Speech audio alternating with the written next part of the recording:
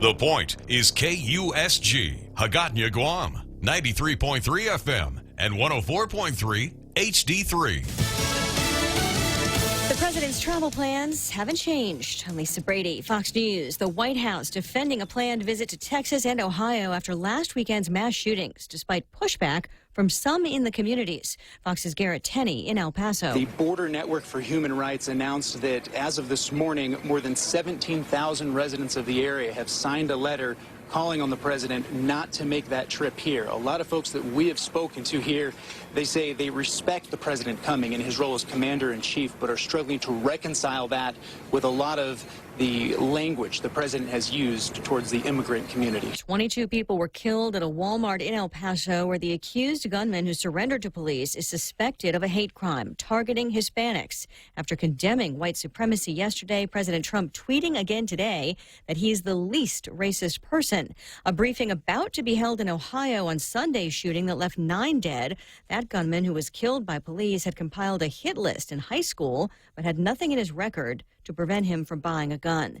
An FBI agent fired after derogatory text messages about the president were revealed is now suing the Bureau. Fox's Jared Halpern, live in Washington. A lawsuit filed by Peter Strzok claims he was unfairly fired for expressing political opinions and his privacy violated when the Justice Department released hundreds of text messages to reporters. Strzok, a veteran FBI agent who helped with investigations into Hillary Clinton's email use and then ties between the Trump campaign and Russia, was removed from the special counsel's team after text messages between him and FBI lawyer Lisa Page were released.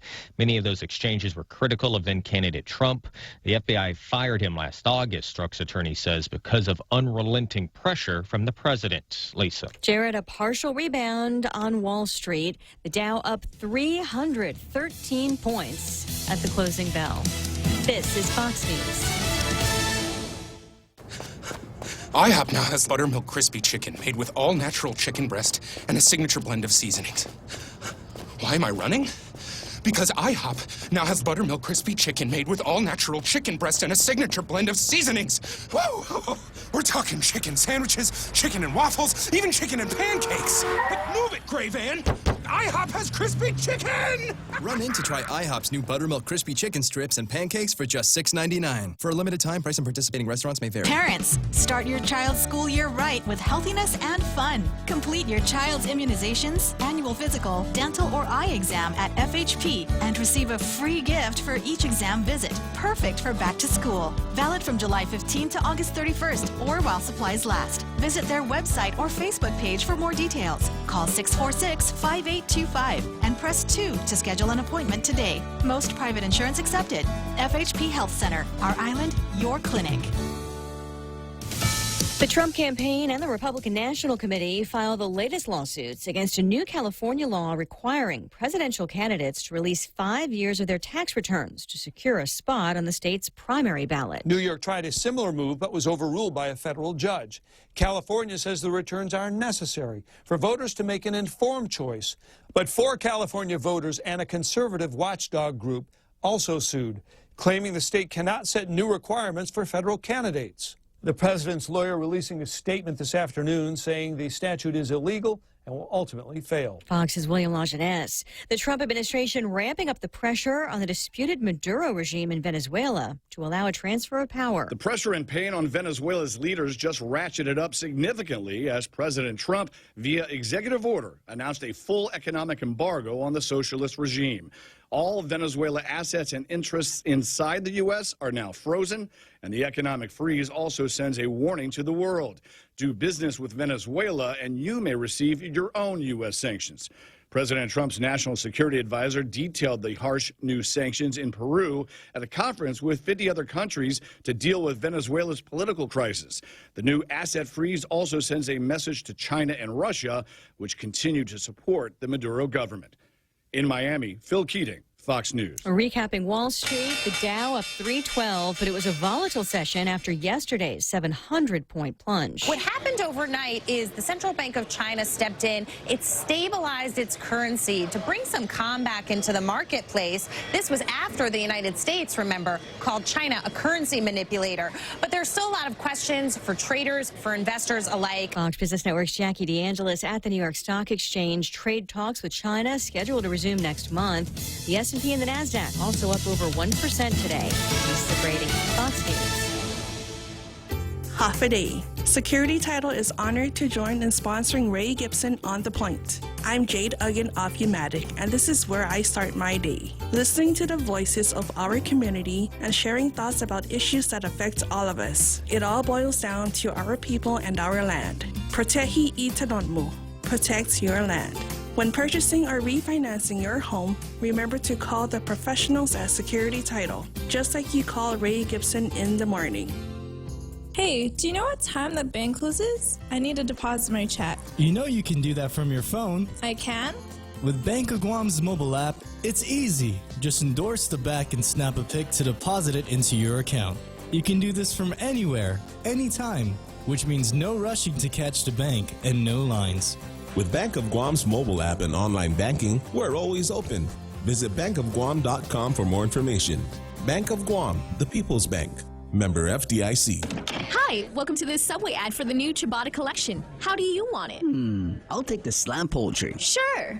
Italian ciabatta with mozzarella. When hunger reigns, you're my favorite umbrella. Tasty garlic steak and provolone. With you, my taste buds are never alone. Savory chicken pesto, you have my affection. For you complete the ciabatta collection. Thank you. That was the new ciabatta collection by Subway. Limited time only at participating restaurants.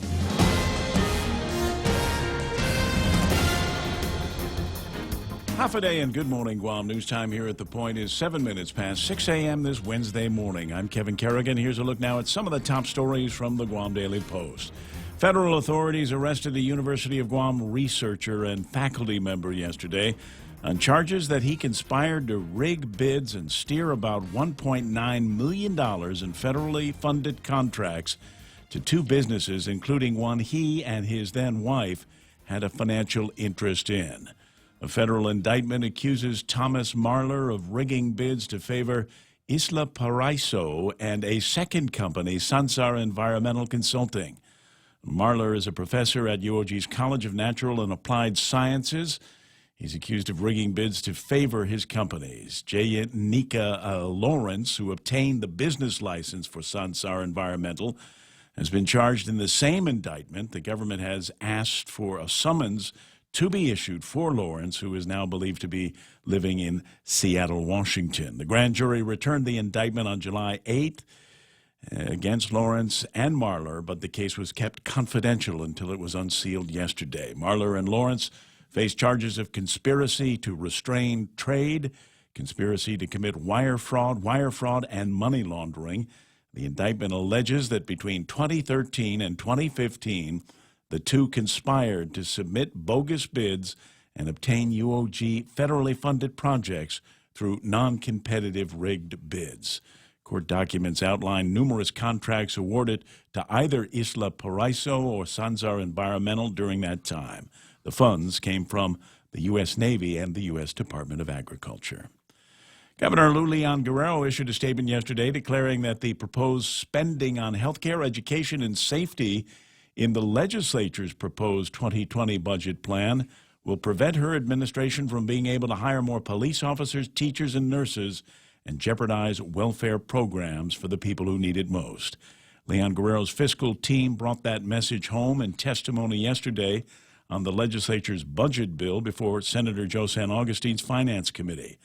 Lester Carlson, the director of the Bureau of Budget and Management Research, said even though a majority of the current senators campaigned on the promise to fund health care, safety, and education, Bill 186 in its current form does not adequately fund those needs. Carlson cited the legislature's proposed funding for the Department of Public Health and Social Services, which is more than $12 million less than what the governor proposed in her 2020 spending plan. Bill 186 underfunds the Medicaid match requirements as well as the medically indigent program by more than $11 million, he said. And the legislature spending plan would also provide the Guam Police Department with more than $2 million less than what the governor had proposed. We'll have more news after this. Mezcla Chamorro Fusion Bistro brings you island hospitality with a true taste of modern Chamorro cuisine. A bistro look that feels like home. Their menu features local and traditional flavors with a twist. From their famous Calaguan Hapa to fresh ahi poke salad and their award-winning barbecue ribs. Mezcla takes your favorite local dishes and serves them with extra flair that you'll only find at Mezcla Chamorro Fusion Bistro. Stop by their newest location in the Grand Plaza Hotel in Tumon. For reservations, call 969-2652. Mezcla, a true taste of Guam. Family Finance has been serving the people of Guam since 1959, and they'll continue to be there for you in the years to come. Whether you're looking to get a personal loan for that summer vacation or paying off those long overdue bills, Family Finance has got you covered. Apply for a personal loan from $1,000 up to $3,600 by calling Family Finance in Agutya at 475-4545, Upper Tumon at 647-5626, or in Dededo, 633-4473. Family Finance, serving the people of Guam since 1959. 10 minutes past 6 a.m. here at The Point. Former Port Authority General Manager Joanne Brown is calling on her successor, Rory Respicio, to challenge the Guam Supreme Court decision in the Kevin Siswico case. Siswico, who's now the mayor of Agate, stands to receive years of back pay and reinstatement to his previous job as an accountant at the port, even though the Civil Service Commission ruled that he did not meet the qualifications for that job. Brown urged Respicio to exhaust all legal avenues before signing the check for Siswico. The Supreme Court awarded Siswico back pay and reinstatement to his job after ruling that he was terminated more than 60 days after management knew or should have known of his misconduct over his hiring. However, both Brown and former Port legal counsel Mike Phillips argue that it was the Civil Service Commission, not the Port, that determined Siswico was not qualified, and he voided his hiring, not the Port. In response, Respicio told the Port that the case has already been appealed to the Supreme Court 3 times, and Port Board Chairman Frank Santos, he said, has directed him to work with the Port's new in-house legal counsel, Joseph McDonald, to come up with all possible recommendations on how to proceed.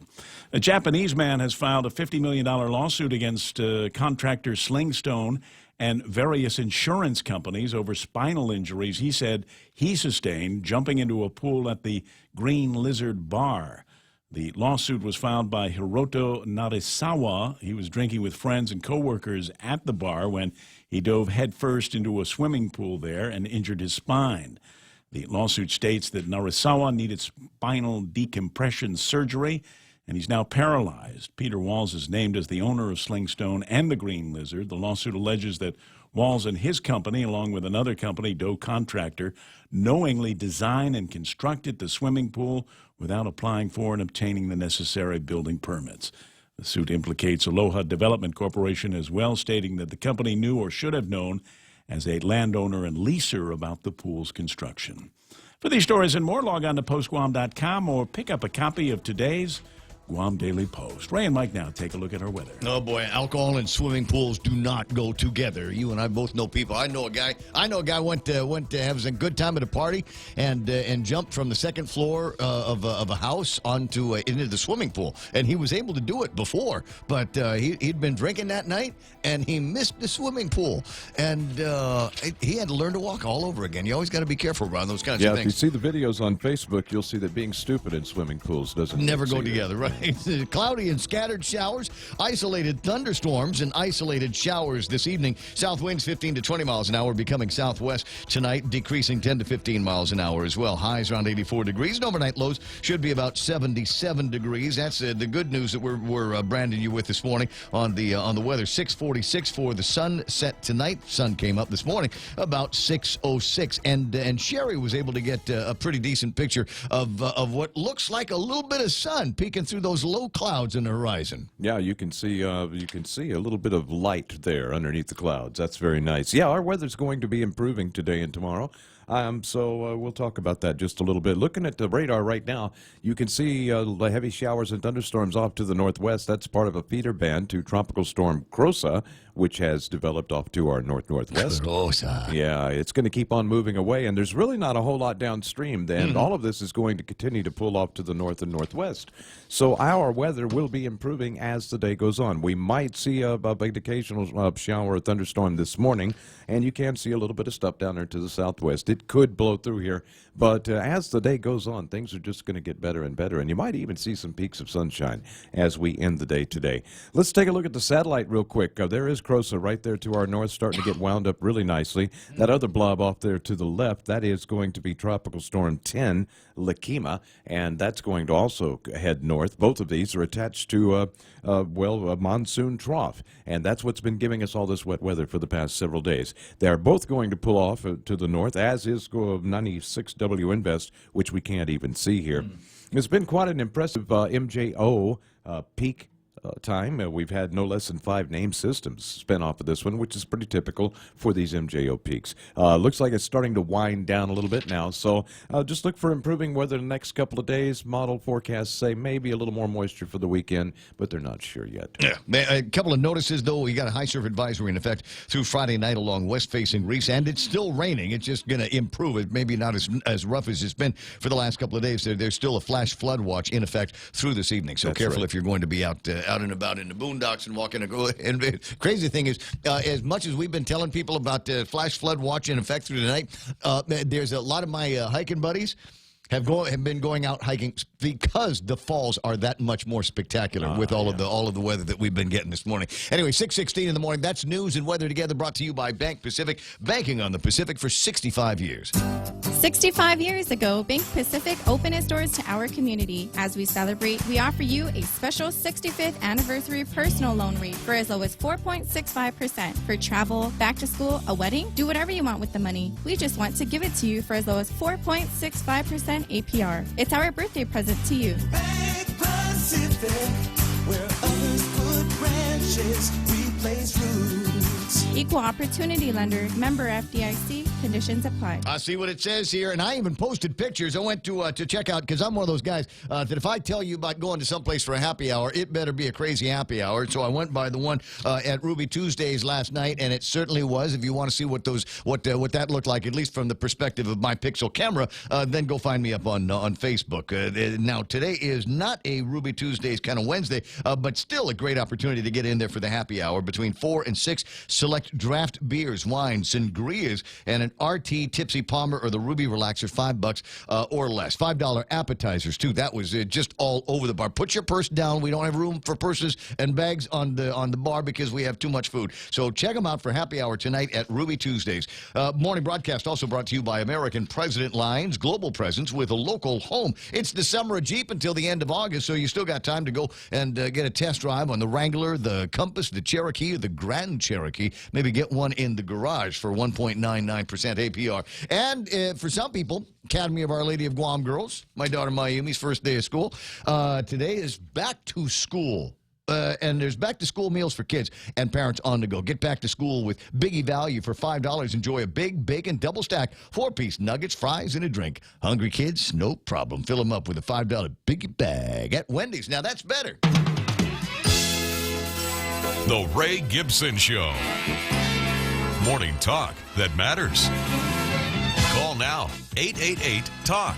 That's 888-8255.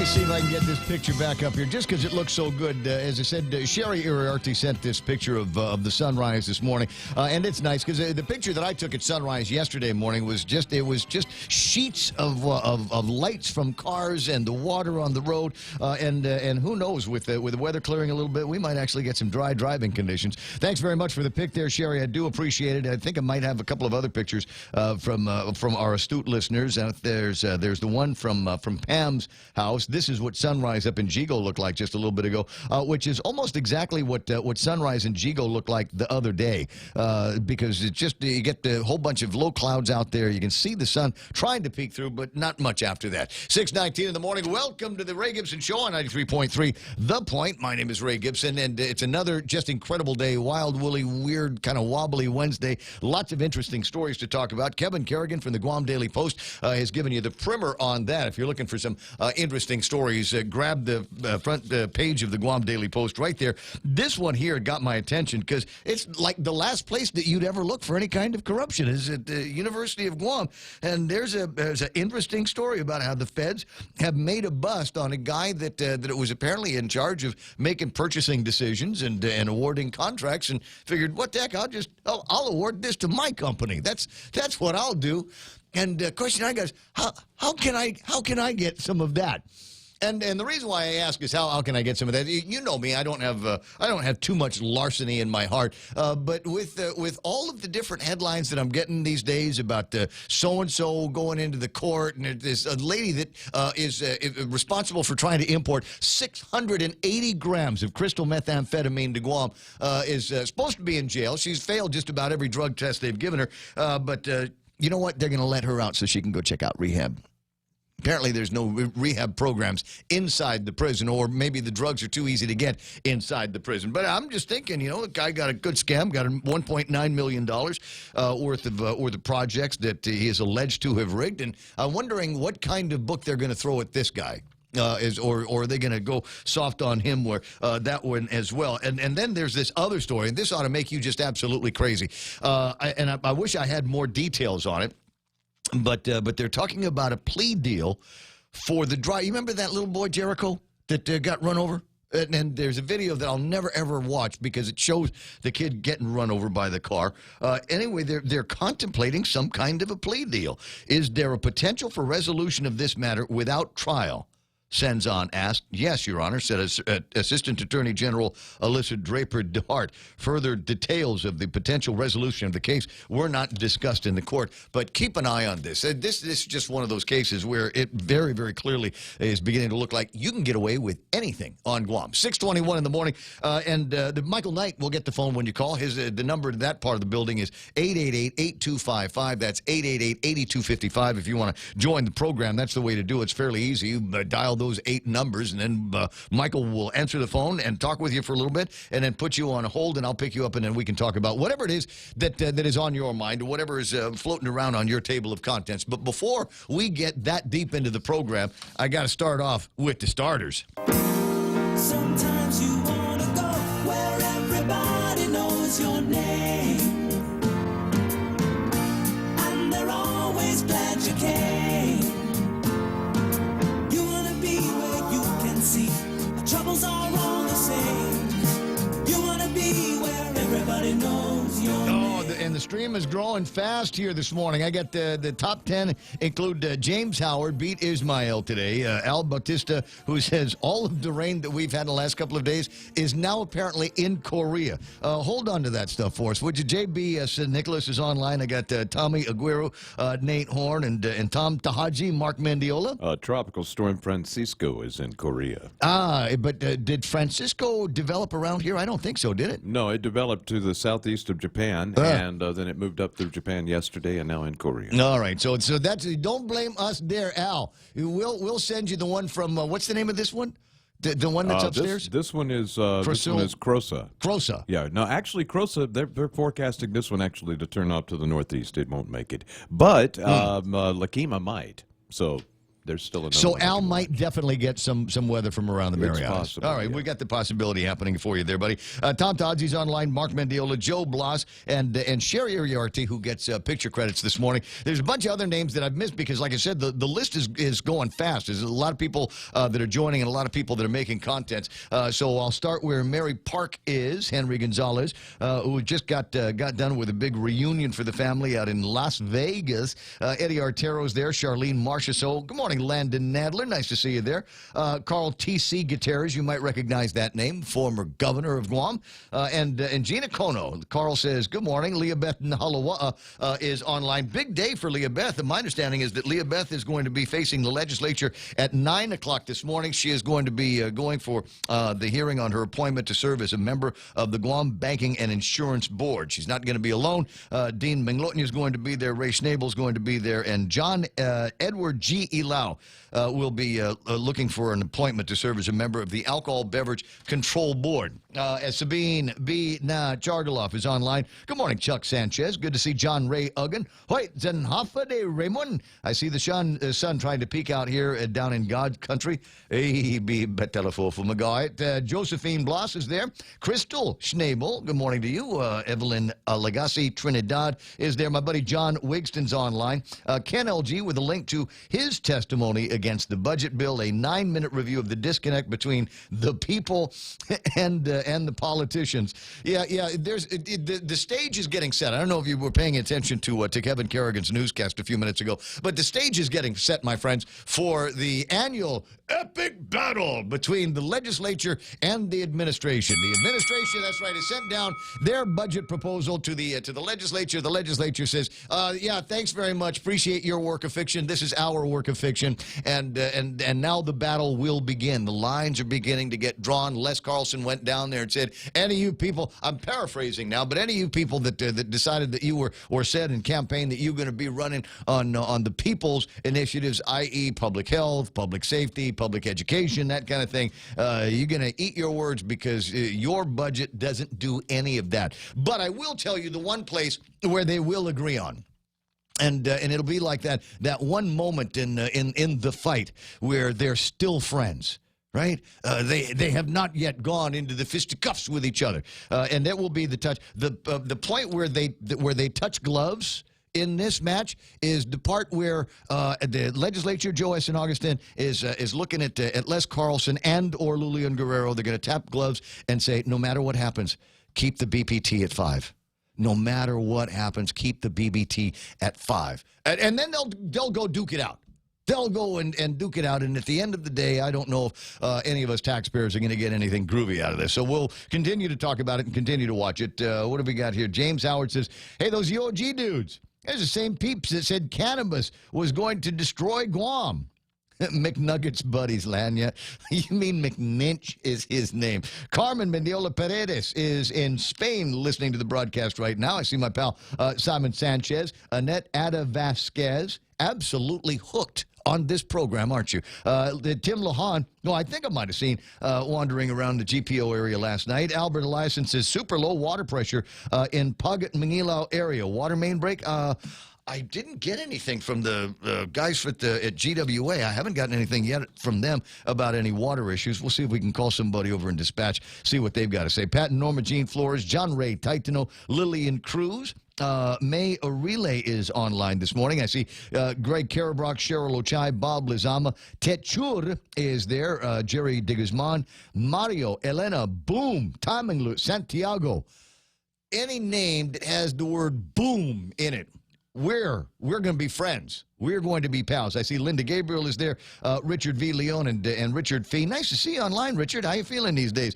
Dave Torrey, who spent a little bit of time yesterday going over some of those cool, groovy bills that Jimmy Moylan has introduced. And you know what? I had not read all the way through them when I got them yesterday, when we were talking about it yesterday. But I was able to make it through a couple of them this morning. And I'm going to share with you some of what I consider to be the most amusing thing. Techuor says, let's talk about time travel. This is not the coast-to-coast program. Joe 1010's online. Randy Kruger, Dave Camacho. Wow, it's a big list today. Krista Geyser, Kaiser Gaza, Vince Duenas, Kenny Williams is there. Melissa Salasaki Moto, and Min's Bar is online. Min's Bar. Min is happy this morning because her bar is not being sued for having a swimming pool in it. And again, a crazy story about a guy apparently might have had a couple of rounds and jumped into the pool. Didn't realize that it was maybe a foot deep. I don't know. I've only ever seen I've only ever been in that place like twice, and I've only ever seen the swimming pool. I mean, kind of consciously looked at it once because there were bikinis in it, but it's not like I'd ever been in there and actually tried to jump into the thing. I think it's pretty clear that the idea is you sit down, you stroll up to it, you put your feet into it, you sit down, and I think it's made perfectly for just sitting there and drinking beer or whatever the cocktail is on the side. Why you would jump into it, I don't know, but I think that's going to make for an interesting court case. 6:29 in the morning, 888-8255, 888-8255 is the telephone number. Among the items on the table of contents this morning, there's no joy in Mudville today. Remember yesterday I was telling you that there was going to be the John Dank show and the dolls that were going to be performing tonight for the very last night of the carnival. They were going to be doing a drawing to win that car, and then there was going to be fireworks. It's not going to be any fireworks. They pulled the plug on that yesterday because everybody was worried about the wild and woolly, and because it rained. There was rain and wind yesterday, and so everybody, out of an overabundance of caution, started talking about, well, maybe you ought to think about not doing this, not doing that, not doing the other. That was your government looking out for you. This is your people looking out for your safety and your well-being. Nobody paid any attention to that. The world was out and alive. I'd gone by, needed to meet up with somebody and give her a shirt last night. So I said, okay, we'll meet over here at GPO. And I was thinking, well, there shouldn't be any problem. You know, it's a Tuesday night over at GPO. Not much is going to be going on. No. It was Tuesday night at GPO, at back-to-school season. And the world was going crazy last night. There was not one good parking space at GPO. And mostly because the only people that could fit into any of those parking spaces were the Koreans that drive those little cars. Right, all of the rest of it was these big high riders that we are, we're used to driving. We're fond of driving around these days. But the place was absolutely packed up yesterday, and very, very clear to me that if the government might have been concerned about what was going on with the weather, but they were all alone in that attitude. I think everybody else was out and having a good time. So but they're still not going to rescind it. I think there's still no fireworks. They're going to do the fireworks, John Dank, the grand drawing, and the dolls next week on the 14th. And you're going, yeah, but what about the carnival? Carnival still closes today because that was what was on the schedule. And I think out of maybe an overabundance of caution that they might have, probably not in the mood to keep the place open and risk the ire of you're just keeping it open for the casino. People and those criticisms. Anyway, 6:31 in the morning. Got lots to talk about, and we'll refill our cup of issues and cup of topics here with headlines from the Guam Daily Post. Here's Kevin Kerrigan. Half a day and good morning, Guam. And the headlines from the Guam Daily Post this morning: funding for school libraries, interscholastic sports, salary increments, and teacher reclassifications are among the areas that the Guam Department of Education says will be reduced because the legislature's proposed 2020 spending plan does not provide enough money for those programs. In testimony submitted to the legislature on Bill 186 yesterday, Guam DOE Superintendent John Fernandez said because of the shortfall, Guam DOE will have to reduce spending that would have gone to those programs. Bill 186 provides Guam DOE with $220 million as an operating budget, which is about $660,000 more than last year, but Guam DOE submitted a budget request for $343 million based on local and federal mandates. A woman accused of vehicular homicide in connection with the death of 4-year-old Jericho Zion David may end up entering a plea agreement rather than going to trial. Marlene Risa Iwili appeared before Superior Court Judge Maria Senzon yesterday, and Assistant Attorney General Alicia Draper DeHart said it is possible the parties could come to an agreement before her scheduled trial date. No further details about that possible plea were discussed in court yesterday. Iwili has pleaded not guilty. She is scheduled to go to trial in August of next year. 42-year-old Lucille Torres, who admitted to conspiring to bring methamphetamine from California to Guam, is being released from jail in order to seek drug treatment.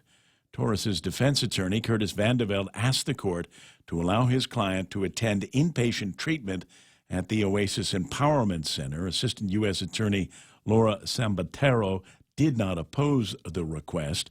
Magistrate Judge Joaquin Manabusan granted the request, but reminded Torres that her release from jail is temporary. Torres is scheduled to be released from custody this morning to begin her drug treatment. For these stories and more, log on to postguam.com or pick up a copy of today's Guam Daily Post. I got you. Thanks very much. 6:34, and there was a guy on Facebook Live asking about the water up in Pagat area in Manilo. Simon Sanchez also online and got details from GWA. There is an emergency water outage in Pagat today until about 3 p.m. GW crews there are making repairs to a main line, so that's what's going on. If you've got any water pressure coming out, definitely take advantage of it and get wash all the stinky parts now, and then make sure that you've got everything that you need, some fresh water to take care of brushing teeth and cooking rice and making coffee. It's 6:34, and that's iConnect time. Give them a jingle at 888-8888 later on and ask them about the ways that they can save you money on your mobile and internet plans. Here at APL, our core values give the company its heart and soul. Whether it's connecting your business with our global network through our newly enhanced service or investing our efforts into giving back to the community, APL is committed to serving you. We humbly honor the opportunity to find innovative solutions for you and your business. To learn more about our enhanced service, call 588-4651 or visit www.apl.com/Guam for more details.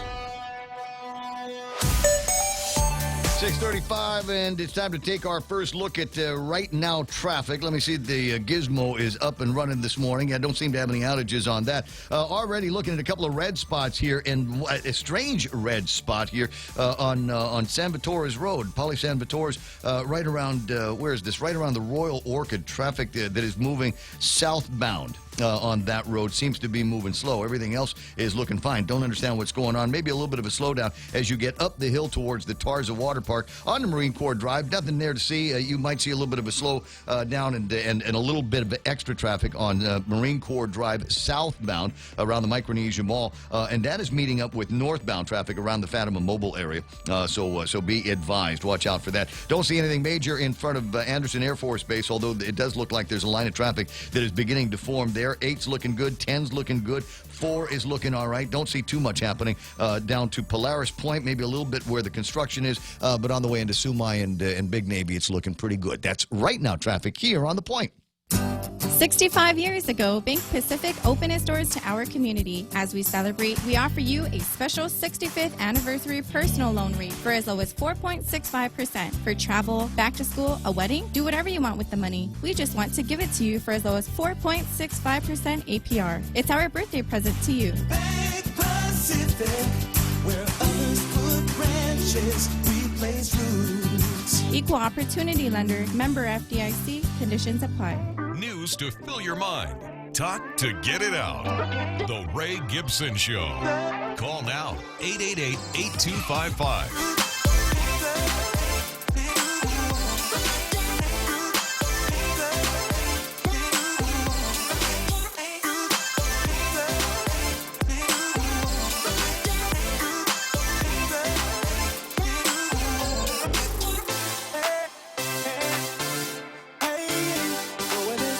What time are the North Koreans going to be sending off those, what did they call them yesterday, Kevin? Unidentified projectiles. Yeah. What is it, 4 times over the last couple of weeks they've been testing these unidentified projectiles, as they're being referred to by the drive-by media and sources in South Korea and Japan. Just kind of curious what time it's going to be, and then what time Jenna and the people over at Homeland Security and Civil Defense are going to send out the email that says that don't worry, there's nothing to worry about from the North Koreans. They're just testing. That's all they're up to. There's nothing major, nothing that you've got to worry about. But it has almost become kind of clockworky around here. There's something will happen. We'll get word from Jenna, and everybody goes, "Oh, really? I guess they're still doing that." And then we ask the same questions about how come Donald Trump isn't doing anything? How come Dennis Rodman's not doing anything? What is all of this about? Anyway, there's that on the table of content stuff that I might be able to riff on at some point tonight. And as I said, lots of people out and about yesterday with all of the back-to-school stuff, which is why I think one of the reasons why I think things were so busy up in the GPO area. Didn't have a chance to pass by the Micronesia Mall. My guess is that anything that sounds or looks like office supply-y is probably going to be crazy busy. Any place that you need to buy back-to-school clothes and uniforms, likewise, going to be pretty busy on that one as well. But an interesting question came up. With somebody I know, the kid decided at the last minute that he didn't want to go to Father Duenas. It just, but they'd already bought the kids' uniforms. There's $150 worth of black pants and white shirts. And then they said he changed his mind, doesn't want to go there, and he decided he's going to go off to a different school. Can you take those back? Is that part of the process? Are you allowed to take those clothes back, or did you just go, well, I hope they like that outfit wherever it is that you want to go to school? Don't know, but a crazy story on that one as well. Watch out for that. There's going to be more of it, more of that back-to-school conversation taking place. My recollection is over the last several years, we're going to get, and when is the first day of school? Next Tuesday? Next Tuesday is the first day of school for the Department of Education, and places like Kmart and GPO in the Micronesia Mall, or anywhere where they sell uniforms and, like I said, protractors and book bags and that kind of thing, are going to be impenetrable. You will not be able to get in there. My recommendation, if you run one of those big shops, is go rent a couple of cops and have somebody outside handling traffic and parking, because I've seen it get just bad ugly out there. And it's one of those things. It's like, I forgot school was going to be coming up. I forgot we had to get all of these supplies. And where are the school supply lists? Do we have anything like that?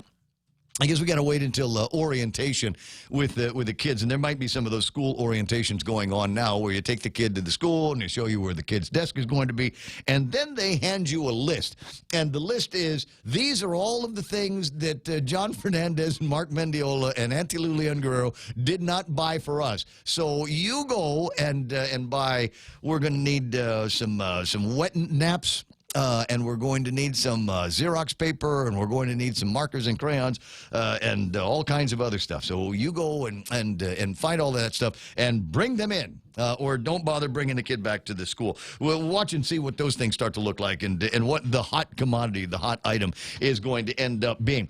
So as I said, one of the other things that just has been irking me a whole lot lately is it just seems to be the weird application of justice. And yesterday I was talking about how it almost feels like, winning the lottery every day around here for some of the criminal element, the underworld that is out there. And I can't even remember the stories that I told you yesterday. It feels like we're telling the same stories all over again and all the time. They're talking about a plea deal in the hit and run that killed a 4-year-old. I can't imagine on what planet that would necessarily be the case. There's video of the hit and run. So I'm just trying to figure out why there would be any kind of instinct from any prosecutor to move towards something like that. I mean, putting the driver in jail for the rest of her life isn't going to bring the kid back, but it just sounds odd that they're even contemplating something like that. Leave that between the victim and the defendant and the judge. The reduction in a 1995 drug and weapons case. A woman accused of attempting to import 680 grams of methamphetamine. They're going to let her out of jail so that she can go to rehab. And the same person who I believe got lectured at the end of one of the judge's fingers for being let out in the first place, and then check with the probation officers, and they said, yeah, this one's kind of a hard case because we've sent her at least 4 times to go and take a pee-pee test, and every time it's come back negative. And I'm going, well, I guess that means you're going to have to rehab in jail like the druggies did back in the 1970s. But it doesn't look like that's the way it goes there, and it's just one of those things in my head, and I'm wondering how it is possible. Maybe you and I ought to contemplate a life of crime. Let's go ahead and dip our toes into the criminal underworld, because it doesn't seem like anybody is going to get any kind of punishment for that kind of thing. At any rate, 6:43 in the morning, 888-8255, 888-8255. And Carl T.C. Gutierrez on the front page of the PDN yesterday. I'm not really interested interested in that story because I found out that the justification documents for him to travel under the Gita dime actually do exist. They are out there, despite the way it was, I'm told, made to look like they did not exist for the purposes of the story. Good morning, Carl T.C. Gutierrez. How you doing? Good, Ray. Thank you. You're welcome. Thank you very much for having me. Well, it's always a pleasure talking with you. The last couple of days, you had sent me a note that says that there seems to be some kind of positive movement on your efforts, your endeavors in the Philippines to try to get a visa waiver for Filipinos to travel to Guam, and some kind of mechanism to allow for greater opportunities for Filipino H-2B workers to come to Guam. Tell me the story. Well, there's two things that we were doing, and I think Governor Lulian Guerrero offered the strategy of on the visa waiver is to employ the collaborative effort with the Philippine government and try it in that route, where we both have two governments going to Washington D.C. You know, to try to get the federal government to include Guam. And, of course, it would include the CNMI as well, since that's how we're listed, the Guam CNMI Visa Waiver Program. So that thing is moving forward. The Consul General here, after I requested Malacanang to appoint a high-level organization from the Duterte administration so that we can start to work together. And the Consul General of Guam had received instructions to work with us. And we've had an initial meeting, and I briefed the Governor Lulian Guerrero about it, and I hope that she can, I think she's amenable to do an executive order to set up that task force, and she'll be co-chair with the Consul General so that we strike while the iron's hot. Yeah, I mean, if we've got that kind of interest coming from high-ranking members of the government in the Philippines, but the link to me is how do we punch through the federal government of the United States? Who do we need to talk to there? How do we involve them in this conversation? Well, first of all, I believe it's, you know, Homeland Security, of course, is going to be a major part of it, the State Department. But just to let you know that during the Independence Day celebration for the Filipinos here in June, I had an opportunity to speak offline with the Admiral at that time, Josana Chatfield, and directly asked her. I said, you know, she congratulated me and the Adelup administration for the progress we're making with the visa waiver program, and also the fact that we're pursuing the H-2 situation. She made it clear that she's working very closely with Dave De La Sola and Greg Massey at Department of Labor in approving almost all of those projects as build-up related. And so then I just asked her a question. I said, you know, is there any way that you could travel with me to Malacanang and talk about these issues? He says, I would gladly do it. I'll talk about H-2 because that's within her purview. I said, how about the visa waiver program? Yeah. That's outside her purview. So I directly asked her, I said, if we're going to move forward and people are going to start giving information to the federal government, how would you look at the situations as well? It's good. And I said, will you interpose any objection? I'm concerned about the overstay. She just whispered over to me. She said, absolutely have no concern about overstay. So that's good that I got that side from the military. Might need to give her some time while she settles in over at the War College, but maybe she could get that in writing for you. No, well, you know, that's outside of her purview, she said. But I guess I'm trying to see where they stand. But the H-2, she was willing to go there and dislodge this little discrepancy that we have between our regulations of the government of Guam, the federal government, and the Philippine master contract that has been promulgated concerning food and lodging. And I think we're going to try to get that thing resolved. You got any friends in the Trump administration? Yeah. Yeah. you calling him up? Are you what's happening? Are you saying, listen, you know, when it started, I remember, and I remember you and I had a conversation about the presidential election, and you were all over. You said Hillary Clinton's going to win, and I said no, Hillary Clinton's not going to win. And then not much longer after that, you said, you know what? I'm starting to like this Trump guy.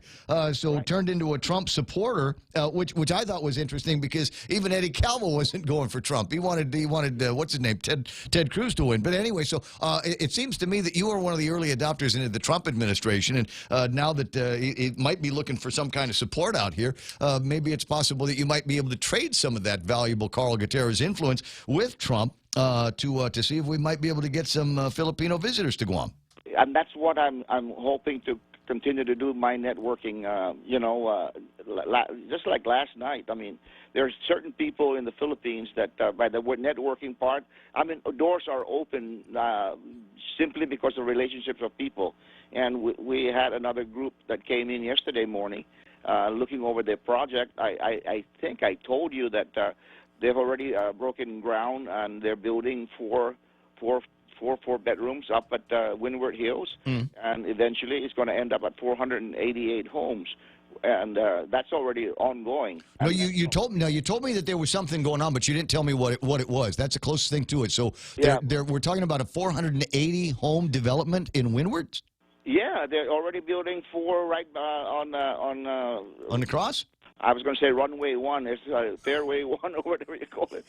Yeah, they're already doing it.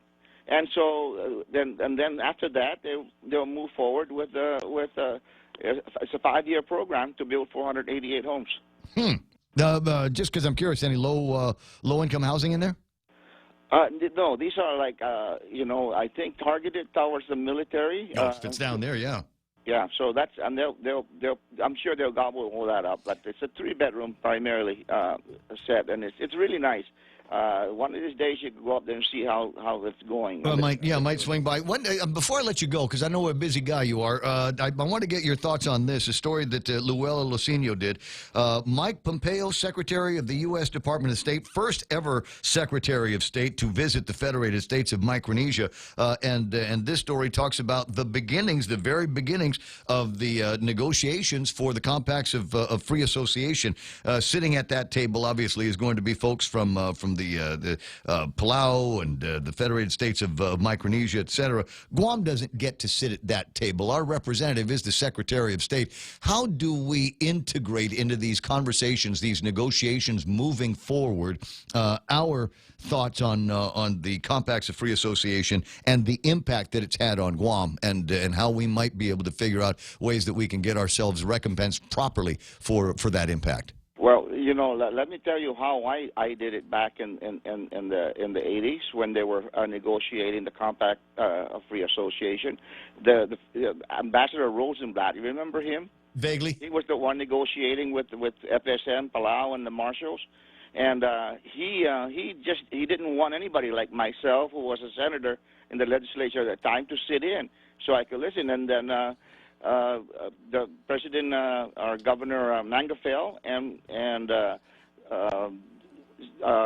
Roman Matul told them, I said, if you don't allow him to sit with us here on the Palauan side, then we won't sit down. I remember the Hilton, and Rosenblatt had to eat it, and I sat there and tried to listen to the whole thing and see how I can interject some of the concerns of Guam's moving forward. That's how we do it. Attach ourselves, hopefully, and I hope the governor can, and the rest can look at the FSM or the Palau or the Marshals and sit in from that side. Gotcha. All right. Well, we've obviously got friends there, and maybe they will afford us the opportunity to do that, especially given the nature of what has been going on around here lately, and the need for all of us to be able to work together and to come up with some kind of a plan so that we can better account to the Department of Interior what those compact impacts are. 6:52, Gov. I'm going to talk to you later. Thank you. Thank you for calling. All right, Migo. I'll talk to you. It's 888-8255-888-TALK. Always some interesting stuff going on. And as I said, the lines being drawn over at the legislature and doing the talking for the Department of Education at the legislature is John Fernandez. Very interesting comments that he made about where the shortage is in the legislature's version of the budget bill and what that will mean. And if you're a teacher on Guam, if you are an educator on Guam, you need to go down there and stand next to John Fernandez and say, yeah, what he said. Because talking about increments and things like that that are not budgeted for in the current budget. I got Mark Mendiola from the Air Board online. Good morning, Mark. How you doing? Hey, good morning, Ray. Good morning, Hapaday. Hapaday, you don't sound under the weather. And I've got to tell you again just how much I love that dresser I got from you.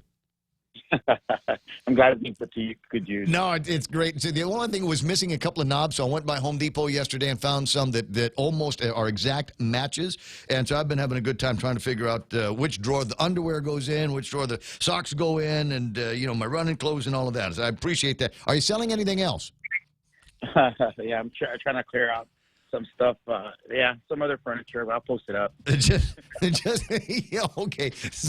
Okay, so whatever Mark posts up, I get first dibs. I'm calling shotgun on that right now. 6:54 in the morning. As I said, we've got the director of the Department of Education going before the legislature and his with his comments negative on the budget proposal. It says requires funding to meet its obligations to pay salary increments. It's less than $1 million.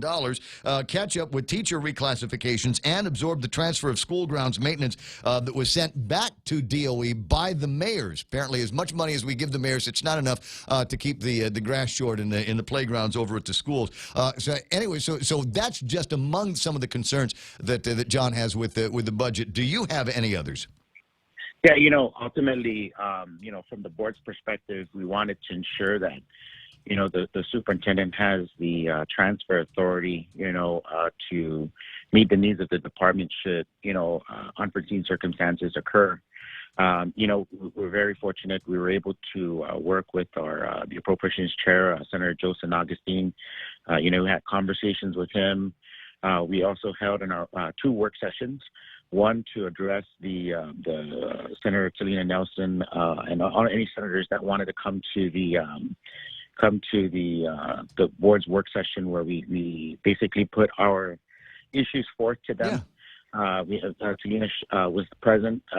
Senator Sabina Perez was also present. We had the Speaker's office present and Senator Joseph Augustine. So they got to hear. We had the principals there. We had of course, the board and the union. We had everybody around the table up at DOE. So we're grateful for them to come up and hear our concerns. We had reassurances that they'll work to fix the issues that we raised. And I know our budget and finance team is continuing to meet with them to ensure that we get as much resources as we possibly can. And that was the reassurances we got from Senator Talina as well as Senator San Augustine. This bill. So when it finally came out in bill form, you said it's like they weren't even at the meeting, right? Right. So what we've basically done is we've worked with the appropriations chair to basically say, look, this is what the department needs, and if we're going to transition the way this current bill is, at least afford the opportunity for the department to, really think this thing through and not just do it through law. So, I appreciate the fact that we're willing to, at least listen to us and meet us, but our thing is that the funding shortage. What are they going to do to help us with the funding shortages of the Department of Education? There was issues of textbooks. There was issues of we got Simon Sanchez. That still has to get muddled through. Yes, and so that was the whole thing. So the superintendent and along with the board, we put down our issues and meet the case. And we understand that although yesterday was a public hearing, we submitted the written testimony, but I believe that they will go into committee as a whole. I think Senator San Augustine, the appropriations chair, said that, brace ourselves because if there's any questions with all the 15 senators, then they'll call us in to justify the budget. So, I don't like to say defend. I like to justify and basically say, we need that additional support. I think one of the biggest things that even the union pointed out is that we need textbooks. We need the resources in the classroom. And my wife's a teacher, so I know this is a time where I have to brace my pocketbook because aside from buying my supplies for my children, I have to, she purchases supplies for her classroom. Yeah. Well, I mean, that's why I was able to get such a great deal on that dresser.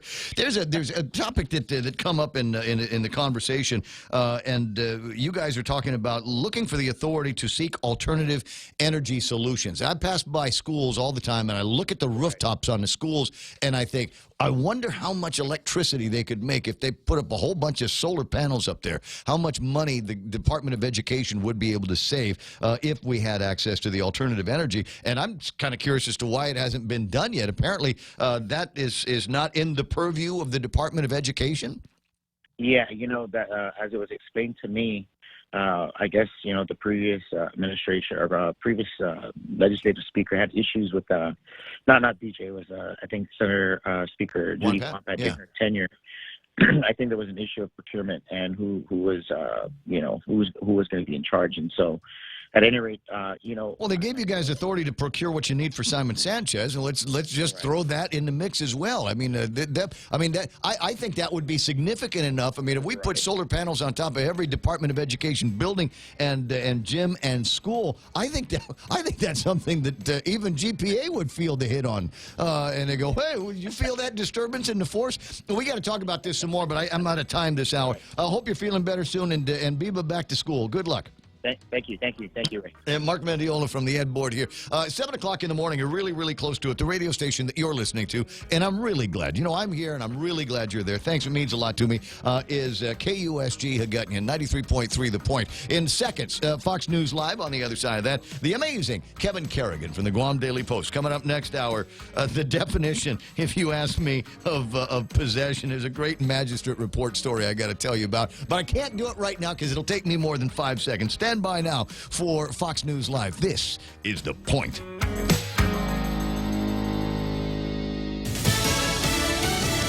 The FBI now investigating the mass shooting in Ohio. I'm Lisa Brady, Fox News. The latest briefing just held in Dayton. Fox's Gernal Scott has more live. Lisa, the Dayton police say they are still working to nail down a motive in the deadly shooting that killed 9 people. But Todd Wickerham of the FBI says federal agents are investigating evidence of the shooter's evolving violent ideologies. He says 3 questions to answer are: what, if any, ideology influenced the attacker to conduct this attack?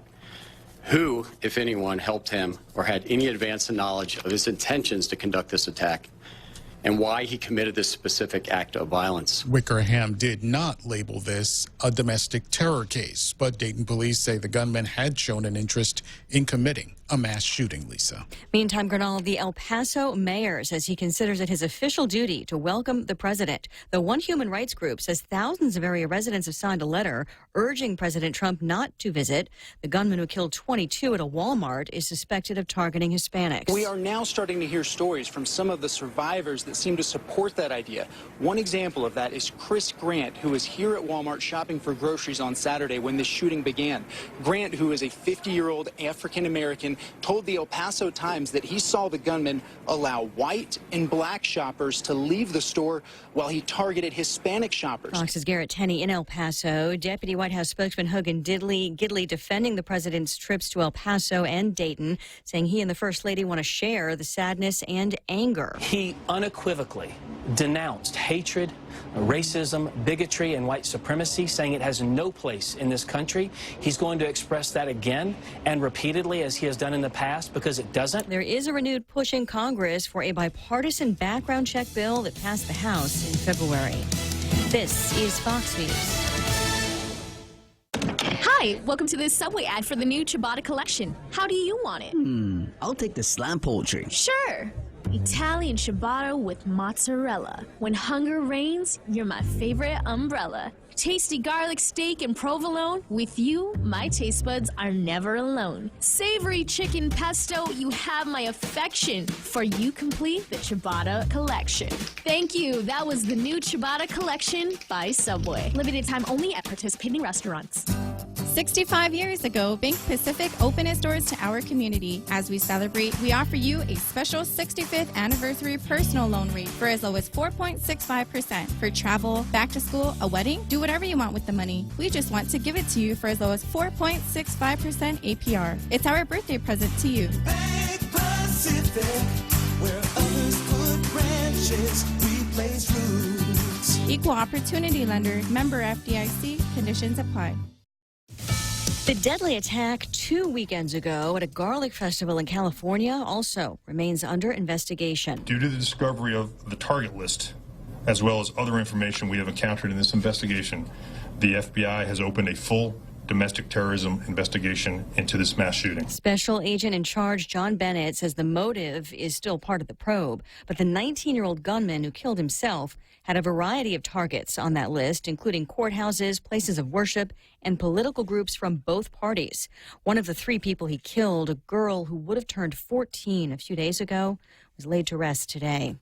Dozens of police departments around the country reportedly working with Amazon so that users of the company's Ring doorbell and home security cameras can share video from their devices with police. Some privacy advocates are concerned that the move will create a virtual police state where cops can quickly access the views from hundreds of cameras in the event of any crime. Further, some reports suggest police departments are incentivized to not only reach out to communities to get access to videos, but to also get residents to purchase the Ring equipment or, in some cases, give out the Ring equipment free at neighborhood watch meetings. Fox's Brett Larson, Ring standing by the partnership with police. She was a Nobel Prize winner and a groundbreaking author. Toni Morrison has died. She's worried about how the language she dreams in, given to her at birth, is handled. That's from her Nobel lecture in 1993, the first black woman to win the prize for literature, 5 years after a Pulitzer for her novel Beloved. Morrison was also awarded the Presidential Medal of Freedom in 2012, and a documentary of her life called The Pieces I Am was released this summer. Toni Morrison was 88. I'm Mrs. Brady. This is Fox News. Whether it's for business or pleasure, staying connected when you travel is always essential. And now when you travel to South Korea, enjoy free data roaming with Docomo Pacific. Navigate the city, look up the best restaurants, email back home, or post all your pictures, all on the go for free. Call 688-2677 today to make sure your postpaid account is ready for roaming. You plus Docomo Pacific. Better together. Some conditions apply. See print ad for details.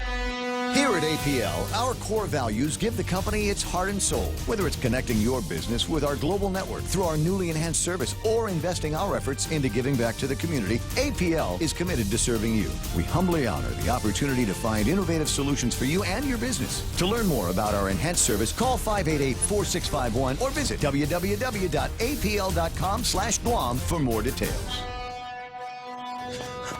IHOP now has buttermilk crispy chicken made with all natural chicken breast and a signature blend of seasonings. Why am I running? Because IHOP now has buttermilk crispy chicken made with all natural chicken breast and a signature blend of seasonings. Whoa! We're talking chicken sandwiches, chicken and waffles, even chicken and pancakes. But move it, Gray Van! IHOP has crispy chicken! Run in to try IHOP's new buttermilk crispy chicken strips and pancakes for just $6.99. For a limited time, price and participating restaurants may vary.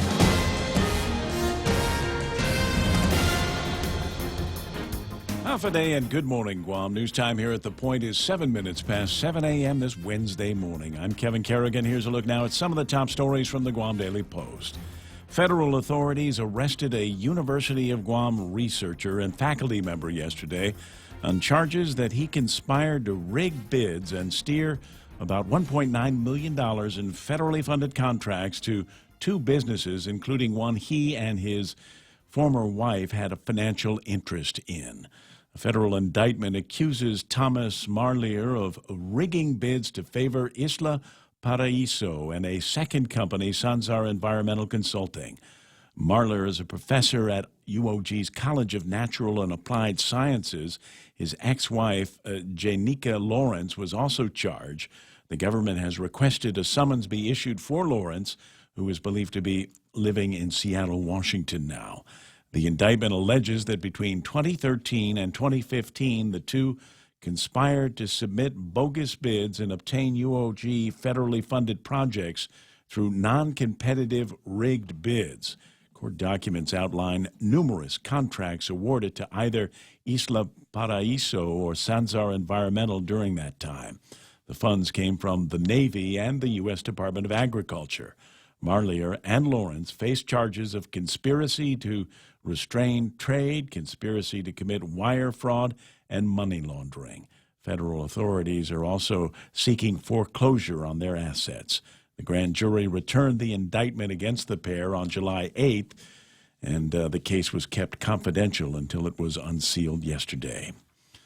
Governor Lou Leon Guerrero issued a statement yesterday saying that the legislature's 2020 spending plan will prevent her administration from being able to hire more police officers, teachers, and nurses, and jeopardizes welfare programs for the people who need it most. Leon Guerrero's fiscal team brought that message home yesterday in testimony on the legislature's proposed budget. BBMR Director Lester Carlson said even though a majority of the current senators campaigned on the promise to fund health care, safety, and education, Bill 186 in its current form does not adequately fund these needs. Carlson cited the legislature's proposal providing $12 million less for public health than what the governor asked for in her spending plan. He also said $182 million underfunds the Medicaid match requirements, as well as the medically indigent program by more than $11 million. And the Guam Police Department would get $2 million less, he said. Guam DOE Superintendent John Fernandez also provided testimony yesterday. He said Bill 186 proposes a modest $660,000 increase for Guam DOE, but Fernandez said it falls short of providing the money needed for school libraries, interscholastic sports, salary increases, and teacher reclassifications. We'll have more news after this. KFC has finally answered the world's most important question. What came first, the chicken or the egg? And the answer is both. Introducing KFC's KFC AM, their new Southern and local-inspired breakfast. AM-loaded platter with chicken fried rice, waffles, and Colonel's chicken congee. KFC also has your all-time favorites, AM chicken and egg wraps, Southern biscuit and sausage sandwich, and hash browns. So for finger-licking good mornings, AM will never be the same at KFC. KFC, it's finger-licking good. Parents, start your child's school year right with healthiness and fun. Complete your child's immunizations, annual physical, dental, or eye exam at FHP and receive a free gift for each exam visit. Perfect for back to school. Valid from July 15 to August 31st or while supplies last. Visit their website or Facebook page for more details. Call 646-5825 and press 2 to schedule an appointment today. Most private insurance accepted. FHP Health Center, our island, your clinic. 11 minutes past 7 a.m. here at The Point.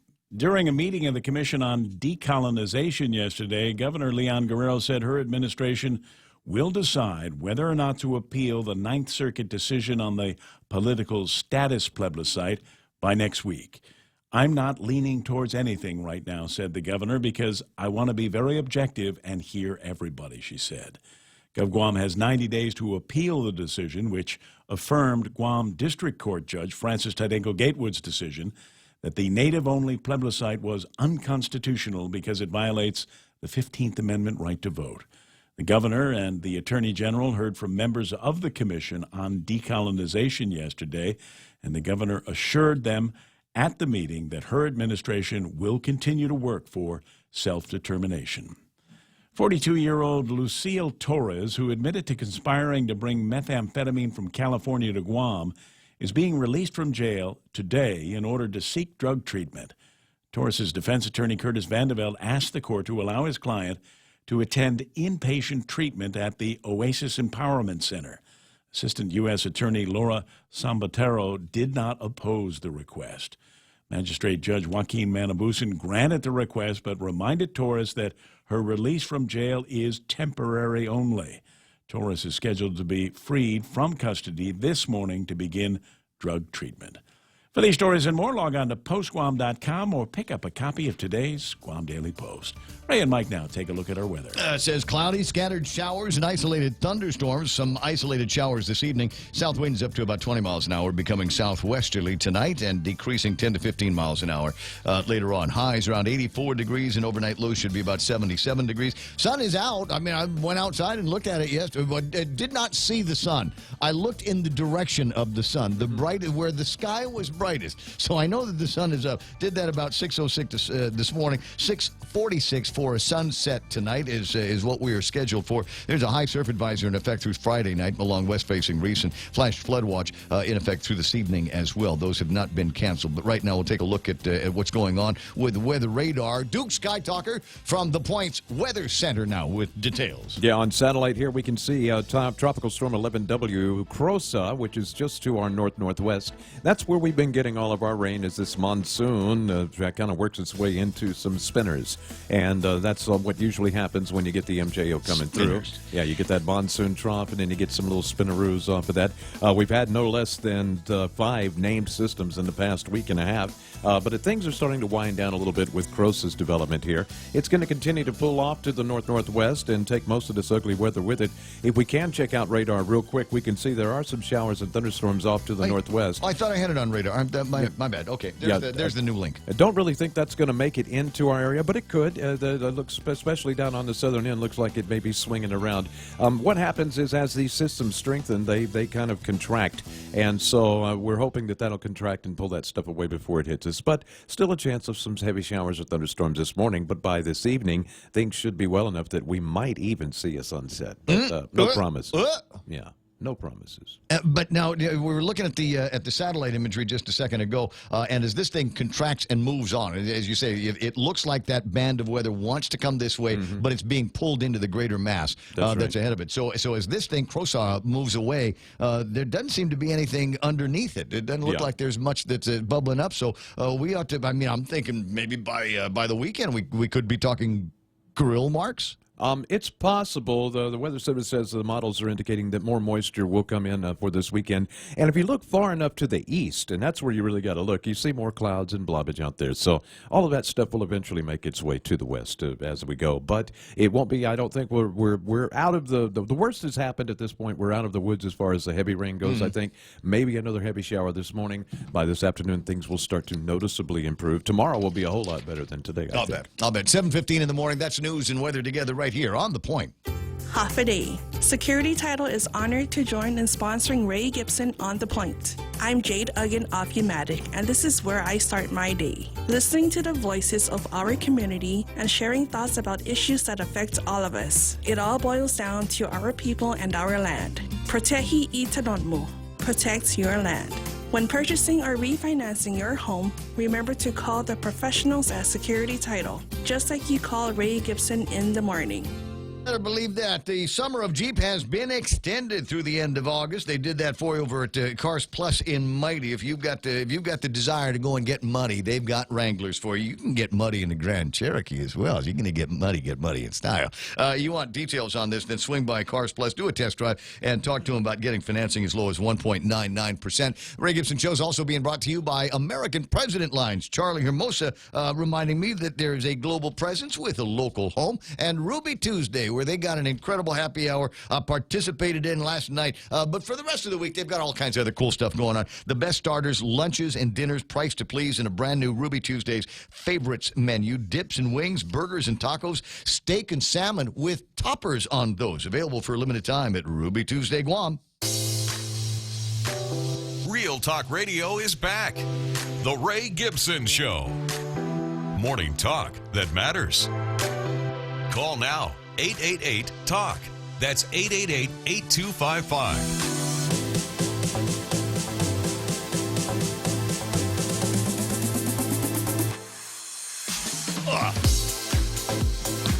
This is one of my favorite jump back songs that we got coming out of commercials and stuff like that into the program. It's the Ray Gibson Show on 93.3 The Point. Jerry Roberts coming up in a second. Haven't had a chance to say good morning to the 7 o'clock version of what the list looks like on Facebook Live. I see Auntie Lolita Kemet there. She brings you the 7:30 headline news with Kevin Kerrigan. Roast Bill Murphy. I see Kevin Kanata is hanging around. Sabine Chargaloff saying morning from the night shift, counting down the minutes to go home. And I don't think there's any one of us in the broadcasting game that has not done the night shift at one point or another, and waiting for the replacements to come in, and then going home, and then everybody treats you like you just woke up like them. And they're like, oh, let's go shopping, let's go hang out and do this. And like, I've been awake for 20 hours. Can I get a nap first?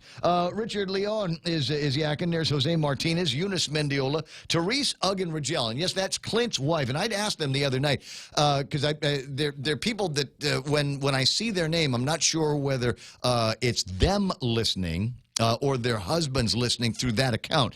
And Therese said, no. I'm listening to your program. This is me. I'm her ironing buddy. At the Rigel house around this time, there's ironing going on for Clint and the kids, getting everybody ready for school and work. And so this is what she listens to when she's doing the ironing. That's nice. And nice to know that you're up to that this morning. Who else is playing? What's that? Wait a second. What happened? Doesn't Clint do ironing in the house? I'm not jumping into that prayer patch.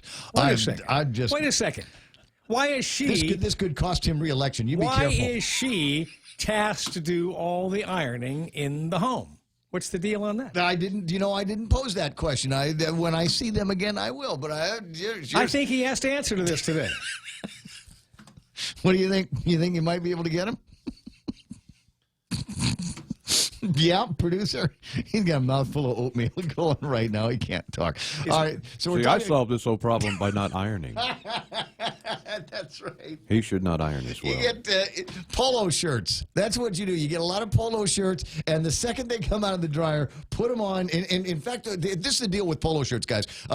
Don't leave them in the dryer until the very end. You leave them in the dryer while they're, and then take them out where there might still be a tiny, tiny bit of moisture on them, and then put them on a hanger, and then that's it. And the weight of the outfit will straighten out the wrinkles. Jerry's not going to let this go, I can tell. Number 188 has no relevance whatsoever unless Clint owns up to the ironing issue. We'll see what we can find out. We'll see if we can dig up the guy at some point. Marcus McManus is there. I got Marianne Tyron, St. Nicholas, and James Howard. I think the pronunciation is Tehur. Is that right? I'll work on that, but it take me a while to get through the last name. So who else? I got a lot of people. There's apparently a conversation going on. Aditha Camarillo, Charlie Hermosa from American President Alliance is on. Jody Duenas, Smug is online. Odilia Marie Titan. Oh, I like seeing that name. I like saying Odilia. Kelly Harasti Rodriguez is online. James Schmidt, Matt Wise, Sonia Siliang is on. Sonia sent me an interesting bunch of documentation of stuff they're doing up at Bureau of Stats and Plans. Might read from some of that a little bit later on. And a fundraiser going on Friday night at IQ in Anigua. That she has invited me to. Florence Cruz is there. Ted from the Ranches is there, looking good on Facebook. And Florence Cruz says, half a day, Ray. Well, half a day to you, Florence. Rick Tenorio's online. Great to have this crowd along to play with me and Mike and Kevin and now Jerry Roberts. I sent you a link. You did? I did. From the Guam Contractors Association. It's a link to a deal on Facebook, which links to an article. Says, stop calling them soft skills. They're essential skills. Hard skills. The hardest thing in the world is soft skills. Collaboration, critical thinking, work ethic, confidence, communications, creativity, grit, and time management. Yep. I thought you might have a good time with that article. All that stuff. Might be the inspiration for one or two extra points. Anything in there about ironing? I haven't read the entire article. My guess, I would put that front and center. I think that would be the first thing. I do all the ironing. Which is at your place? Well, my wife does a little bit, but I do some of hers, and I do most of my sons, and I do all of mine. Ain't no wrinkles on me. My mom taught me. I generally... Apparently Clint didn't get the same instruction. Because Clint has the wife doing all the ironing. Well, she might enjoy ironing. Some people do. I do. I do. It doesn't every matter. other Sunday. It doesn't relieve him of the responsibility. All right, I got you. I'm just one of those guys. It gets to be a certain, I look at the pile of shirts because I've got polos, I got pullovers, I got things like that, and generally, but at There's least no once every wrinkles 2 on you weeks. today. No, because I know how to iron a shirt. My mom taught me well as well. Was the deal is the only thing that I can't do in running a household is actually birthing the baby. Everything else can be shared responsibilities. Does that make me sexier in your eyes, ladies? It's 7:22 in the morning. Jerry Roberts has got the extra point. Before we get there, let's take a look at what happened on the markets. Was it a pretty day? It was for the Dow. Picked up 311 points. Remember, they lost like 800 yesterday, but they inched their way back up. 26,029. The Nasdaq at 7833.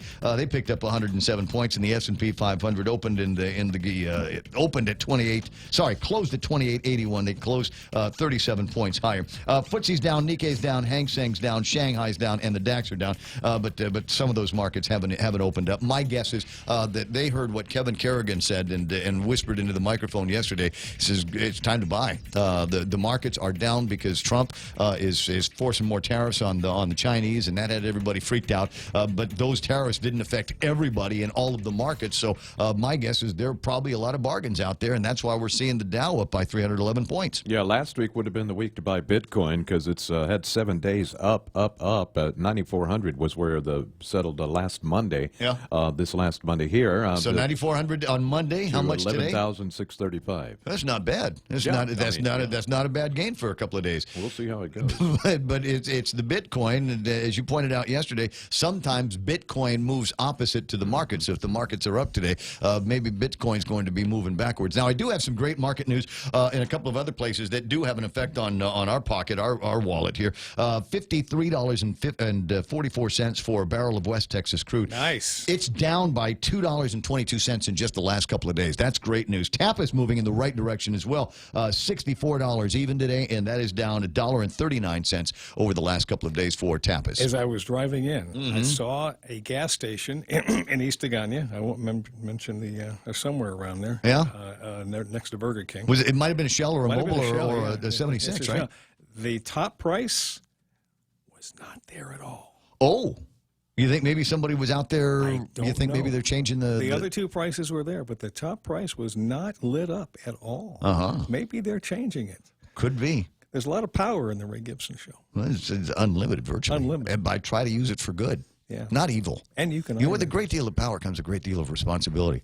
That's in every Spider-Man movie. The history of Spider-Man movies. It's 7:24. That's enough messing around. That's enough silly screwing around on the program. We've got important stuff to get to, mostly because it's sponsored now by Guahan Insurance Services and First Hawaiian Bank, where it all starts with, yes, ladies and gentlemen, Wednesday's Extra Point. One of your workers walks into your office and says, "Boss, there's wrinkles on your shirt. I can take care of that for you." No, let me start over. They walk in your office and say, "Boss, we've got a problem." It's a scenario that plays out millions of times each day in organizations around the world. What are you going to do? Today we talk about the role of the manager in problem solving and how to ask the right questions. That's up next on The Extra Point. It's important to have claims process that works for you. At Guahan Insurance Services, we make things simple and convenient. Same door you walk in to purchase your insurance is the same door you open to file your claim.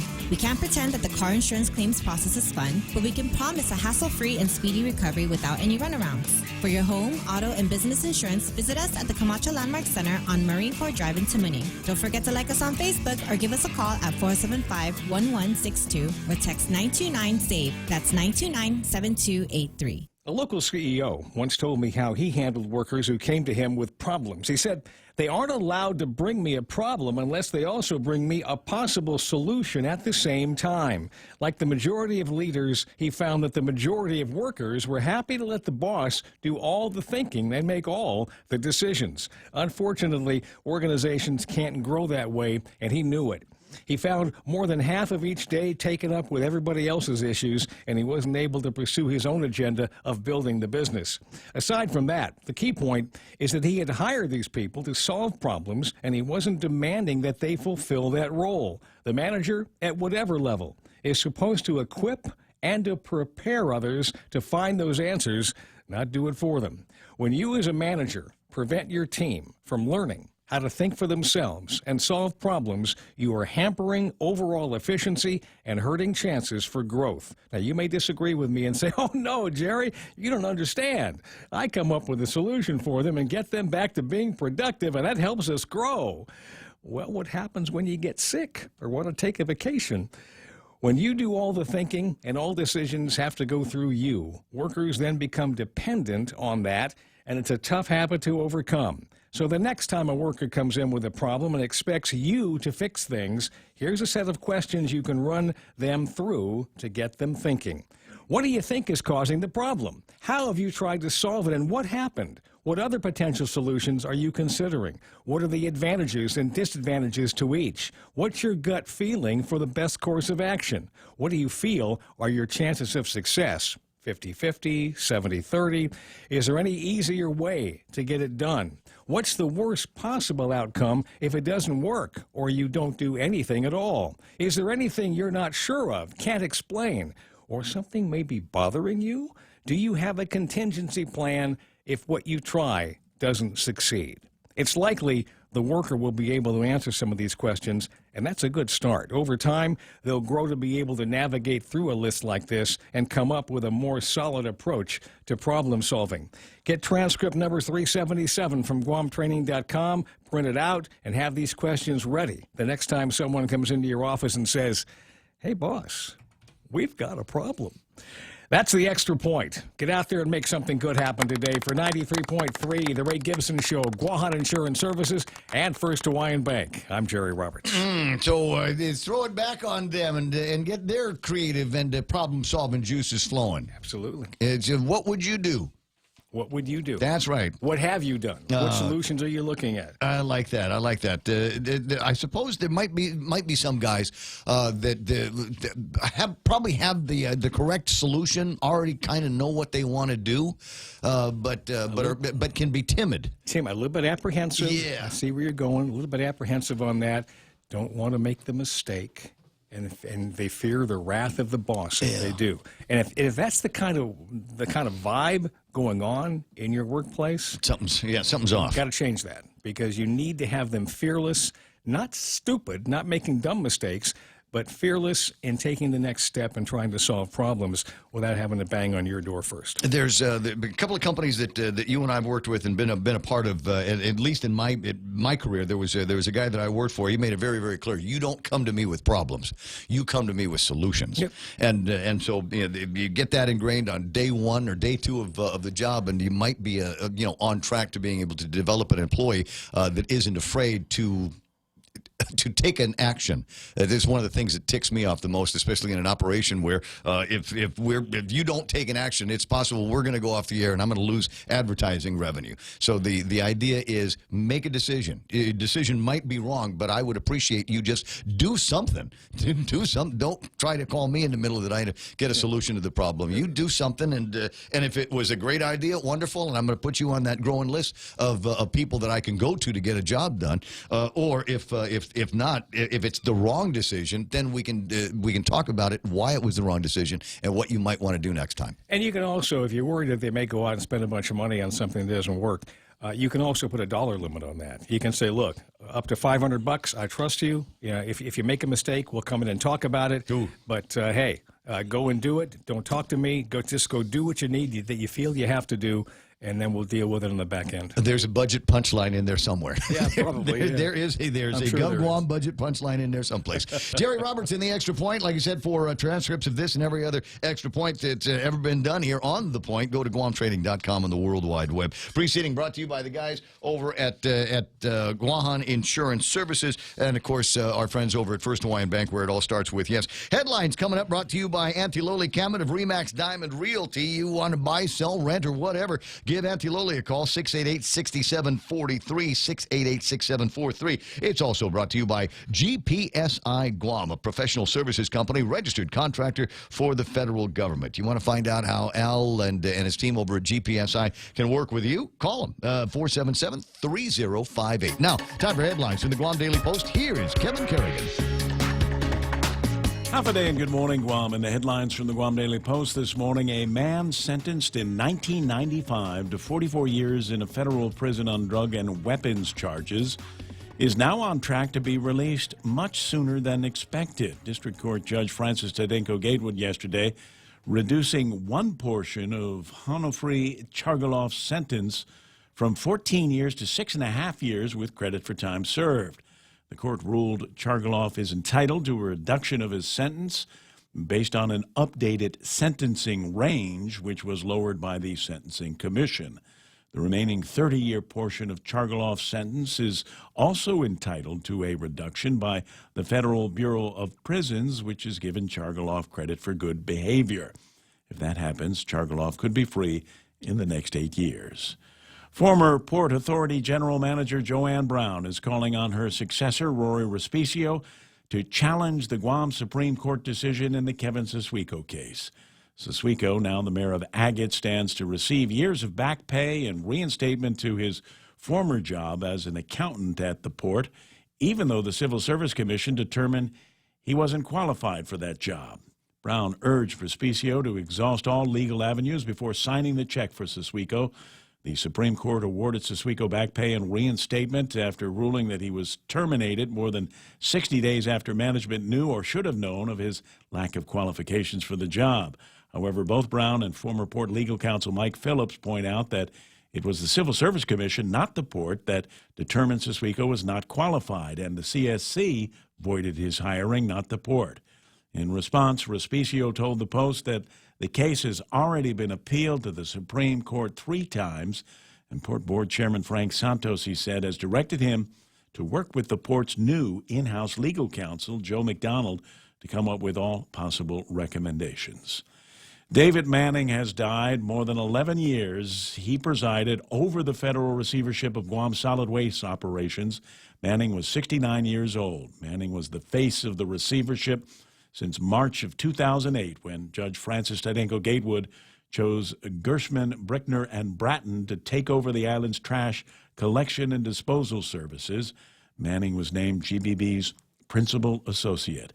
He will be missed, said GBB Senior Vice President Chris Lund. He was a consummate professional, and the accomplishments he was able to effectuate on behalf of the court under the consent decree speak for themselves, said Lund. Guam Solid Waste Authority Board Chairman Andy Gale, meanwhile, said, while we may have disagreed about some of the details, Mr. Manning was instrumental in making certain that the Guam Solid Waste Authority became compliant with the consent decree. The Guam Solid Waste Authority is working with GBB now to determine who will be the next receiver representative. For these stories and more, log on to postguam.com or pick up a copy of today's Guam Daily Post. I will do that. 7:35 in the morning is iConnect time. Swing by an iConnect and ask them about how they can save you all kinds of dough on your mobile and internet plans. GPSI Guam is a professional services company that is a registered contractor for the federal government. They're an SBA, 8A, and Hub Zone certified SDVOSB, providing program/project management, administration, technical support, logistics, and commodities. Find out more about GPSI and how they can help you today. For large prime companies, contact GPSI if you need assistance in meeting your small business subcontracting goals at 477-3058. They'll be happy to assist. I think that's a good idea. It's 7:35 in the morning. 888-8255 is your telephone number around here. IHOP's new buttermilk chicken has arrived. All of that rain and the wind, it blew it all in, and that's a good thing. Made with all-natural chicken breast, signature seasoning blend. You can order that up with pancakes, waffles, or breakfast combo, and you're going to go, wait, fried chicken and waffles, fried chicken and pancakes? Are you people out of your mind? Okay, all I can say is that you need to try it. Buttermilk chicken breast with a little bit of maple syrup. And they've got 50, it's IHOP. They got 50 different flavors of maple syrup. You've got to try it and see what all the buzz is about. Visit IHOP in Tamoning and in Tumon. Lolita Cabot from RE/MAX Diamond Realty, a friendly, hardworking, and passionate RE/MAX professional, is committed to helping you make a difference in your life and to helping you achieve the American dream of home ownership. She also specializes in commercial leasing, land sales, local residential sales leasing, and military and corporate relocation. So for all your real estate needs, call Lolita Kamet from RE/MAX Diamond Realty at 688-6743. That's 688-6743. Here at 7:36 in the morning, it's time to take another look at the traffic gizmo, see what's going on out there in the cold, cold world of traffic. Should be an easier day for you with some of the roads that might feel like they're drying off. We can anticipate some rain over the course of the day, but it doesn't look like it's slowing anybody down. A little bit of traffic up around Astumbo, intersection of 1 and 3, as clear as I've ever seen it at drive time. 8, 10, and 16, not so bad here this morning. 10 and 15, a little bit busy, but that's going to clear up. Probably start busying up around the University and GCC area and before too much longer. So start practicing in your head for that. 10 and 4 is all right. 4 is a little busy around Chalanpago and a little bit busy around that 76 Circle K up around Sinahanya. But once you're out of that, should be all right. A little bit of traffic over at the intersections in the downtown Hagåtña area working as well. Down to Big Navy, yep, it's starting to rough up getting into there. A little bit of a slowdown around Polaris Point. Both directions, there's construction and it's rained, and so that's what we've got to talk about here. Right now, traffic happening on the point.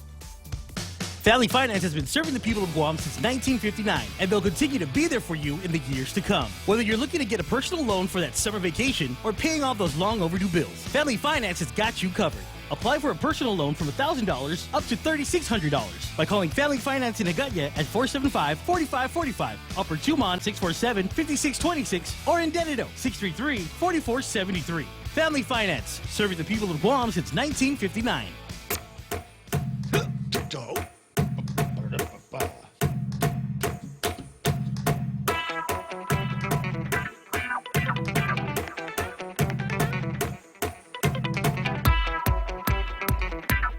7:38 in the morning. Got a note on the Facebook, says, thanks for your mature adult private sector perspective interview with the governor this morning. I was glued. He's actually talking about Governor Carl Gutierrez. I haven't had a chance to talk to Auntie Lou in a long time. Where's the party today? Carlos Barreto's online. I see Lady D up in Zigutown, and Greg Massey is hanging out. Adonis Mendiola is on the program today. So is Jennifer Louise Dula. Lynn Perez is online. Kenny Williams. Can't hire police, but hand out raises and junkets. SMDH, where is the fictional financial accountability team? Roy Gamboa, the commissioner, is online this morning. And a note from Rick Tenorio on the subject of one of the stories in Kevin Kerrigan's newscast. I tell you what, it hit me yesterday when I got the news about Dave Manning passing away. I liked Dave Manning. I remember when Gershwin, Brickner, Bratton, GBB got the contract to be the receiver. My father and I had a breakfast with Dave Manning and Harvey Gershman. Can't remember what hotel. I think it was over at the Hyatt, and sat down with the two of them. And because we had questions about what they had in mind, and they were looking for a couple of old Guam Pacific hands that might be able to help guide them through some of the things. That's, dude, I'm on the radio. I'm here to listen. And it was an interesting conversation that we had about all kinds of stuff. I mean, renewable energy and waste to energy and trash, the systems that we had working or that didn't work on Guam, and maybe some of the things that they might be able to bring, what kind of expertise these guys could get. We actually had folks in our family and that knew a thing or two about waste management, and in fact, a company called Waste Management in the United States. So we were in for, like I said, a really, really interesting morning. I never did spend a lot more time with Harvey Gershman. He's executive level guy. Didn't travel a whole lot back and forth between here and the United States. But Dave Manning did. Dave Manning got on the airplane a lot, and almost every single time he got on the airplane to fly back to Guam, we always built in some time for him to come by the radio station and shoot the breeze with me about some of the things that they were doing with the receivership here on Guam, and I thought we got to be pretty good friends that way. I was always amused that he charged for those interviews. if you take a look at the expenses that they'd put in there, they'd put down interview with Ray Gibson on the radio, and they were there for a half hour. So what's that? Was it $200 or something like that? So they'd always charge for it, and that was always kind of amusing. But that's not, in my mind, the most amusing. The thing that I like most about Dave Manning, the thing that I like most about Dave Manning was that he was a straight shooter. And you'd get all these guys from the day that we had the receiver, and it became very, very clear, this is in the Camacho administration, it became very, very clear that we were going to have to pay right now for years of not paying attention to a solid waste plan. And that became his rallying cry was, well, we're here doing stuff you should have been doing all of these years. Don't get mad at me because I'm the receiver spending your money all of a sudden. You can't do that.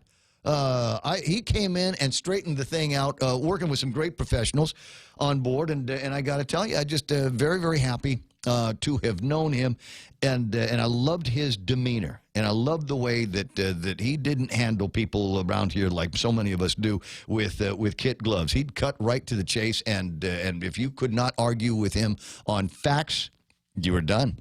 You were done. He'd just barbecue you, and I'm going to miss that. I hope he taught some of the people over at the receiver. They've still got work to do around here, so I'm glad we are better. I'll just say it like I said it on Facebook yesterday. Guam is better because Dave Manning and the receivership came here. I used to do an entire 4 hours on the radio, at least once a quarter, talking about how lousy trash services were here on Guam.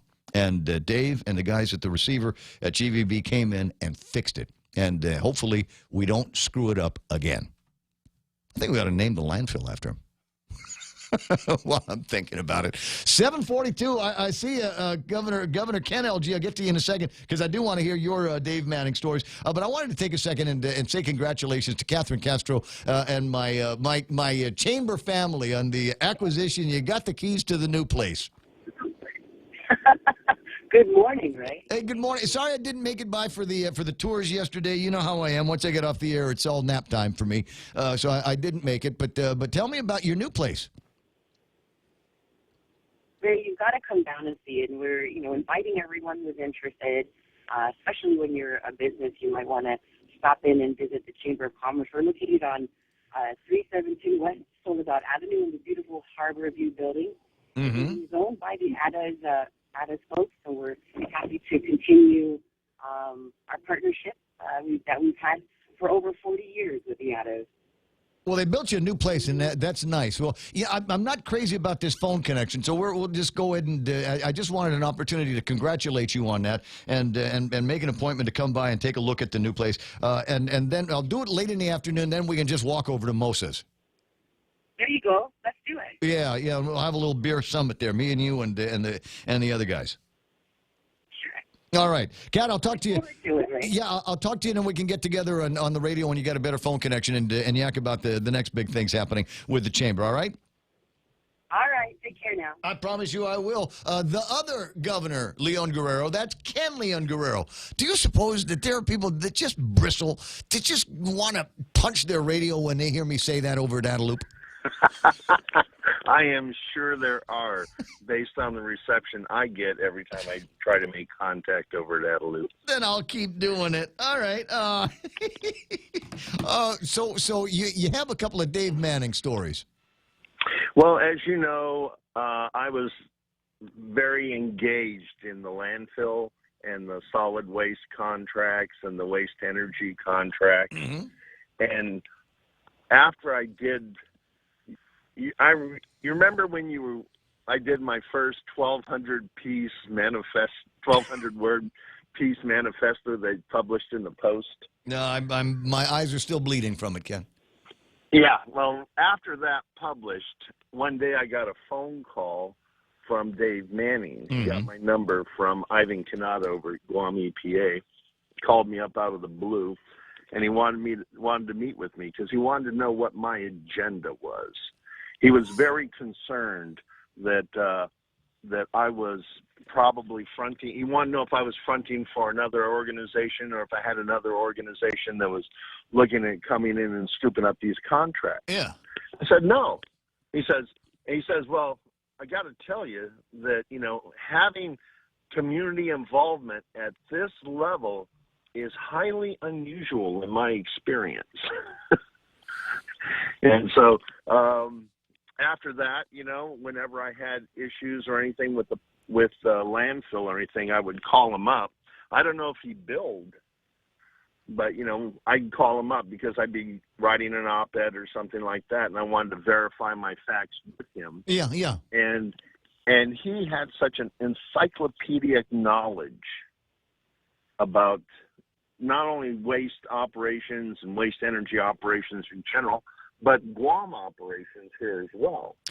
I'm sure my father and I weren't the only guys that took them to a breakfast or a lunch. I think that Dave, I'm sure that Dave spent a lot of time talking to some of the movers and shakers, and even the guys behind the movers and shakers to figure out what the political lay of the land was and what he had to arm himself. Frankly, I mean, Dave is the kind of guy, the kind of manager would have worked anywhere. And frankly, if he hadn't have passed away, I would have said somebody call him and have him run the hospital.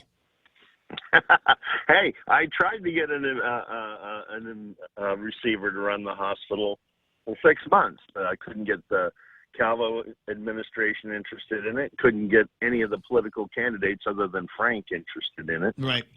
So it goes back to political will. But getting back to Dave Manning, a couple of times when he was on island, I was over there at the office, and he'd take a phone call and something. And here's a phrase that, I heard him say many times. He goes, well, how does that benefit the customers? How does that benefit the customers? I don't know what the other part of the conversation was, but, the fact that someone was calling out and they had something, and his first question invariably was, how does that benefit customers? Wouldn't it be great if that was the filter that every piece of policy, every piece of legislation comes out? How will that benefit the ratepayers? How will that benefit the taxpayers? Well, the thing that upset, as you know, yesterday I testified. I wasn't going to testify on the budget hearing because I made my opinions known adamantly through op-ed pieces and my post on Facebook and stuff. But after listening to the administration's point of view, I was on my way to town to take care of some errands because, as you know, I only come twice a week. Mm-hmm. So I was coming into town, and I was listening to it, and I just had to stop in and remind them, because every single one of them campaigned on fiscal responsibility, transparency, financial discipline, and we haven't seen any of it. And so I took that opportunity to remind them because, my personal buying power over the past 5 years has gone down about 34%. And I'm sure that's the same with everybody else. And here we have an administration that's giving out raises like crazy, and then she does an op-ed piece trying to hold the budget hostage, saying that any reduction in this budget is going to take money out of education and our children's future. Well, let's start at the executive level. I just got my FOIA request. I'll share it with you later on all the Department of Administration management level personnel that have gotten pay raises since January 1. Will I wince? Will there be wincing? Will I grit my teeth? I just got it yesterday, but I've been so busy on other things, I haven't had a chance to open it. But I will be opening it later today. And when I look at it, I'm sure there will be some information posted to my Facebook page and website about it, and I'll share what I get with you tomorrow. I'd be looking forward to that. It's something I've been asking about. Is has somebody gone and to the Department of Administration and requested, just show me all your papers, just show me all the GG1s. I want to be able to see all of the paperwork for anybody that's gotten any kind of raises or increases, all the personnel actions. Okay, I can do that. Yeah, and it would not surprise me to see all kinds of big numbers out there, because it was done during the last administration, and all kinds of people got all kinds of increases in bonuses in the last half year of the Calvo Tenorio administration. I'm sure in this first go round, there's all kinds of people that are getting plenty more. Yeah, basically during the last quarter of the year, there were a bunch of pay raises because it affects the retirement. Yeah, well, of course. No, that's the lottery. That's the lottery. Is we just need you to get a couple of quarters at this new rate, and then that's going to be what your annuity is going to look like through the end of time. Yeah, so that's why we're looking closely at that. But it just irritated me so much listening to Lester and Ed Byrne try to justify an obscene budget to begin with. Well, their projections are higher than the legislature's. I know. So what it comes down to for me, Ken, is I framed it this way in the last hour, is what we're going to see is there's going to be this legendary and epic battle between the forces of the legislature and their fiscal team and the forces of the administration and their fiscal team, and they're all going to get together. But there's going to be that wink just before the battle starts. Just as they touch gloves, they'll wink at each other, and it doesn't matter what the budget looks like. It doesn't matter how much spend is going here, there, or wherever. That's not the win. The win in this budget battle, and both sides want the same thing, is they're going to keep this 5% BPT. Well, they're going to wink, and I will only pretend to punch you in the mouth if you only pretend to punch me in the gut. But make sure that no matter what happens, let's not mess around with the BPT. Well, no matter which budget wins, the people lose. That's the way it looks. I got to run 7:52. You have an outstanding day. I'll be looking in my email box. All right. You the man. I appreciate that. I love it when people do work for me. Oh, you do the FOIA. I've never written a FOIA in my life. I have no idea what they're even supposed to say. But I know lots and lots of people that do, and I let them do that because I figure that's journalist stuff, right? Here, you write the FOIA. I'm the commentator. I'm the guy that gets my hands on that information and will come up with one kind of opinion or another on what I think are the results of that. And I'm one of those guys that says that we have a very, very expensive government around here, and I'd like to see some kind of a break. And if you want to tell me that you're going to work your darndest to make my life better, my life will improve significantly if the prices for stuff goes down. Price of gas goes down. And we all what a great thing. My goodness, the price of gasoline has gone down. Isn't this wonderful? The governor and the legislature right now can make the price of gasoline go down by a few cents a gallon by just repealing a bill and making that change. And we'll make the price of virtually everything on Guam go down. Not everything is going to go down. Well, that's not my fault. But if you want to make the price of everything go down, lower the business privilege tax to 3. Ooh, that's going to take some political will. But that would require the restructuring of reorganization of the government of Guam. Yeah, it would. Why don't you try it one of these days instead of just yakking about it all the time? Instead of just saying every once in a while, oh, yeah, this is going to lead to, we're going to have to restructure, reorganize the government of Guam, otherwise we're going to have payless paydays. I wonder if we'll get that threat at some point. I wonder if there'll be some kind of threat between here and a budget finally going to ad loop. Somebody claiming that if we don't get what we want in this budget, it'll either be the legislature that says it or the governor's office that says it. But if we don't get what we want in this budget, then there's going to be payless paydays. We're going to have layoffs. Does that any more ring true in anybody's head at all? It's 7:55 in the morning. There's another topic that I'm really, really interested in, and it is the thing over at the port. Kevin has the port beat and was able to spend some time with Rory Respicio. I guess Joanne Brown had made comments about Rory, it looking like Rory was ready to roll over and just start writing checks to Siswico, and so she urged that he see if there's an appellate process that he can do, and apparently he was already working on that.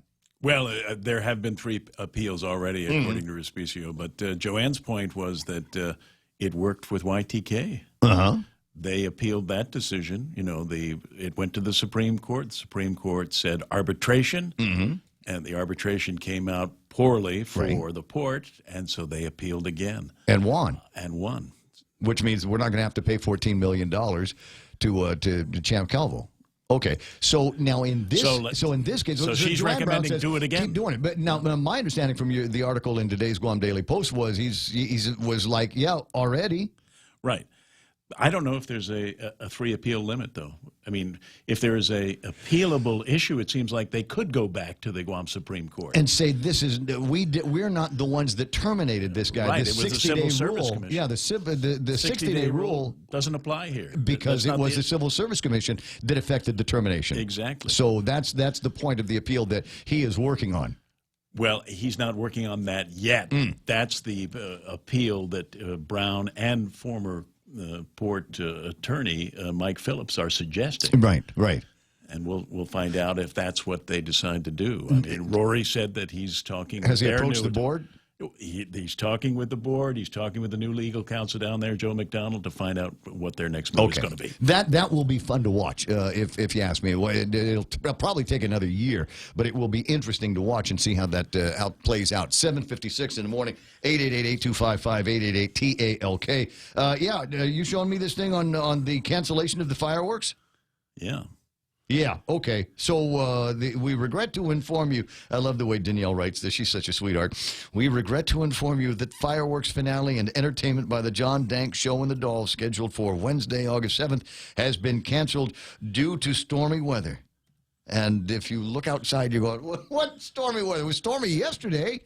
The overabundance of caution here has caused them to reschedule the fireworks. The fireworks are now going to be on August the 14th at 7 o'clock at the Chamorro Village Main Pavilion. Carnival, food, snack vendors, and games will be open for regular operations today in conjunction with the Wednesday night market. Today is the last day of the 75th Guam Liberation. Carnival, thank you for your cooperation and understanding. That, at the end of the day, is it for the Carnival. And I presume the casino, which means that the alert journalists and commentators in this town will be dialing up Daphne Shimizu over the Department of Revenue and Taxation to find out just how much money we made having the casino at the Carnival. Did we make any dough? Did we or did you take a look and say, yeah, we made this much money, but it cost us this much money to have people at the casino every night that they were open for all of the hours that they were there. So yeah, this is kind of a wash.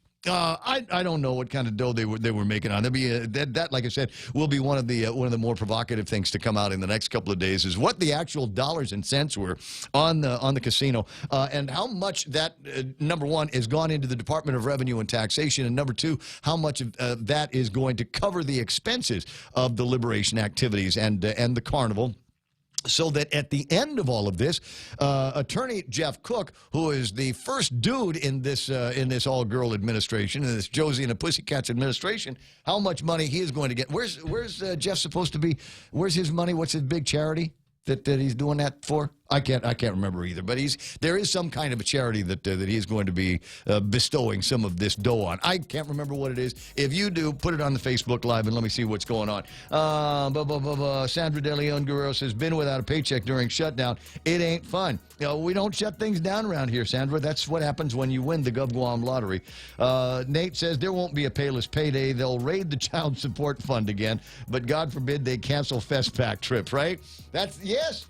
$400,000 worth of FestPac dough. That's what I still believe, that they want to spend that and send 100 delegates from the broke island of Guam off to FestPac. Like I said, spending money that we don't have to send people someplace to impress people that don't live here. The time, 8 o'clock in the morning. The radio station is KUSG. I got you. Stand by now for Fox News Live.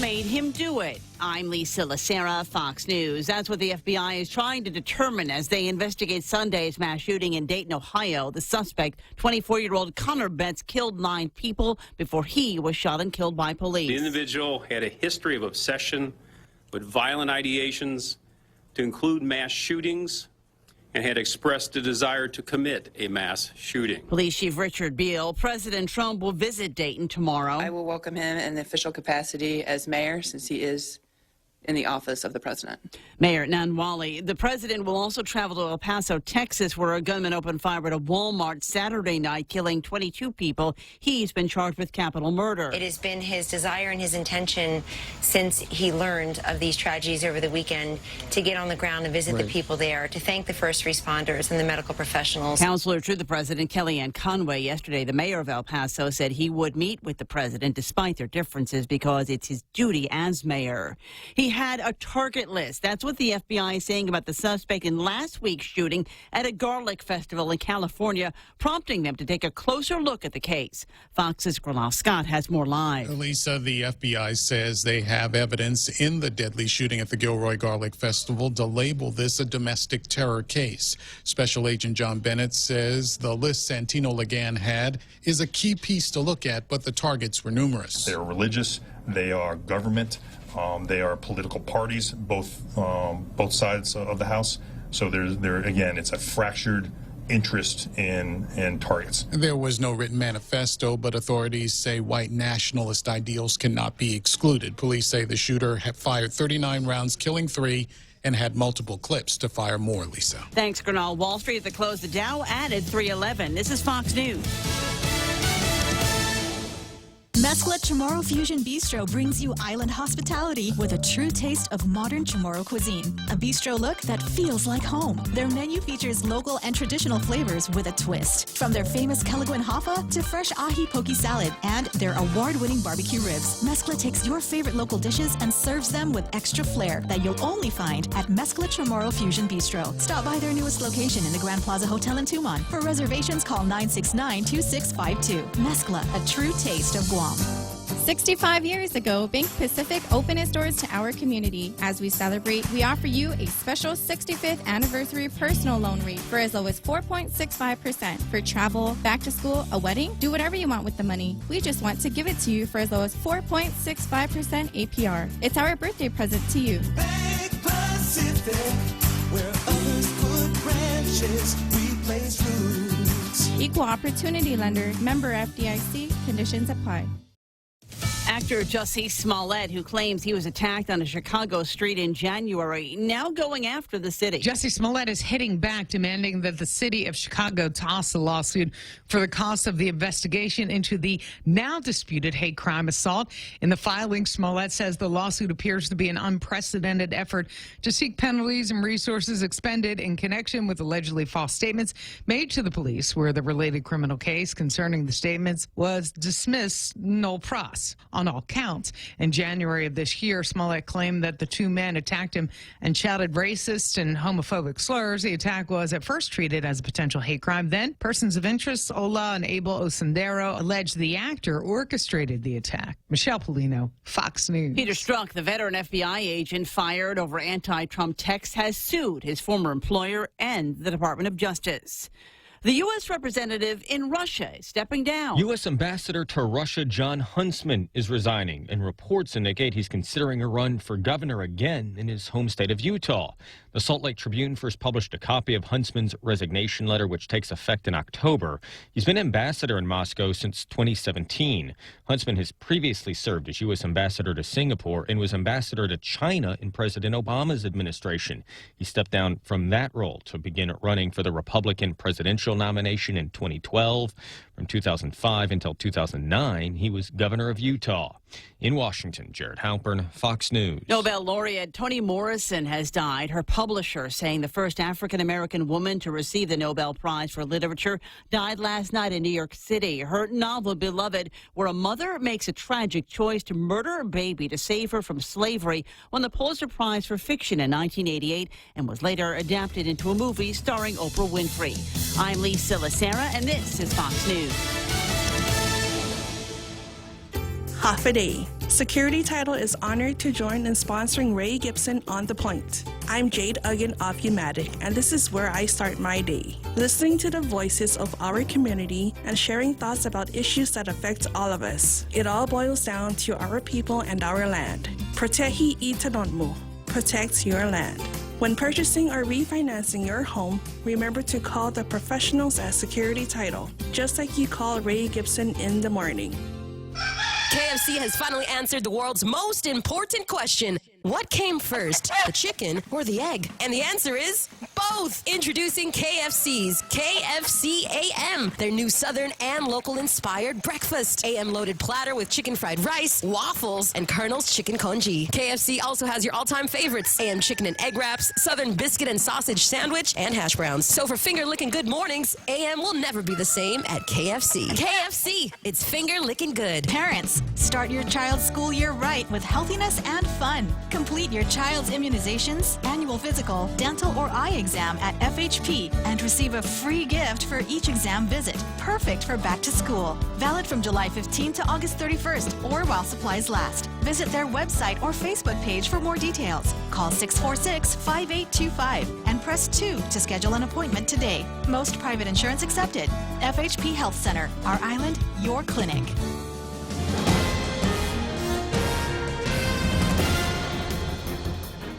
Half a day and good morning, Guam. News time here at The Point is 7 minutes past 8 a.m. this Wednesday morning. I'm Kevin Kerrigan. Here's a look now at some of the top stories from the Guam Daily Post.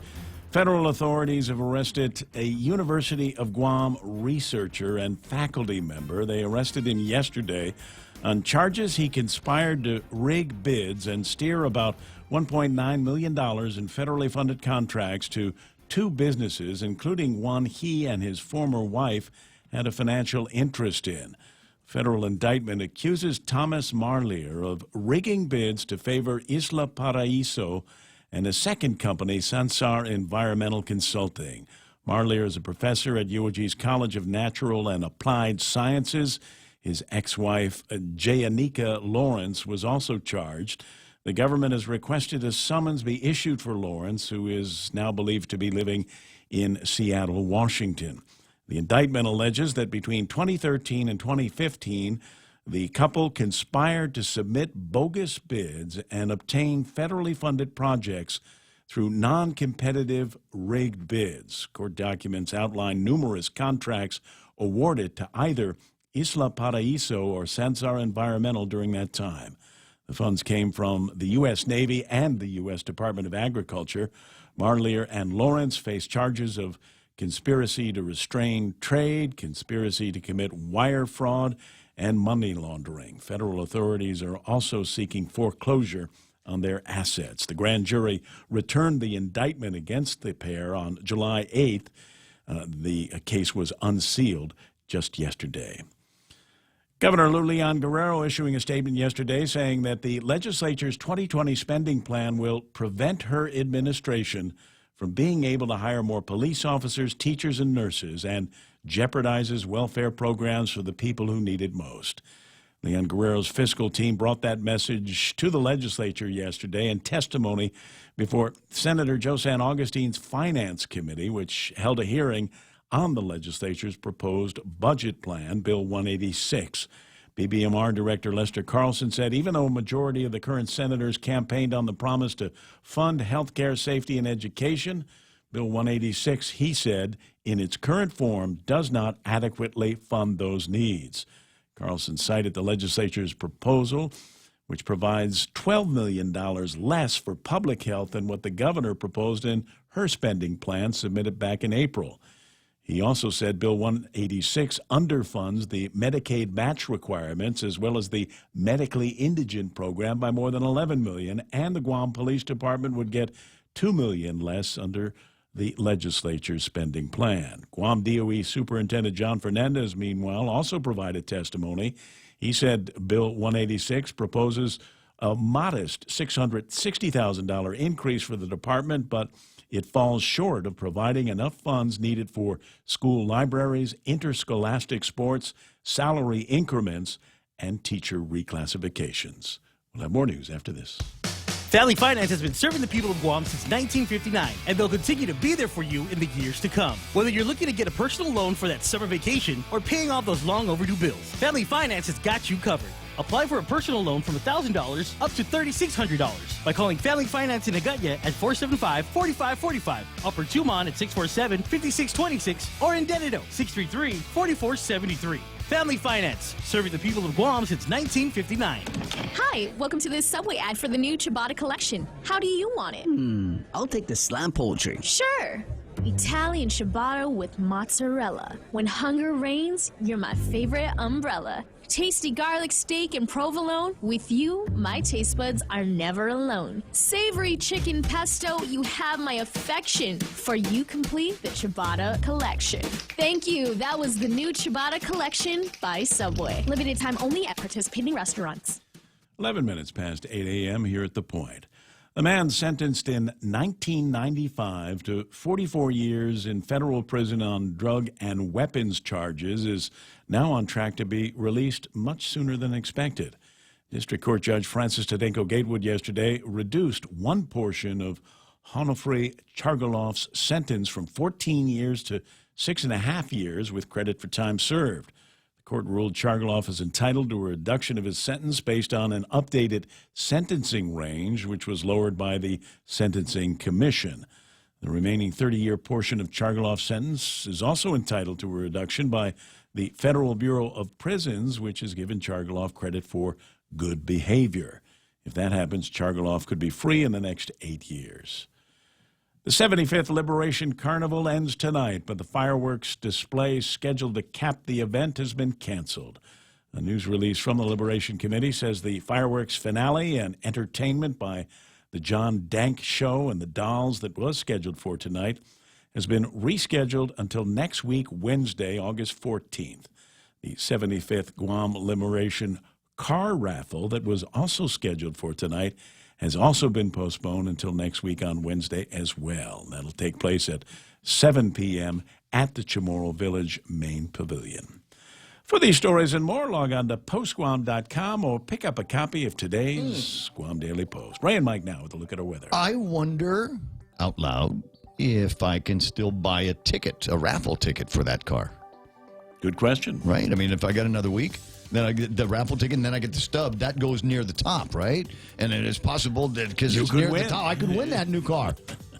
I'm just asking out loud here, buddies. Cloudy, scattered showers and isolated thunderstorms today. Isolated showers tonight. There's south winds up to about 20 miles an hour, becoming southwest this evening, and decreasing 10 to 15 miles an hour. We get to expect highs today, 84 degrees. Not going to get very hot. I am absolutely loving it. I haven't run the air conditioner in the house for like 2 days. It's been just great. Overnight lows, cool, 77 degrees. Sunset tonight should be about 6:46. We'll watch the sunrise tomorrow about 6:06 this morning. Still a high surf advisory in effect through Friday night. Flash flood watch in effect through tonight as well. I'm on the screen right now, but let me see if I can get the weather radar up there. And it's an interesting picture, not too different from last hour, where it kind of looks like there wants to be weather coming in here, but it's weather that's all going to get sucked up into that storm. Yeah, it's kind of holding off. I do think we will see some scattered showers and thunderstorms. Looks like a little bit of this will swing through in the next couple of hours. I'd say before lunchtime, a good bet that we'll see some fairly heavy showers move through.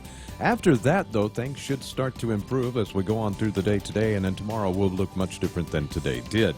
What we've got going on, we've got Tropical Storm 11W Crosa. That's to the northwest of us, and it's getting wound up there. As it does, it's pulling a lot of the moisture and energy in with it near the center, and so that's why our weather is improving here. Also, looking at the satellite, you can see Tropical Storm 10. That's Lakima. That's just east of the Philippines there. That's going to continue moving north. Actually, both these systems are going to move north, and it looks like Lakima might move over into southern Japan, maybe eastern China. And Crosa going to be a fish storm. It's going to move up and then jet off in the jet stream off to the northeast. What did you call it? A fish storm. I've never heard that. Yeah. Why they call it that? It doesn't hit land. It stays in the water. I see. All right. So, okay. I thought it had something to do with jumping into the stream, the jet stream. Nope. Okay. Nope, nothing like that. So, but again, we've got some blobbage off to the east. That's still going to be pulling through as the easterly trade set back in, but that may be sometime next week. Again, we should see some better conditions as we get on into the weekend. So here's the thing: is out of an abundance of caution here, a lot of stuff got canceled and postponed last night because it was supposed to be frightening weather because there was a storm that had brewed on top of us, and now it's like clearing up. Yeah.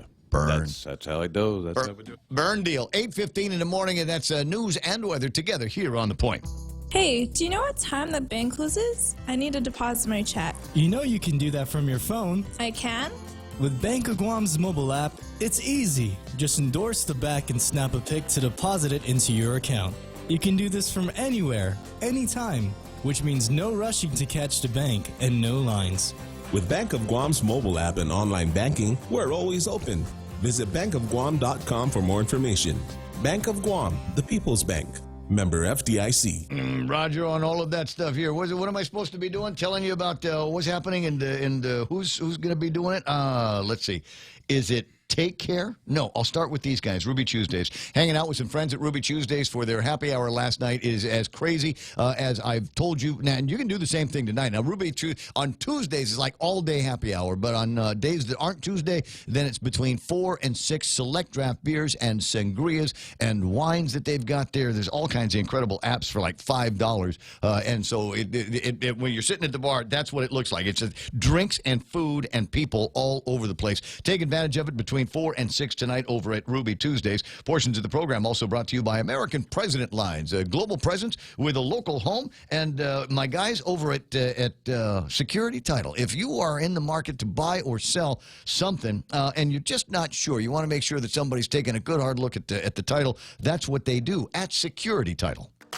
We understand what matters to you because at Docomo Pacific, we're a family too. With the Now Family program, mom, dad, and kids stay connected on the latest devices the whole family can enjoy. For just $155 a month, get 3 lines with 30 gigs of 4G LTE data each, and endless use of your favorite apps without affecting your monthly data bucket. Add more, get more, save more. Docomo Pacific, better together. Some conditions apply. The Summer of Jeep has been extended until the end of August. They can do that. They got that kind of power and juice over at Cars Plus in Mighty, and they want to use that juice to get you to test drive a Wrangler, a Compass, a Cherokee, or a Grand Cherokee. You're going to love the prices, and you'll love the interest rate. Is financing as low as 1.99% APR on your good credit. So check that out with the Summer of Jeep happening right now at Cars Plus. Ray Gibson Show also being brought to you by my buddies over at Take Care Insurance and Wendy's, where they've got the $5 biggie bag. It's a bag, and they sell it to you for $5. And you go, okay, thank you very much. All right, there's a little bit more to it. They've dressed this up, don't you know? The perfect back-to-school meal for kids and parents on the go. Get back to school with biggie value for just $5. A big bacon double stack and 4-piece nuggets and fries and a drink. It's a big bag for $5. Hungry kids, fill them up with that biggie bag at Wendy's. Now, that's better. Getting you back to the talk faster. It's the Ray Gibson Show.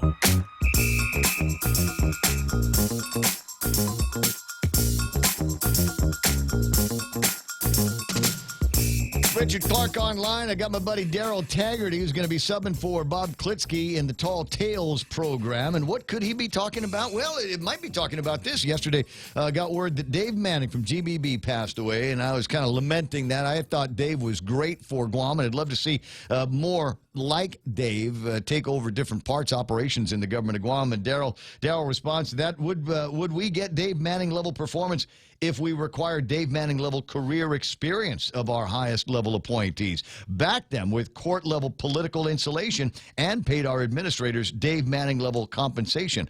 Apparently district court thought so. Find some money for guys like that. Nate's there. Sandra De Leon, Director Cho online this morning. Nice to see her there. Tony Annette Unpinko Ada. And I never know when I see that name whether it's Tony or Annette watching the program. It might be both of them, might be just one of them. And so just say good morning to the family. Rudy Magallanes is there. Tommy Garcia, Lynn Tidinko, Debbie Ratuyan. Scott Nelson is hanging out with me this morning. And our old pal Anthony Mendiola is goofing off here. And Tedo from the ranch asking the question, how much casino make? And how did our mayors receive for village programs? What's the formula percentage given to the mayors? And the answer is, I don't know. I don't know how much money the casino made. Nobody knows. Nobody knows how much money the casinos, I think, have ever made in the history. Why would you even ask thinking that you're going to get an answer? Well, because this time around, Block A. No reason. No. Daphne Shimazu, Department of Revenue and Tax. You know her, right? Well, awesome person. Used to know her well. Anyway, so she was my accountant till she started working for the Department of Revenue and Taxation. Now I'm not sure that she can still do my taxes, but man, wouldn't that be awesome? So here's the deal. So remember when there's not going to be a casino, and then they said yes, you can have a casino, but one of the rules was you have to have somebody from the Department of Revenue and Taxation there to ensure a couple of things. Number one, that you had to be the right age. Right, over 21 to be in the casino, and I think it was over 18 to play the other games of chance. But they were also supposed to make sure that there were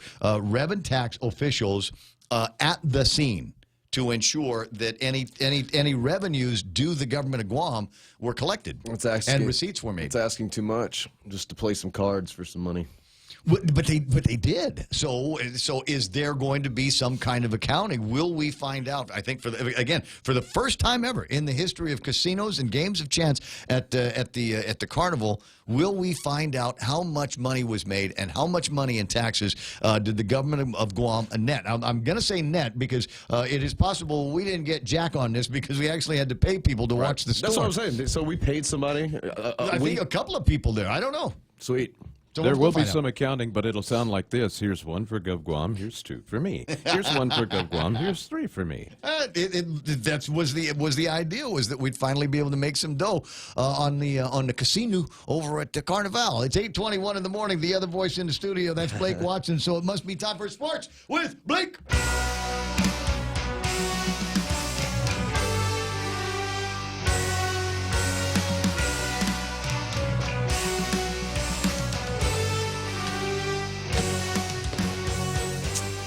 You know, it's dry sports. If even the national guys, did you see what ESPN did on their morning edition of Sports Center? No, I didn't. I was up still. I was up a little late, so I saw it, last night when whenever it premiered. But they had, it's a slow sports summer when they have Stone Cold Steve Austin on Sports Center critiquing three athletes and their beer chugging skills. Yeah, well. Boy. So he was critiquing the little standoff that I guess the Packers lineman and Aaron Rodgers had at the Milwaukee's Bucks game back in the NBA playoffs. Right. And then the latest, I guess, beer chugging athlete is Baker Mayfield. He was on the big screen at the Cleveland Indians game, because he is the Cleveland Brown quarterback.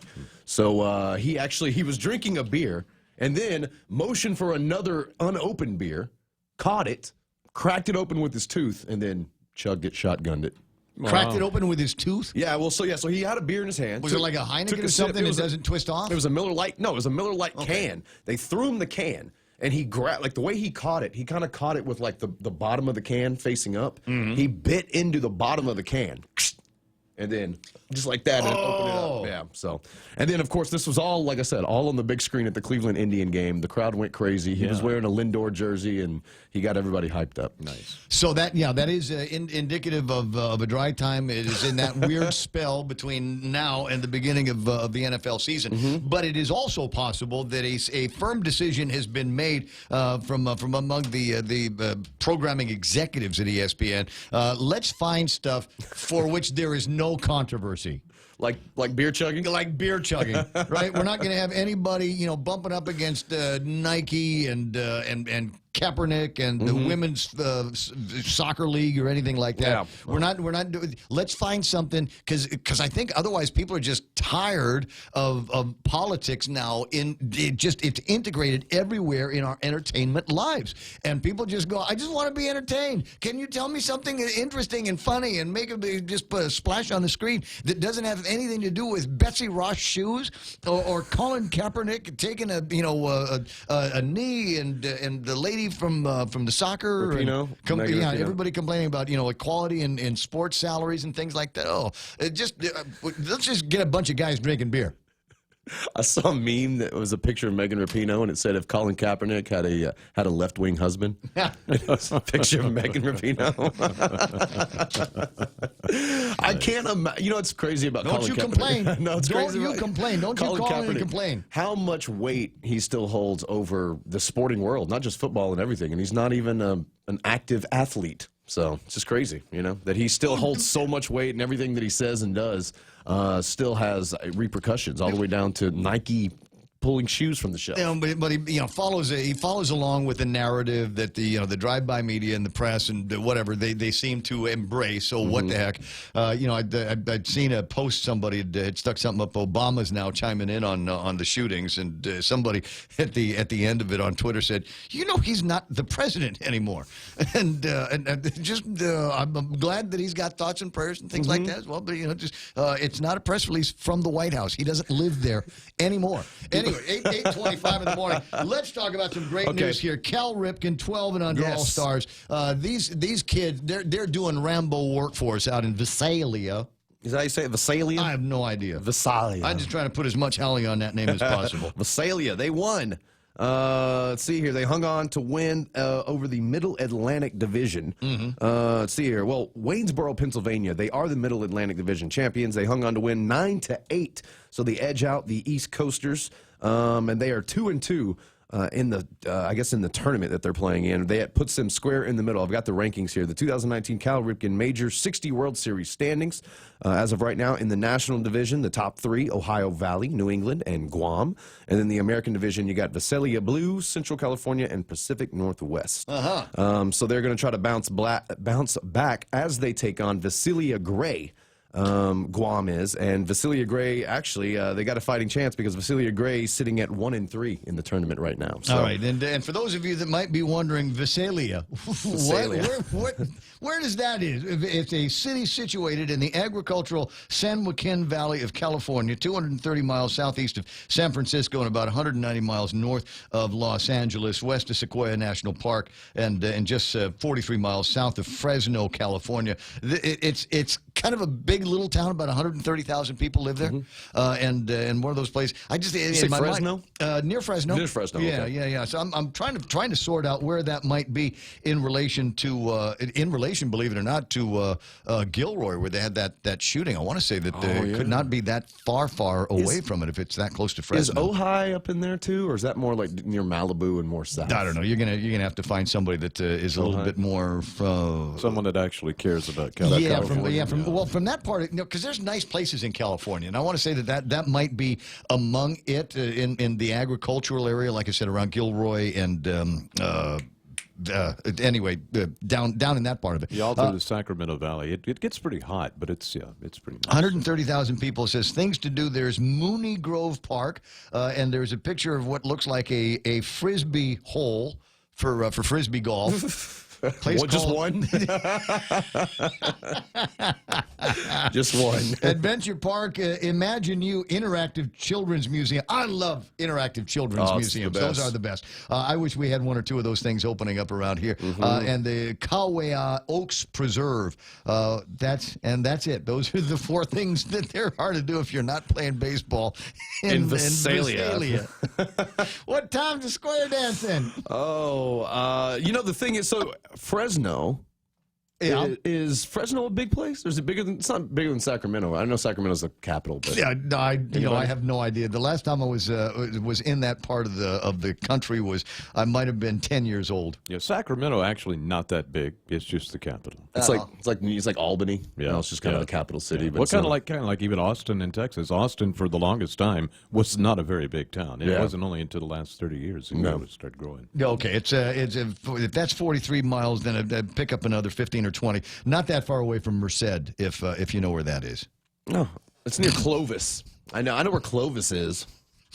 I don't know why, but I know where Clovis is. Fun names of California towns like Turlock. Oh, hey, look, there's a Lone Star, California. All right, well, that's enough. So what have we got for upcoming events there? We have the Rawhide. We got a Rotary Club thing going. The Rib and Tri-Tip Cook-Off. Chicken Bingo. Luau Luncheon at the Visalia Senior Citizen Center. YPN Monthly Meetup at the Barrel House Brewing. Hey. If they've got a barrel house, I want to go. Yeah. That's something to do. I'm sorry, this Rib and Tri-Tip Cook-Off, that sounds like fun because A, it's a cook-off with meat, and B, they're having it at the Harley-Davidson store in Visalia. So you just know that's going to be a good time. Also, let's see here. 4 people yesterday, LaPlaya's Restaurant on Chenoweth Street and Noble Avenue in Visalia. 4 people arrested after brawling in a restaurant. in Visalia, California. Maybe they just Do we have names? Do we have names? It would be fun to find out if it was our coaches. It gets better. Investigators say a patron told them she walked into the restroom and two people were in there together in a stall. Then she asked them to stop so she could use the restroom, but moments later the fight started. The two individuals in the bathroom came out. They asked who walked in. Person identified. They were assaulted. There was a grandmother holding a 1-year-old. She was assaulted. 3 of the suspects were arrested in the parking lot. One of the men, Ricardo Garza, tried to escape in a car but crashed it less than half a mile away. The owner of La Playas restaurant says that they've never had anything like this happen, and it will make sure it doesn't happen again. It's because Welcome to Visalia. I was going to say, it's because they got the World Series. The Under-12 World Series is going on. There's a lot of crazy. They're turning up in Visalia. Guess they'll take sausage quiche off the menu. Huh? Ojai, Annette Ada Vasquez, who's actually in California right now, says Ojai is closer to Santa Barbara in California. Lauren Leisman is back on with us. California is only good for their swimming with otters experience. Only good. Smug says California is a beautiful state. The problem is those pesky Californians. And Tedo says 12 and under Cal Ripken Guam All-Stars just won, heading to the playoffs. Don't they? They've got a game today. Yeah, so I'll have that at 12:30, right? Yeah, 12:30. The game's starting 12:30 our time, and you can watch it. It will be live streamed. And if you are listening, I have the website for you. Visalia. It really is. Visalia, that's Visali. And this is all one word. Visalia World Series 2019.com. Or you can check the post. There's a link there in their article that we're pulling this from. Right on. And for more information, go to visitvisalia.com on the check out La Playa's restaurant. I hear it's a smashing good time. That's crazy. There's a couple of other things. Kevin, you're not in a hurry, right? Do you not have to go to Superior Court? I'm always in a You're always in a So there's this. I'm trying to figure out how we can make money on this. Guam Daily Post, page 30. It is a sports story. I don't understand how to do it. Somebody that is smarter than me in the ways of sports and gambling, I'm thinking Tom Higa, might be able to help out. Connecticut fails to establish a regulated sports gambling. There was a Supreme Court ruling a couple of years ago that paved the way for states to operate gambling on the state-operated gambling, and I'm thinking there's got to be a way to make just an obscene amount of money on all of the different sports gambling that takes place on Guam. We ought to be able to do fees. We ought to be able to do subscriptions. We ought to be able to do taxes on the winnings. And so, do you know how that works? No, I don't even know how to bet. I'm a terrible gambler because I don't really. I struggle to even understand the concept of over-unders. You got to know when to hold them. Yeah. You got to know when to fold them. Know when to turn around. And that's right. Know when to run. It's 8:32 in the morning. See, if you got the splains on that, then hit me up on the Facebook and tell me how that's supposed to work and how we can do it, because we got game rooms, we've got casinos, and it seems to me that despite what others are going to say, this might actually be a pretty cool way to make some money on things like the football season. I mean, heck, around here we'll bet on high school sports. Yeah. You can, well, I don't know if it's sanctioned, but you can. Yeah. Why not? Yeah, why not if it's legal? We're not, as long as you're not betting on the team and you're like the coach of the team. I don't see, or your kid's the star player. Yeah, Mason's playing. I'm betting. It's 8:33 in the morning. More on that in just a little bit. I got headlines around the corner. Do we need to talk about our pick'ems? We do need to spend at least a minute on the pick'ems. Brought to you by Current Guam. Yeah, but we got 12 players right now. I don't think that the pick'em is capped, so if you're interested in signing up, still got plenty of time. The first game of the season is still about 3 weeks away. Yeah. So again, go to Yahoo. If you have an account already, just sign in. If not, sign up for one very quickly. Go to sports after you get all that done. Then go to Fantasy Sports. Once you get to that window, you'll look for Pro Football Pick'em, and you'll click on that link. It'll give you two choices. It'll give you to start a league or to join a league. You're going to choose Join a League. It'll ask you for the league number. That number is 3384, and the password is Ray Gibson. All one word, all lowercase. You get signed up, make a cool name for yourself, and you'll be in for the pick'ems. And our grand prize will be your choice of significant telephone technology from GTA. We said we want something expensive, and they said we've got phones. And I said, what kind? And they said, well, it's a pick'em. Let's let the winner pick them. So it might be your choices might be a brand new Samsung of some kind or another, brand new iPhone of some kind or another, or brand new Pixel of one kind or another from my friends over at GTA Ray, thank you. Andrew, thank you. Everybody, it's great to have you as our promotional technical partners on this contest. So that's the rundown on the 2019 Point Pick'em, brought to you in part by Current Guam and GT. And just a heads up, too, for all those NFL fiends, tomorrow morning, 9 a.m., we have got our first preseason round of games. I know it's preseason, but tomorrow morning, if you wake up and you have the NFL channel at 9, you can watch the Jets versus the Giants. And then right after that, the Chargers and the Cardinals, again, on the NFL Network. First game at 9, next game at noon. And then Friday morning, we'll actually have a Battle of Guam as Matthew Eaton, former Guam High Panther, just was picked up by the Tampa Bay Buccaneers as a wide receiver.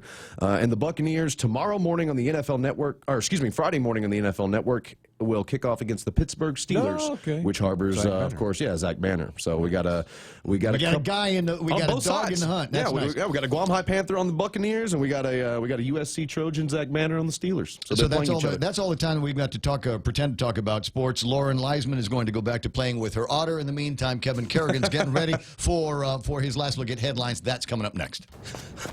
IHOP now has buttermilk crispy chicken made with all natural chicken breast and a signature blend of seasonings. Why am I running?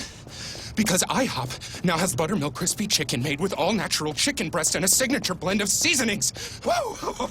We're talking chicken sandwiches, chicken and waffles, even chicken and pancakes. But move it, Gray Van! IHOP has crispy chicken! Run in to try IHOP's new buttermilk crispy chicken strips and pancakes for just $6.99. For a limited time, price and participating restaurants may vary.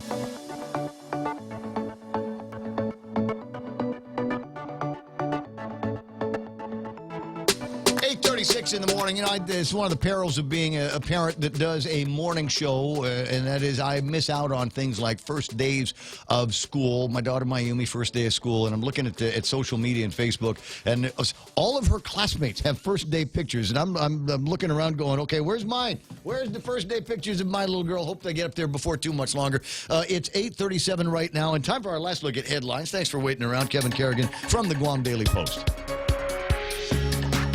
Half a day and good morning, Guam. And the headlines from the Guam Daily Post this morning. During a meeting of the Commission on Decolonization yesterday afternoon, Governor Leon Guerrero said her administration will decide whether or not to appeal the Ninth Circuit Court decision on the political status plebiscite by next week. I'm not leaning towards anything right now, said the governor, because I want to be very objective and hear everybody. Guam has 90 days to appeal the decision, which affirmed Guam District Court Judge Francis Tadenko Gatewood's decision that the native-only plebiscite was unconstitutional because it violates the 15th Amendment right to vote. The governor and the attorney general heard from members of the commission on decolonization and members of the public yesterday afternoon during that meeting. Leon Guerrero assured those at the meeting that her administration will continue to work for self-determination. 42-year-old Lucille Torres, who admitted to conspiring to bring methamphetamine from California to Guam, is being released from jail today in order to seek drug treatment. Torres' defense attorney, Curtis Vandeveld, asked the court to allow his client to attend inpatient treatment at the Oasis Empowerment Center.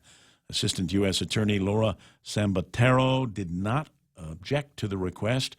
Magistrate Judge Joaquin Manabusan granted the request, but reminded Torres that her release from jail is only temporary. Torres is scheduled to be released from custody this morning to begin her drug treatment program.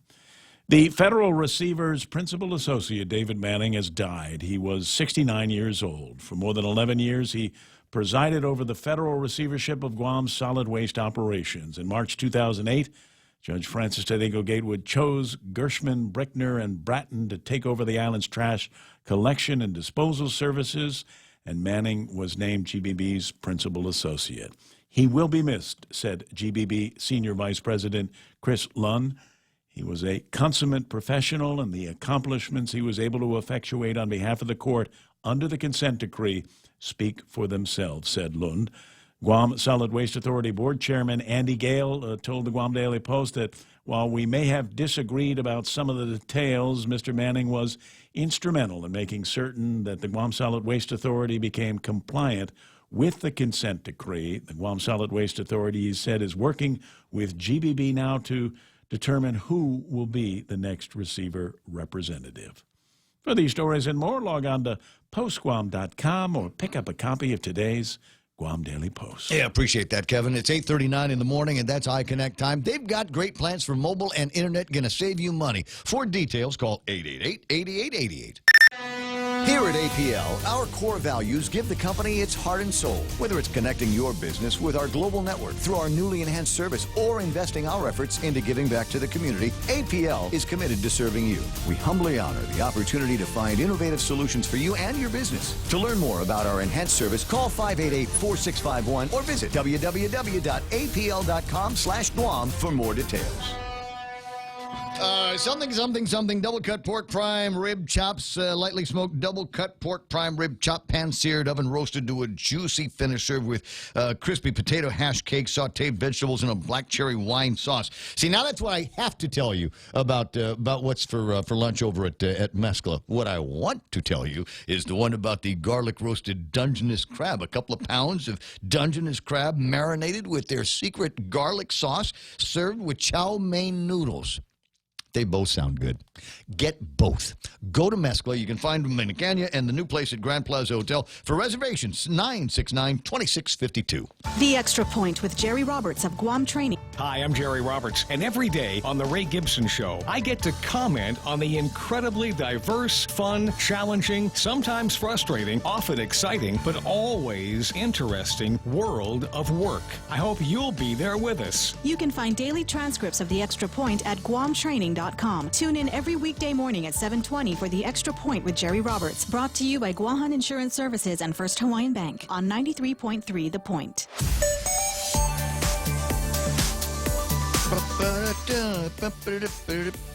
Yeah, I'm looking.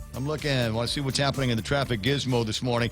Easier to get to work today because it's not raining as lousy as it was yesterday. Up and down Marine Corps Drive, north end of Guam, is looking pretty good. It'll slow down a little bit once you get into Dededo, but you're already used to that. Then into Upper Tumon, the intersections will slow you down. Should be smooth sailing once you get past the St. John's area through there. 8, 10, and 16, a little bit busy, but mostly in northbound traffic, passing by the Department of Revenue and Taxation. 10 and 15, a little bit busy over by the church at that intersection. 4 and 10 running clear. Most of the downtown Agutnia area is looking pretty good, except at the intersections, especially if you're trying to get off 4 onto Marine Corps Drive. If it rains, it floods. Up around Navy Hospital, expect some delays going through there. And I don't know why. Got another one of these deals over around the Flag Circle up on Route 6. That's the road that takes you up around Nimitz Hill Fire Station area. I got traffic moving fairly slow. It makes absolutely no sense. Unless it's everybody trying to get onto the base and into the parking lot at once. I don't know. Speaking of things on the Navy side, Navy base down Sumai, southbound, even after you get past the gate, it's running a little bit slow. Outbound traffic, not so bad. 8:42, and that's right now traffic. This is The Point. It's important to have claims process that works for you. At Guahan Insurance Services, we make things simple and convenient. Same door you walk in to purchase your insurance is the same door you open to file your claim. We can't pretend that the car insurance claims process is fun, but we can promise a hassle-free and speedy recovery without any runarounds.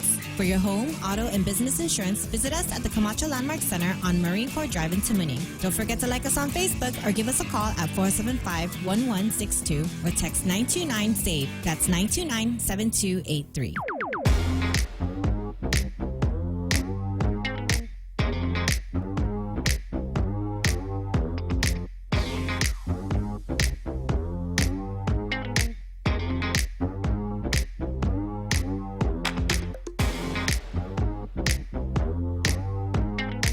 All right, 17 minutes away from 9 o'clock in the morning. It's just us again. We've reached the point of the program where Kevin's gone and Blake's gone. It's just me and Mike hanging out and looking over the table of contents and all kinds of interesting stories. And I've got an interesting story to share with you right about now. This one comes from the FBI.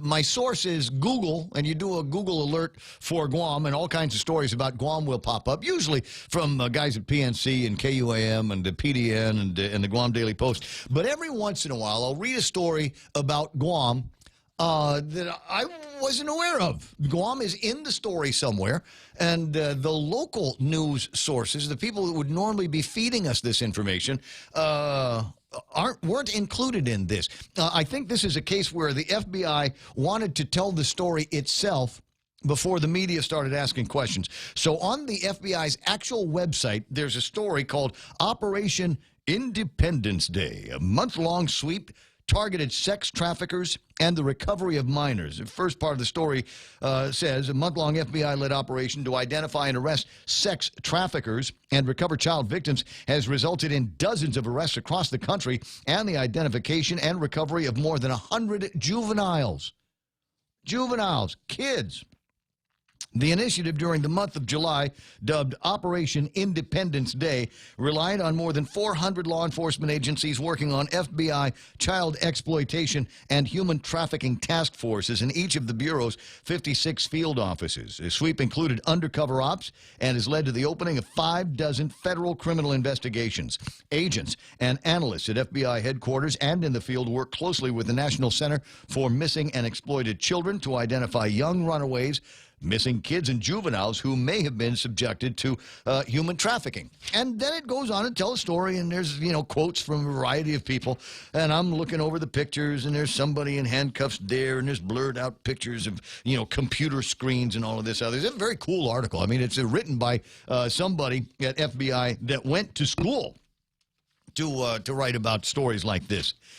And then it gets to this paragraph. The task forces in the recent operation included federal, state, local, and tribal partners with efforts in every state and some U.S. territories. A single operation in early July, led by the FBI's office in Guam, included nearly 20 investigators from the FBI, the Guam Police Department, the U.S. Postal Service, the Coast Guard Investigative Service, and Homeland Security. The effort resulted in a federal case against a 33-year-old man who allegedly trafficked a minor girl to a 48-year-old man in exchange for cash and drugs. We've got trafficking on Guam. This is an amazing story. The effort resulted in a federal case now against a 33-year-old guy who allegedly trafficked a minor girl to a 48-year-old guy in exchange for cash and drugs. Is this how bad it's gotten around here? That we've got guys basically selling girls, giving them away in exchange for, it says cash and drugs. My guess is probably not a whole lot of cash and probably a whole lot by way of drugs. And you would think that between the FBI, who generally is tight-lipped, they don't say a whole lot, but GPD, Postal Inspection Service, the Coast Guard, and Homeland Security, we got people on Homeland Security. This must have been some kind of a secret. I'm waiting to see what kind of grand jury announcements come out of this. I'm waiting to see what this is all about. Who is this 33-year-old guy now? It's going to get public. Who is this guy that basically sold a girl for drugs and money? This kind of alarming, and I got to tell you that it's, what is this, the 7th of August now? This happened in July, early July. These guys can keep a secret. But my guess is the cat will be out of the bag before too much longer. And Kevin's going to be watching out for this. He's going to be making a few of the usual inquiries of some of the usual guys out there to learn a little bit more about that particular case. But that in my mind is a very, very provocative story, and it gets you to wonder how deep is this problem. We netted one guy now. But what's the involvement of anybody else? How deep in this community is this? Who's involved? You think you hear about things like child trafficking. Is this a one-off case, or is there a lot more of it going on? We'll see what we can find out. We'll see who it is what next we got to grab to get more information on this and find out how widespread something like this is. And what's the level of complicity with the girl? I'm thinking of all these movies that you see on television. Was she kidnapped? Was this a relative of the 33-year-old? Was she kidnapped and drugged? Did she know what was going on? Did she go along willingly?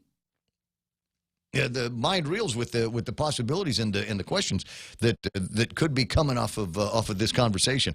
So if you want to know more information, just look it up. It's FBI Operation Independence Day. You now have all of the same information that I have on the subject of child trafficking here on Guam. Other items in the table of contents that I think are going to be interesting. I don't know how much budget work they're going to be able to get through today over at the legislature. For me personally, I'm kind of a fan of budget times. I like to read the initial versions of the budget just to see what's going to be inside of them. I like to see the versions that they're actually working on over at the legislature as well. But I like I said, I don't know what they're going to be working on because they've got a bunch of stuff here.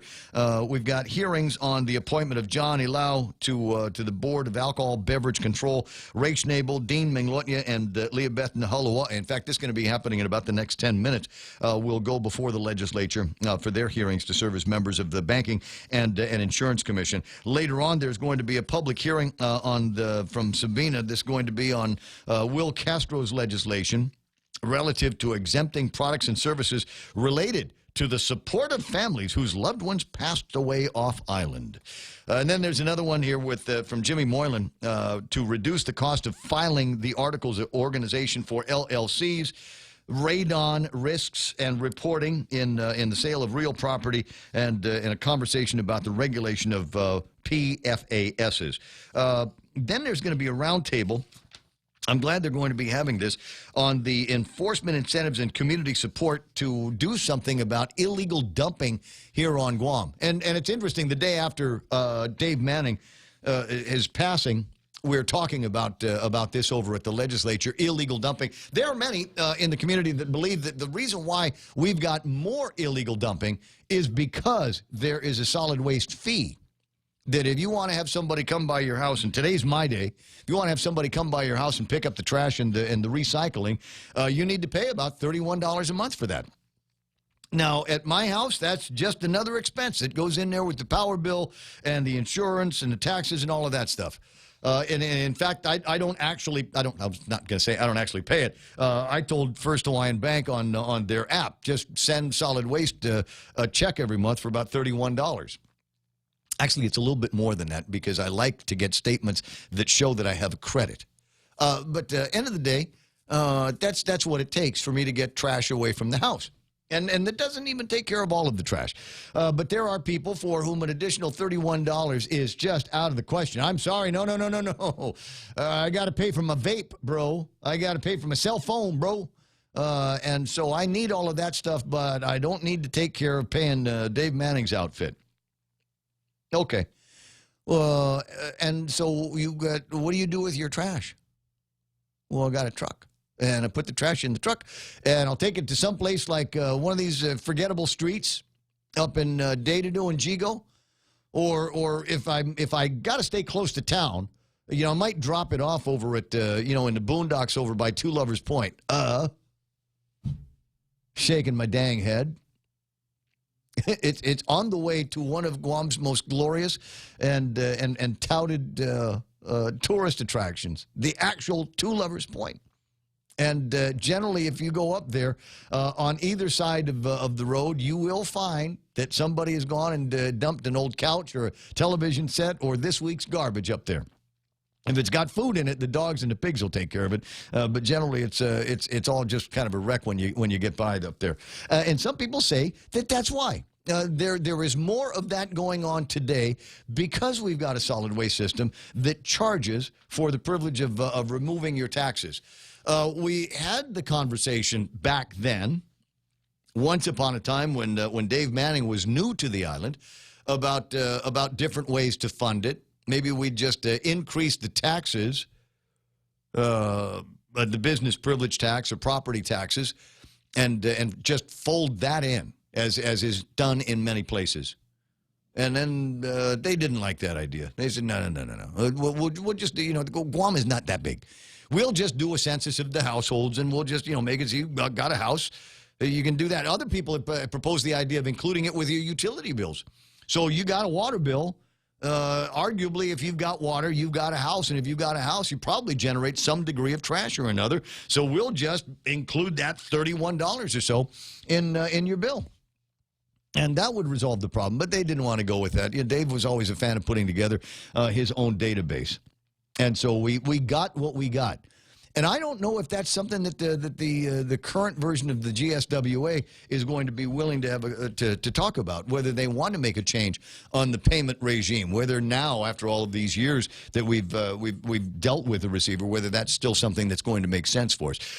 Could be. My comments on the handoff, as it were, was that there were all these people in the government of Guam, all of these people in all of the administration since Dave Manning first landed on Guam that said, this is expensive. Well, it's so expensive because the solid waste receivers, they're charging us so much money, and they're just ripping the people off here with the charges, and we got to take out a loan for that, and then we've got the solid waste fees, all of these things that they're charging the people of Guam. It's just so expensive because we got a receiver. If we got rid of the receiver, it wouldn't cost us so much. Well, we got rid of the receiver, so when the price is coming down, guys, just a thought. 8:55 in the morning, 888-825-5888-TALK. If you got a kid and you're trying to figure out what to do with this kid, I suppose this would work for adults as well, and maybe would like to get them a head start into the hospitality industry. There is a pre-apprenticeship program that is going on, and my contact into it is Mary Rhodes over at the Guam Hotel and Restaurant Association, but it's much bigger than just Mary and GHRA. She joins me now. Good morning, Mary. Hi, good morning, Ray. How you doing there? Good. How are you? Not bad at all. I never could get the hang of Wednesdays, but I got to feel like I'm going to be able to make it all right through this one. Mayumi's first day at Academy. What do you think of that? Oh my goodness! Wow, summer went by really fast. I believe she's that old.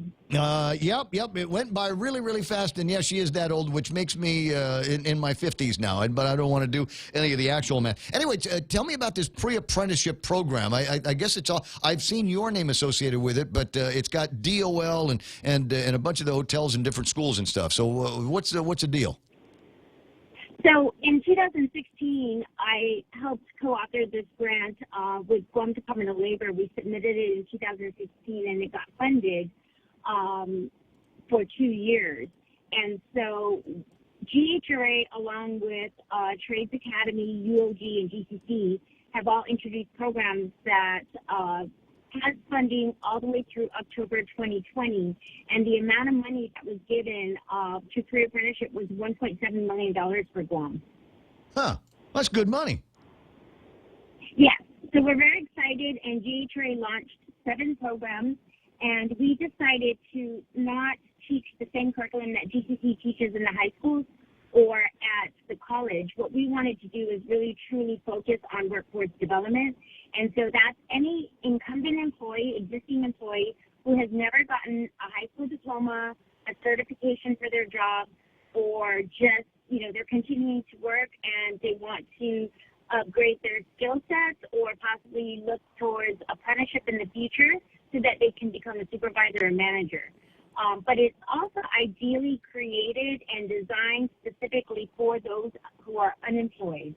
So this could mean anyone who is currently in high school and has been on the waiting list for a tourism program. Yeah.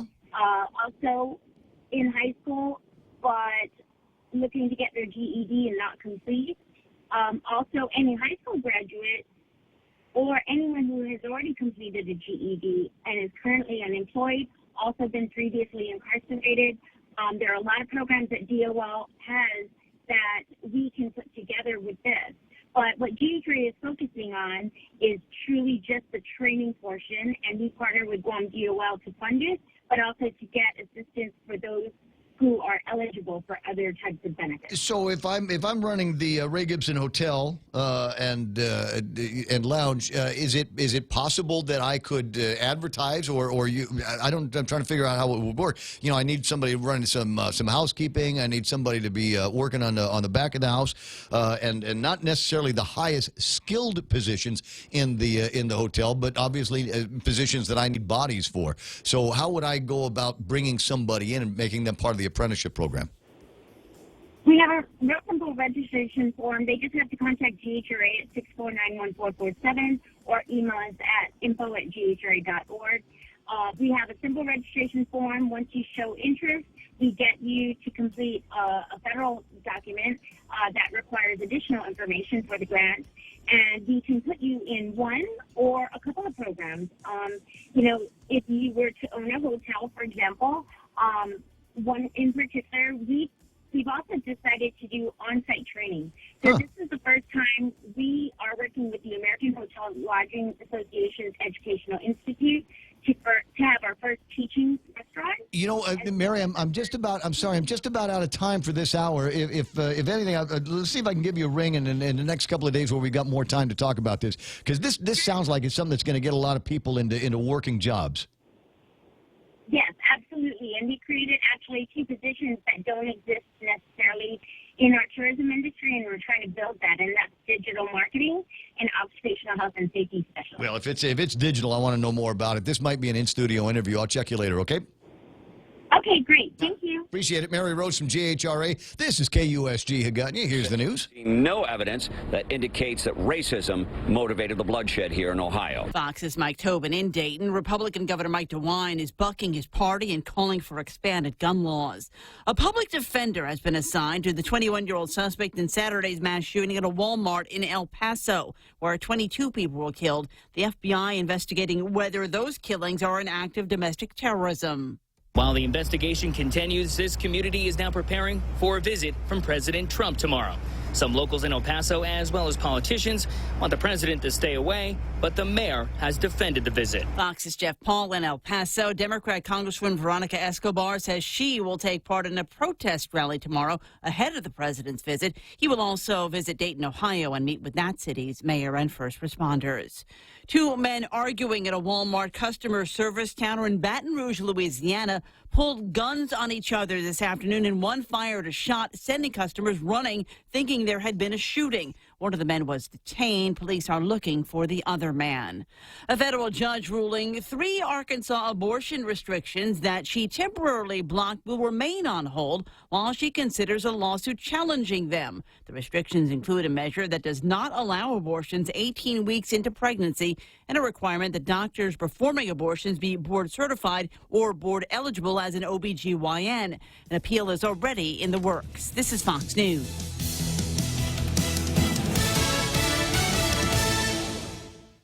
Half a day. Security Title is honored to join in sponsoring Ray Gibson on The Point. I'm Jade Uggan of Umatic, and this is where I start my day. Listening to the voices of our community and sharing thoughts about issues that affect all of us. It all boils down to our people and our land. Protehi itanonmu. Protect your land. When purchasing or refinancing your home, remember to call the professionals at Security Title, just like you call Ray Gibson in the morning. IHOP now has buttermilk crispy chicken made with all natural chicken breast and a signature blend of seasonings. Why am I running? Because IHOP now has buttermilk crispy chicken made with all natural chicken breast and a signature blend of seasonings. Whoa! We're talking chicken sandwiches, chicken and waffles, even chicken and pancakes. But move it, Gray Van! IHOP has crispy chicken! Run in to try IHOP's new buttermilk crispy chicken strips and pancakes for just $6.99. For a limited time, price and participating restaurants may vary. An FBI agent fired after derogatory text messages about President Trump were revealed is now suing the Bureau and the Justice Department. A lawsuit filed by Peter Strzok claims he was unfairly fired for expressing political opinions and his privacy violated when the Justice Department released hundreds of text messages to reporters. Strzok, a veteran FBI agent who helped with investigations into Hillary Clinton's email use and then ties between the Trump campaign and Russia, was removed from the special counsel's team after text messages between him and FBI lawyer Lisa Page were released.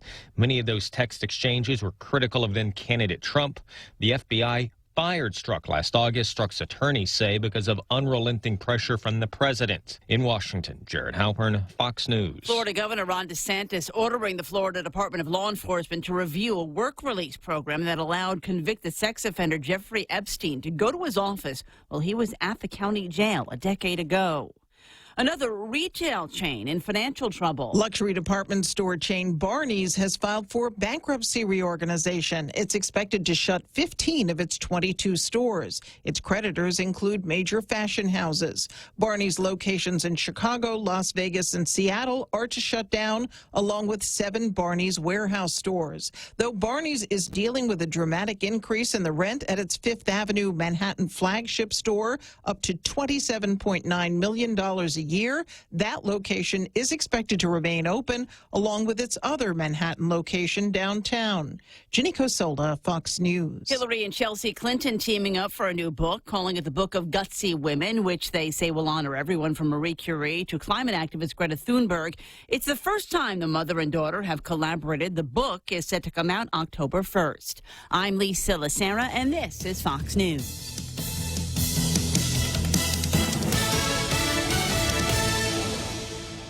It's important to have claims process that works for you. At Guahan Insurance Services, we make things simple and convenient. Same door you walk in to purchase your insurance is the same door you open to file your claim. We can't pretend that the car insurance claims process is fun, but we can promise a hassle-free and speedy recovery without any runarounds. For your home, auto, and business insurance, visit us at the Camacho Landmark Center on Marine Corps Drive in Tamuning. Don't forget to like us on Facebook or give us a call at 475-1162 or text 929-SAVE. That's 929-7283.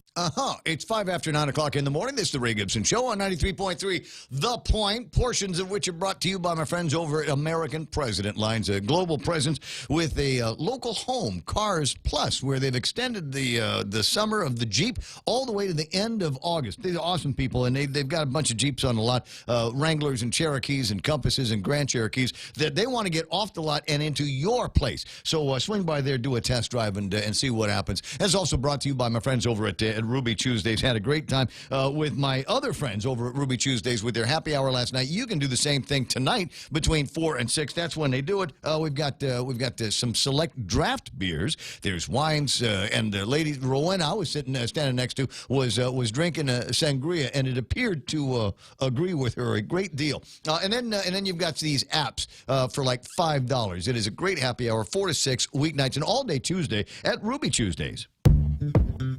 It's the Ray Gibson Show. Morning talk that matters.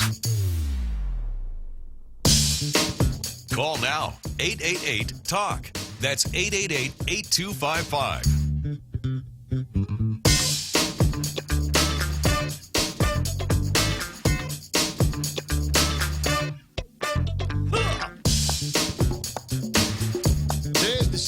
It is the last day of the 75th Liberation Carnival over at and the Carnival grounds over there. It's also Wednesday, so it's going to be crazy Wednesday night market. We've got a couple of things that are working. We've got the crowd that's going to show up for the Carnival. We've got the crowd that's going to show up for Wednesday, and then the weather's going to be nice. I don't know. We haven't taken a look at the weather map just yet at this hour. Don't normally do it in the 9 o'clock hour, but it's worth refreshing and showing you what the weather is going to be like. Should be running into a clear space before too much longer. There seems to be some movement of the storm in a northward direction. It is on the grow, so it's contracting, and that's why, even though it looks like there's a lot of weather right to the west of the island, you're thinking, here it comes, it keeps not coming, and Michael Knight will tell you why. Yeah, well, this is the circulation setting up from Tropical Storm 11 Corsa. And or Crosa, I should say. And as it continues to deepen, as the low continues to deepen, it will contract, and that's what's happening. You've got a literal contraction in these rain bands happening right now. No, a few showers firing up to the south now, so it looks like we will again, as I said, probably get a few little showers through here in the next hour or two. But I don't think we're going to have any of that long-term, rain, and all that sort of thing. Will be some gusty winds in the showers when they move through. Otherwise, it's probably just going to look a little better and better all day. 8:28 minutes after 9 o'clock in the morning. 888-8255-888-TALK is the telephone number here. You can also hit me on the WhatsApp. You got anything interesting that you want to share with the viewers in Facebook Live, YouTube Live, etc. Send me your pictures and videos at 988-5874. That's 988-5874. On Facebook Live, as everybody seems to be these days, more and more. I got my friend Rick Tenorio asking the question out loud before anybody says the agency wouldn't know what type of truck to send. Wait, that's not what I wanted to. Rick was asking, is it unreasonable for each village to have a solid waste collection point. One would think it would be more economical for the waste agencies to have their trucks going to a single point on a scheduled basis to pick up the deposited waste for movement to the sorting and final deposit area. Might mitigate folks just dumping their trash in hidden areas close to their homes because of the gas cost to drive down south. There kind of are. I don't know. You should be able to strike out a deal with your mayors on some kind of refuse collection. I know that there have been attempts to do that and remove some junk off of your yard, put it in their yard, and then somebody will come and pick it up and haul it away. I know that has been a conversation that has taken place in the past. But Ben, let me dose of reality time, and this is the thing. We're spoiled on Guam. I know we're not spoiled. We just smell like that. But when they first had the conversation about the Luzon landfill, and we were all wondering if that was, in fact, going to be the final resting place for the trash that had been generated after they got the land, which was a pre-Dave Manning thing, by the way. We all thinking, wow, it's so far away. Oh, my God, that's down. It's man. It's far, far away. Practically in Rahan. For heaven's sakes. Who do we think we are? Drive our trash all that way. I mean, or not dump is right in the middle of the island, for heaven's sakes. And I remember Dave Manning saying, yeah, okay, so Guam is 27 miles from the top to the bottom. It's 8 miles where it's wide and 4 miles where it's narrow. He says, I got guys at the shops in my solid waste business in the States. I got guys that drive 2, 3 times that much every day. Don't worry, it's not that far away. And the crazy thing is, when you think about it, you get guys that are dumping trash out at Two Lovers Point, as an example. There is a place across the street here at DPW. There's a place there. There's a transfer station right across the street at DPW.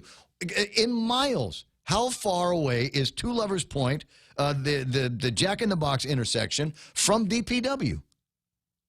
Maybe 2. It's got to be less than that. I'm trying to think in my head. It might only be a mile and a half between there and here. And it's mostly downhill. Put the truck in coast. Pop it out of gear, put it in coast, and make it to the intersection. It ain't that far. So we tend to get spoiled, and people are like, I don't want to drive all the way to DPW, but you'll drive all the way to Two Lovers Point and into there to go dump it in the boondocks? That'll be the price of gas. So I don't know. I don't necessarily buy all of that. Those are thoughts in my head. Always in Saipan. So let me frame this conversation. John Fernandez works over at the Department of Education. You might know him. He's going crazy trying to get as many teachers as possible, on top of trying to make sure that the Department of Education gets its budget squared away with the legislature and the governor's office. One of the things that he would like to do, to have the legislature prioritize, is an opportunity for the Department of Education to be able to get into an agreement that will provide alternative forms of energy to the Department of Education, i.e. solar power. As an example, solar power. GSA has that the exclusive power purchase agreements for everybody, and they just ain't doing it for DOE. And it brings up the question in my head, all of the rooftops of all of the Department of Education facilities on Guam have a value in solar energy. Every single one of those rooftops can be fitted with a solar collector that would go into something that would either store the electricity in the form of batteries or be able to provide electricity to the Department of Education. And I submit to you that I believe that number would be big enough. Even John Beneventi over at the Guam Power Authority would go, whoa, Did you feel that the day that they hit the switch on all of those solar panels, the Guam Power Authority would feel that incredible lightness as all of the demand goes now to the solar panels? And now I don't know how to calculate that thing. I couldn't even ballpark it, but I do know a guy that does. Jeff Voacola, who is online in Saipan right now. Jeff is with an outfit called Micronesia Renewable Energy, and they can do it either way. They can rent a system to John Fernandez and the Department of Education, or they can just outright sell them the systems that would make it so that they could offset their electric bills with power from the sun. Good morning, Jeff. Hey, Ray, thanks a lot for having me on. I appreciate it. Well, you're my go-to guy when it comes to solar, so I wanted to ask you the question about just what do you suppose the value of all of that real estate and the rooftops in the Department of Education might be? How much money do you suppose that they might be able to offset on their power bills? Yeah, we took a look at that a while back, and there's 37 schools that are under the DOE. Of course, you have the 4 other schools that are rented back to DOE. But with the 37 schools, we figured it out where even under the 80% law, they could save about close to $5 million on their budget, and that would have been under a power purchase agreement where the Department of Education wouldn't put out not a penny. $5 million worth of savings, and that would be the same way that you work with every other customer at MRE. That's correct. I mean, we do, of course, do direct purchases, but with the capital restraints that that the Department of Education has right now, power purchase agreement absolutely the way to go. And their shortfall is, I believe, close to $8 or $9 million. So that would just about get them closer to that number anyway. All right, so that's based on a power purchase agreement. Now, if they were to go direct, obviously there's a lot more by way of upfront costs that would have to be sorted out in order to make the installation of all of the solar panels and the systems on the rooftops. But over time, as they are paying back or as they are feeding into the Guam Power Authority, they would begin to net some credits with them, right? That is correct, because you have the summer months where they don't use the schools that much. They still do for some outside activity, but and then of course Saturdays and Sundays. But all that figured in, about a $5 million savings that we could give the DOA by putting solar energy on there. Yeah, and as you say, you talk about the shortfall that they've got right now. That's there's certainly dollars that they could end up using to buy textbooks and fund teachers and all the other activities, rebuild the Simon Sanchez, and be able to put some money aside for the next school that's going to need to get rehabbed.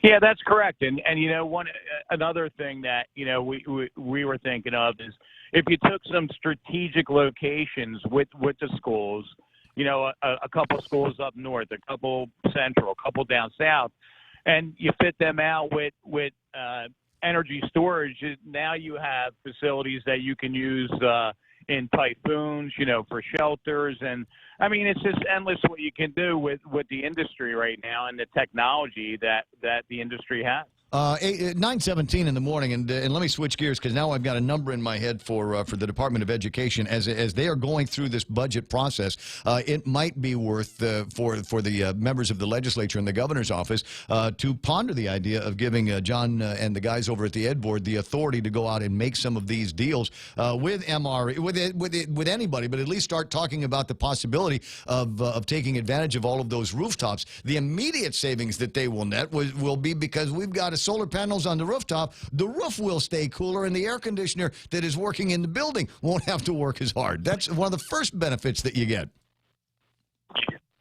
Yeah, that's correct. And, we talk to a lot of HVAC engineers and mechanical engineers, and the number that, nobody can really quantify that exactly, but you're looking at somewhere between 2 and 4% savings on the air conditioning. Well, per building when you put solar on it. Yeah, we're not so prosperous that a savings of 2 and 4% is not going to be is not. I would consider that a significant difference, especially when you put that against what the cost of borrowing is on many things, and the cost of credit, cost of inflation. So and the cost of the cost of running the Department of Education. So I think 2 and 4% are actually decent numbers. You're talking about technology, and it's been a while since I've had you on the air. You guys over at MRE are actually moving around with batteries now. Have you actually done solar and battery installs on Guam and Saipan yet? We have. Actually, we did our first Tesla. Our RMN now are Tesla certified. Tesla came in and certified our men.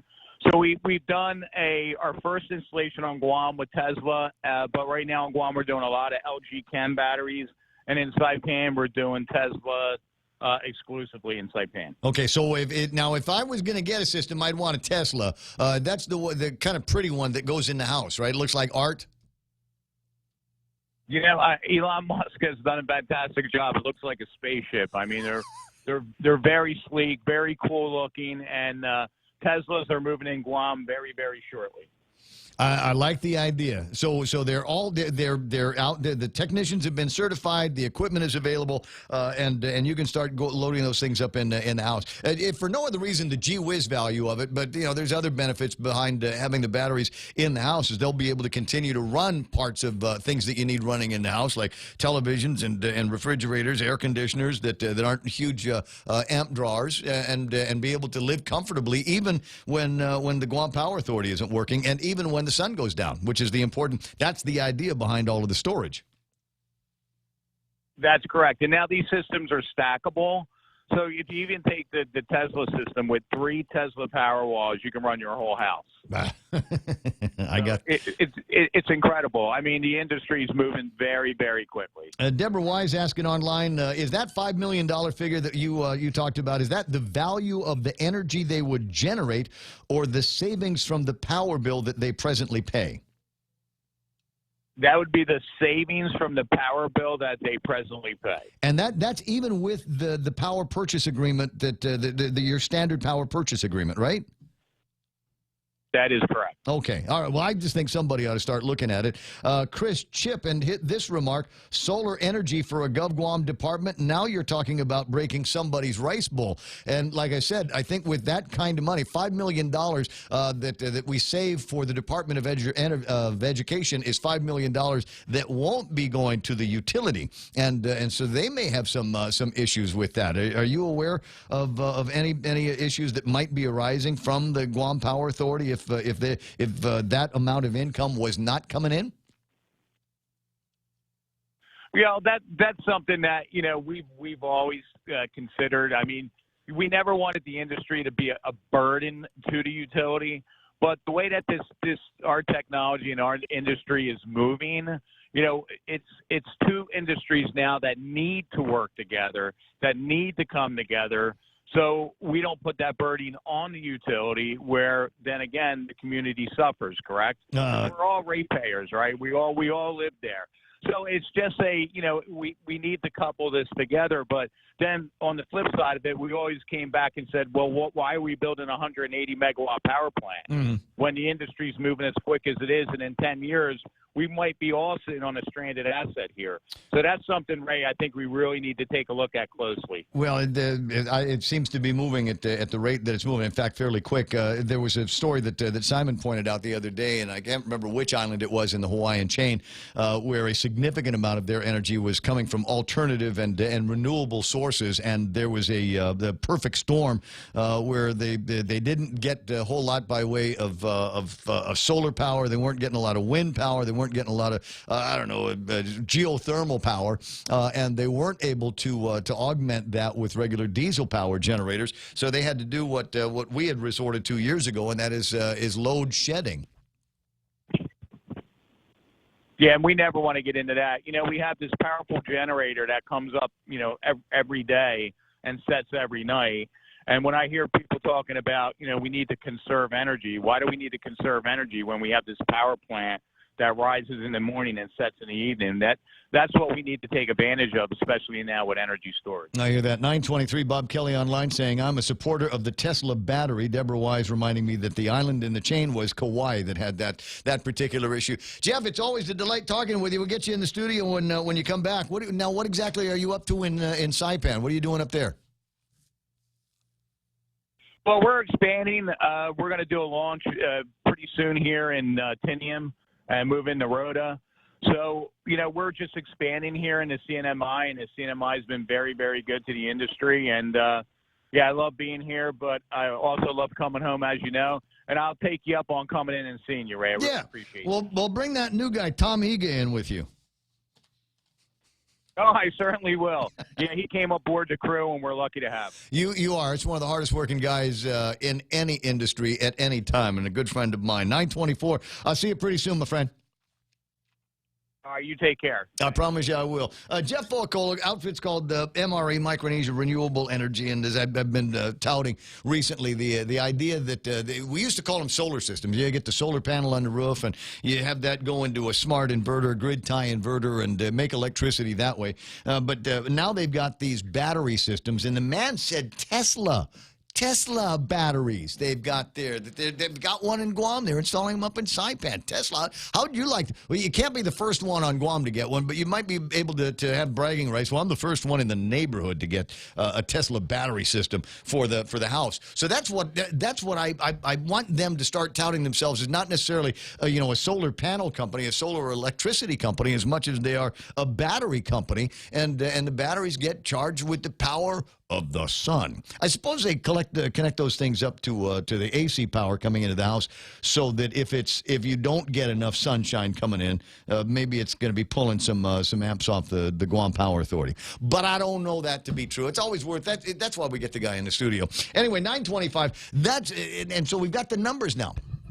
We got the numbers now. That's what John Fernandez is asking for. Provide GDOE the authority to seek alternative energy solutions. Public Law 32-95 authorizes the GSA to enter into power purchases agreements on behalf of DOE schools. However, since its enactment, there's been no progress. GDOE requests for procurement authority to solicit for alternative energy solutions to generate savings. Now, to generate savings means that given the budget that they have, they might, instead of paying John Benevente and the guys over at the Power Authority up to $5 million, that's money that they can keep for themselves. So we'll take that money, the $40,000 a year that Esther Agagi's not getting, the $400,000 that we don't need to spend to get our delegates to FestPac, we might actually be able to give teachers a raise and buy school books. I just like how the reporter used the phrase "generate savings."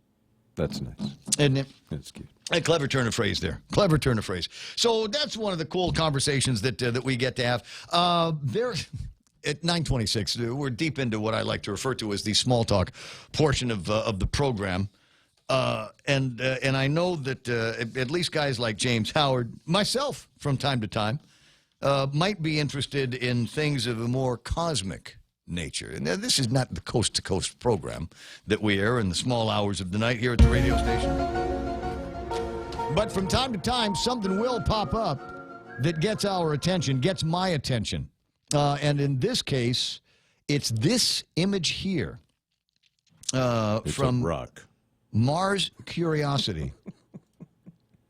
It's and there are all kinds of people on the interweb that says that's a robot leg that we're looking at. It's the leg of an ancient Martian robot. Or maybe it's a boot or something. I don't know. But it's not a rock. And people over at NASA say, yeah, it's a rock. Thanks very much, but you're looking at a rock. Who's to say Martians actually had feet? People over at NASA say there are no fish, there's no cannonballs, there's no thigh bones, there's no spoons, there's no crab monsters, there's no cell phones, there's no robots. There's just rocks.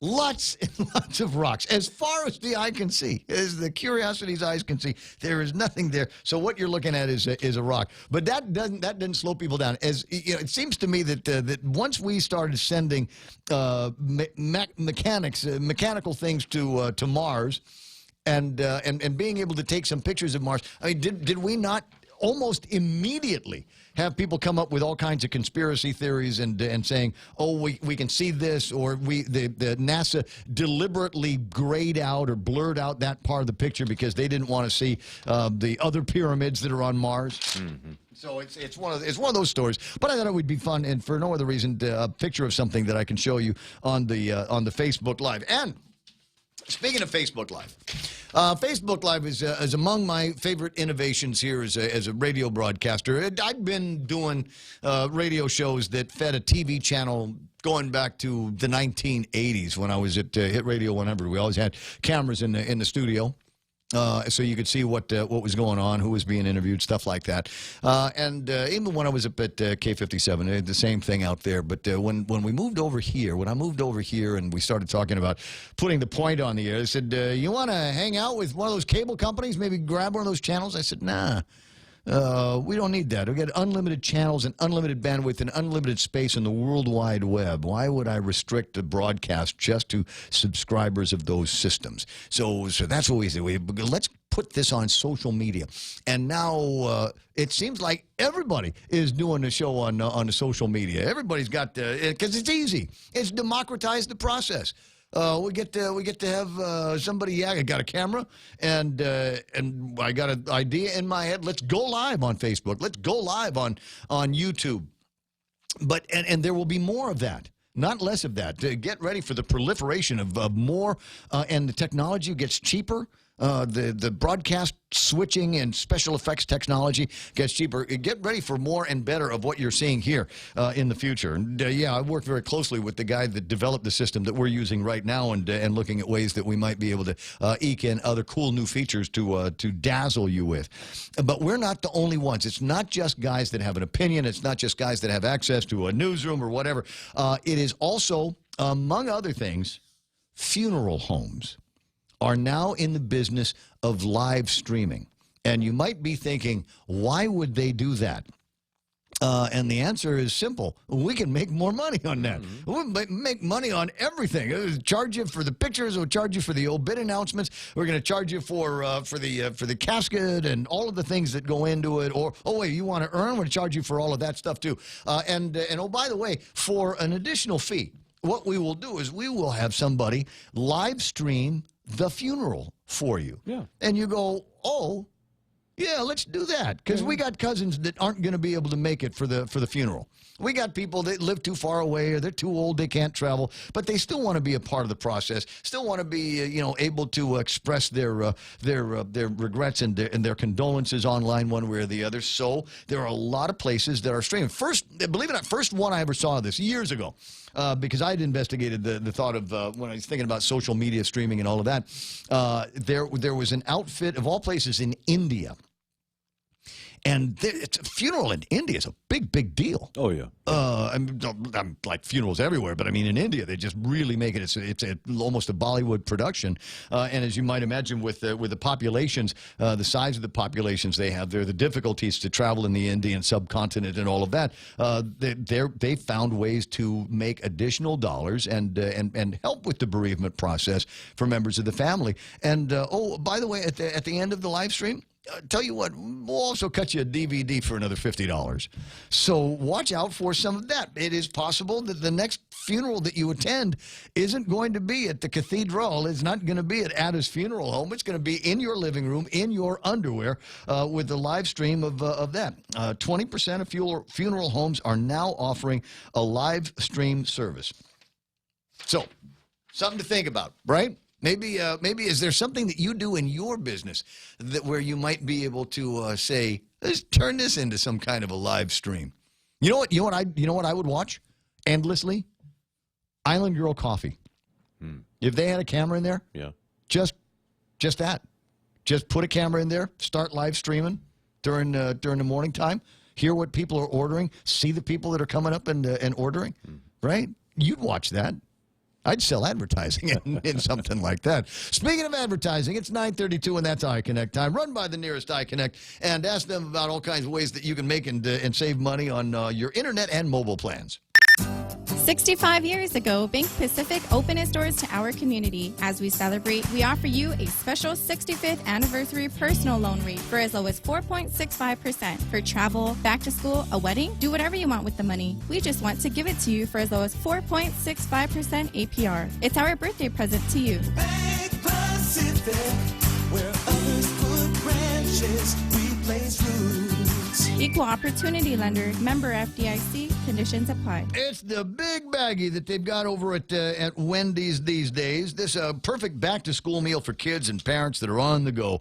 And there's going to be everybody on the go. We're inside of a week. School starts for the kids in the Department of Education next Tuesday, and it's Wednesday today. So this is it. It is grit and bear it time for moms and dads to start running, mostly moms, start running around all the stores that sell paper and binders and book bags and all of that stuff. Well, go and take the book bag and take that to the nearest Wendy's and enjoy this. A big bacon double stack. That's the burger. You'd pay $5 just for that and be happy. But the way they do it, it's the bacon double stack, 4 pieces of nuggets, fries, and a drink. For $5. That's why it's called the Biggie Bag at Wendy's. Now that's better. Here at APL, our core values give the company its heart and soul. Whether it's connecting your business with our global network through our newly enhanced service or investing our efforts into giving back to the community, APL is committed to serving you. We humbly honor the opportunity to find innovative solutions for you and your business. To learn more about our enhanced service, call 588-4651 or visit www.apl.com/Guam for more details.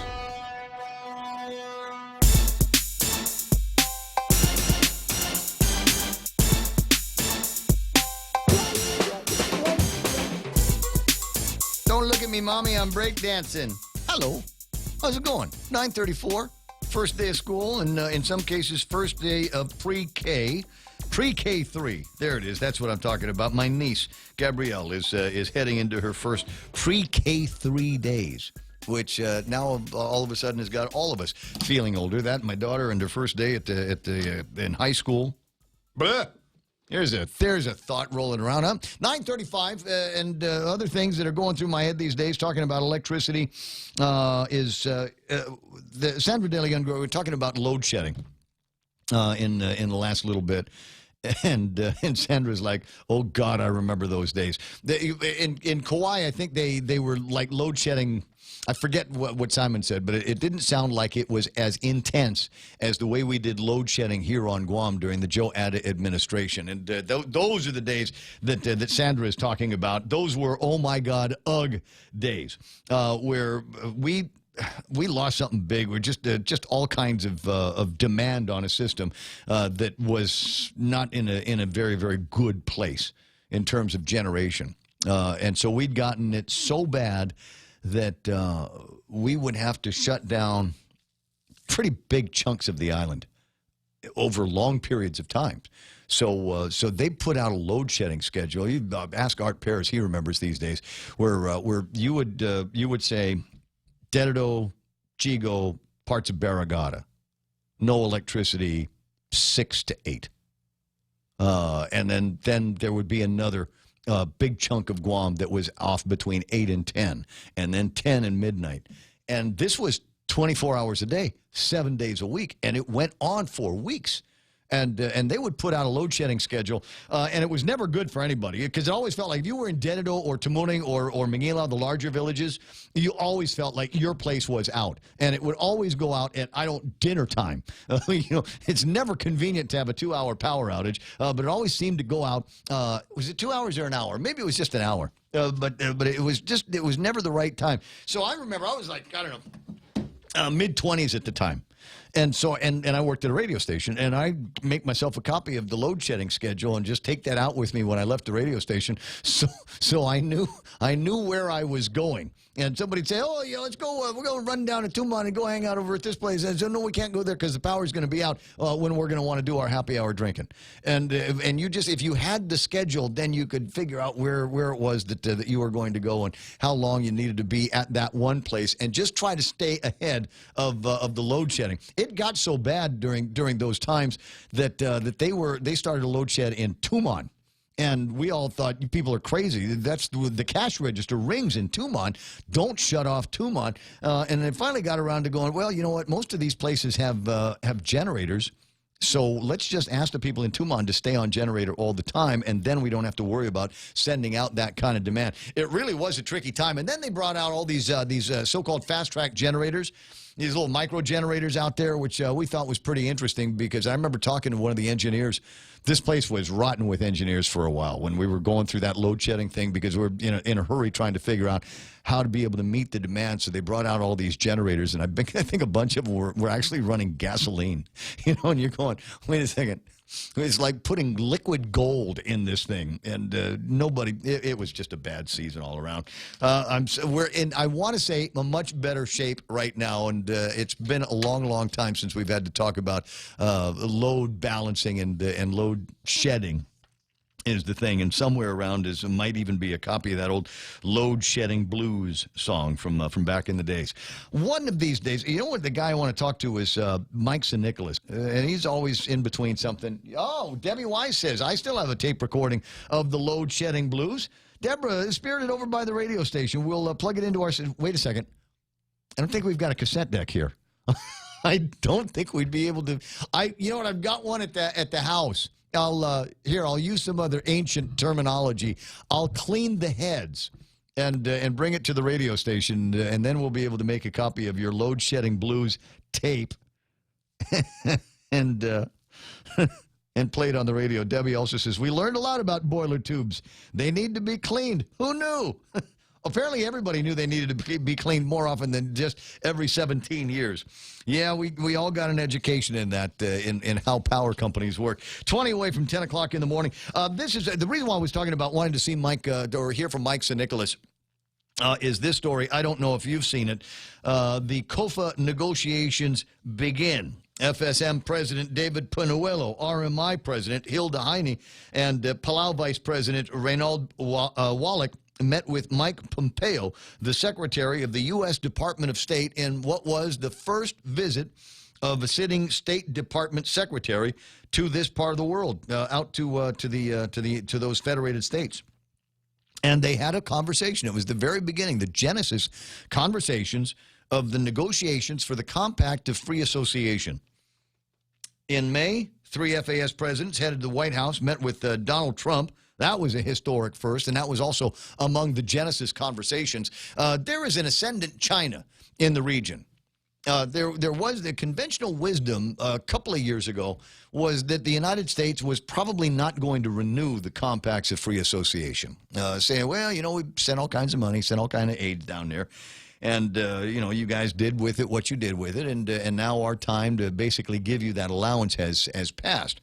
But it is possible that conventional wisdom in 2019 with China the way it is, buying up virtually all of the real estate, talking to some of these island nations and handing out loans, is now putting them in a position where there could be political power, military power, and economic power being used against these countries, and in exchange for access to air, water, etc., those kinds of rights.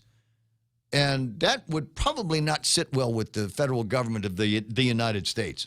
So it looks like there's going to be some kind of negotiations. Earlier in the program, I spent some time with former Governor Carl T.C. Gutierrez to get his thoughts on this.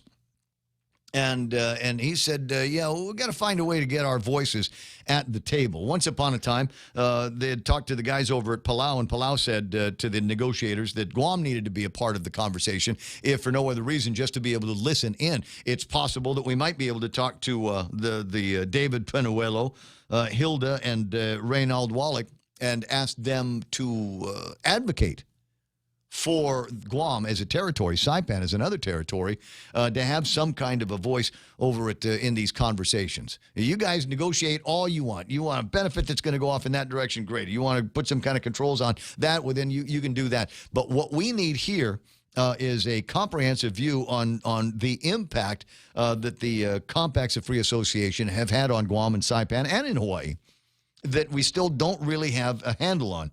Back in those days, they were talking about a big $30 million We'd make that available to all of these impacted areas. And that was, boy, it must have sounded like an incredible amount of money back in those days. But with the cost of government, with the cost of the services, with the cost of education, incarceration, and public health, islands like Guam seem to be holding the bag for all these other island nations.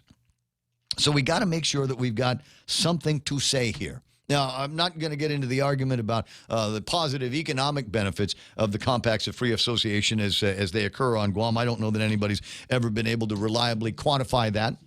But we need to get at least some guidance from the Department of Interior and the State Department on how we're going to do that. And I don't know that we can do that unless we've got somebody at the table. My vote is for Mike San Nicolas, but if Carl Gutierrez isn't doing anything, maybe he can go and fly off on those negotiations. And if he's busy, maybe we send Madeline or, I don't know, Tony Babout, the chief of staff over at the governor's office. Somebody from around here needs to be a part of that conversation as it is beginning to unfold between the compacts of free association nations and the federal government of the United States. Rick Tenorio talking about rights of privileges. Smugwimp asking, remember trying to splice those old 8-track Otari tapes?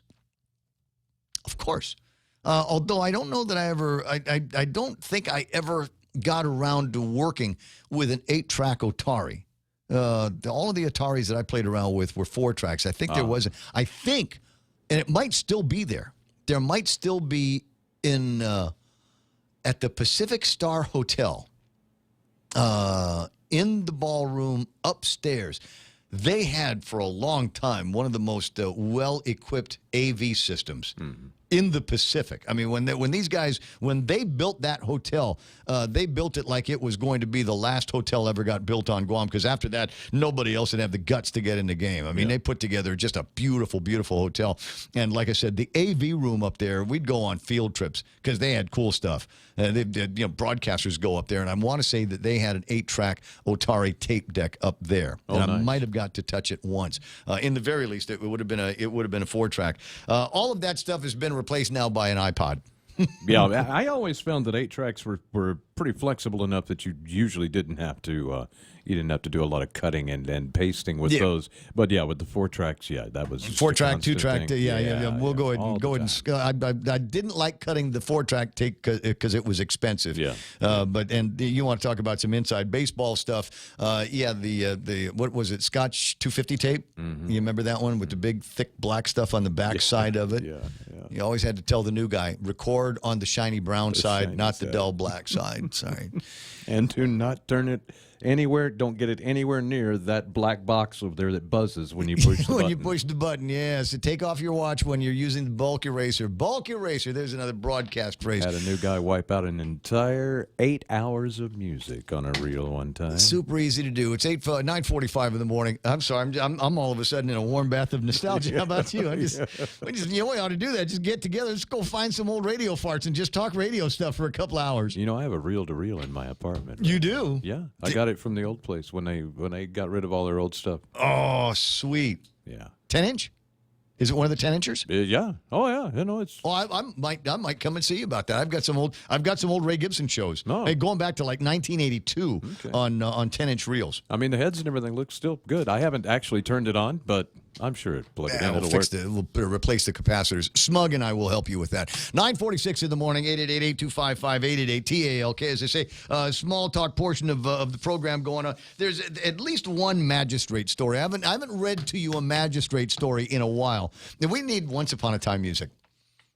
Do we have anything like that? Once Upon a Time?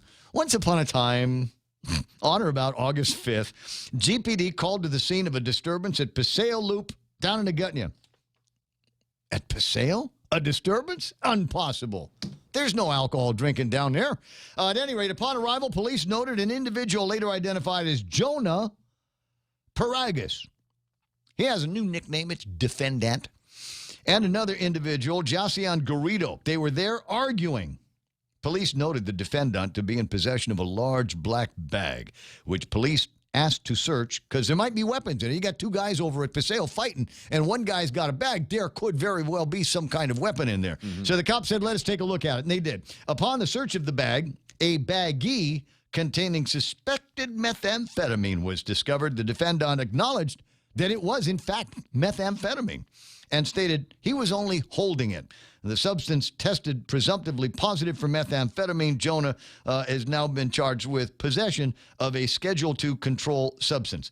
But I can hear this guy going, but I'm just holding it. But if you're holding it, that's the actual definition of the word possession. I am in possession of crystal methamphetamine, even though it's not yours. Even though somebody said, Jonah, can you hold this? You are still holding a Schedule II substance, and you get to go to jail for that. Yeah, and far be it for me to mention that he was literally left holding the bag. That's a good. That would have been a good place to play the commercial. Right, so literally left holding the bag.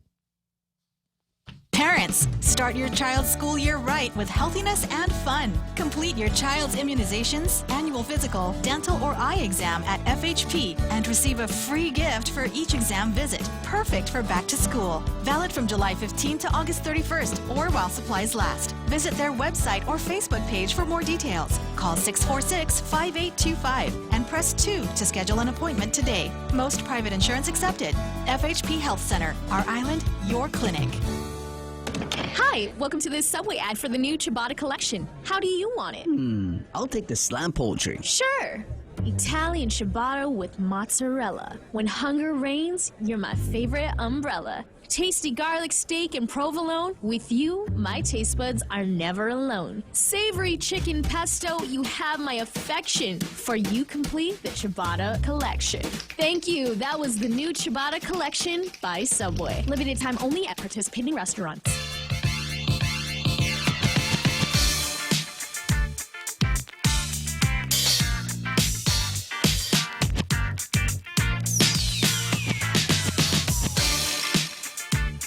Hey, this weekend in Visalia.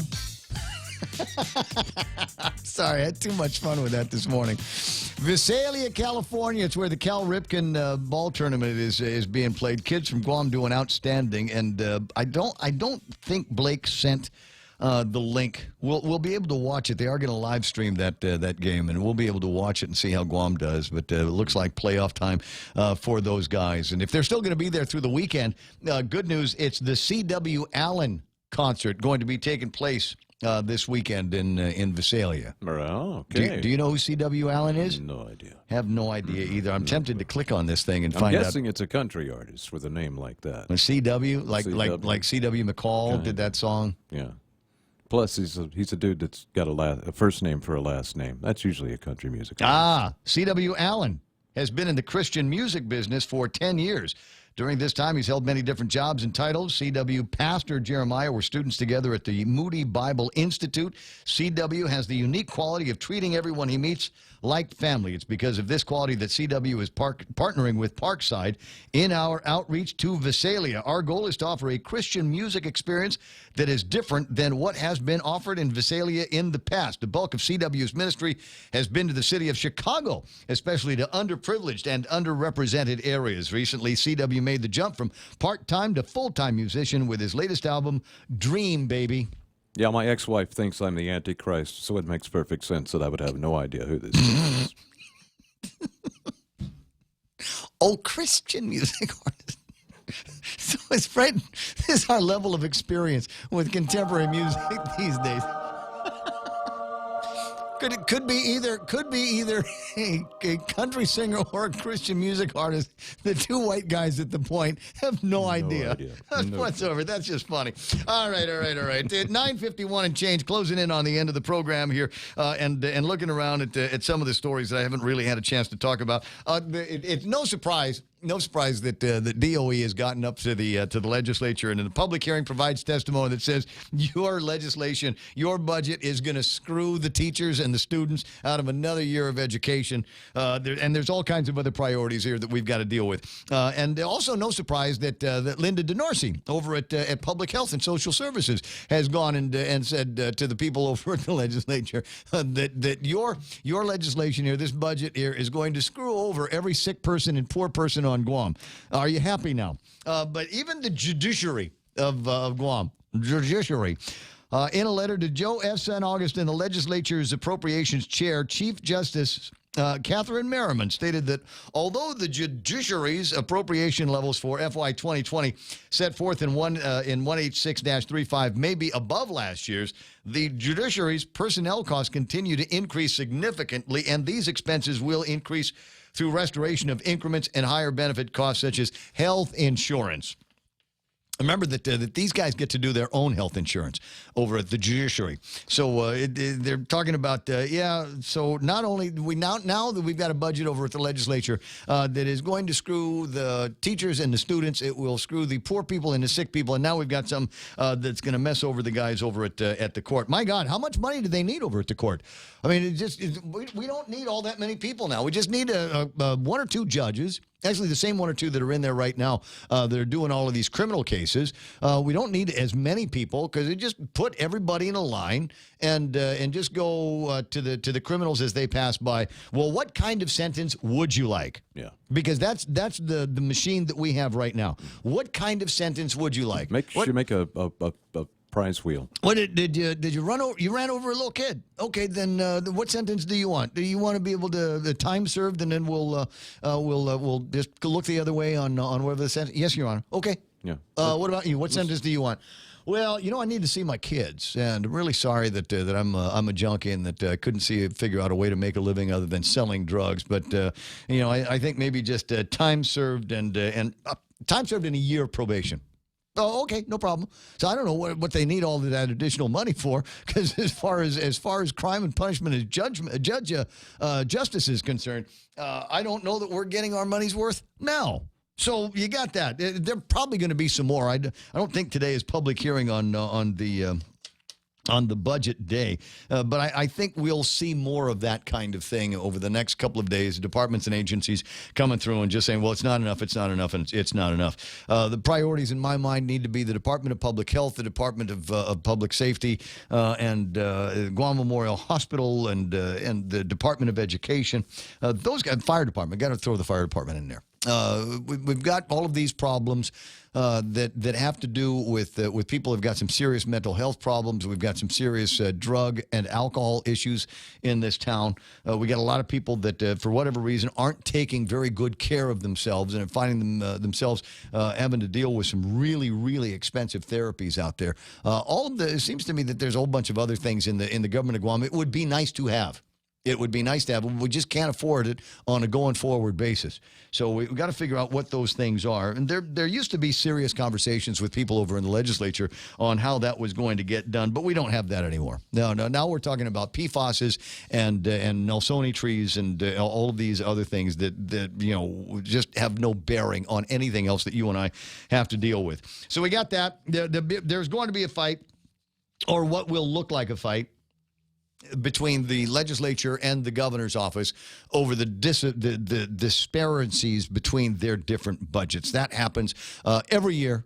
We had to put up with it for all of the years that Eddie Calvo was the governor and B.J. Cruz was running things over at the legislature.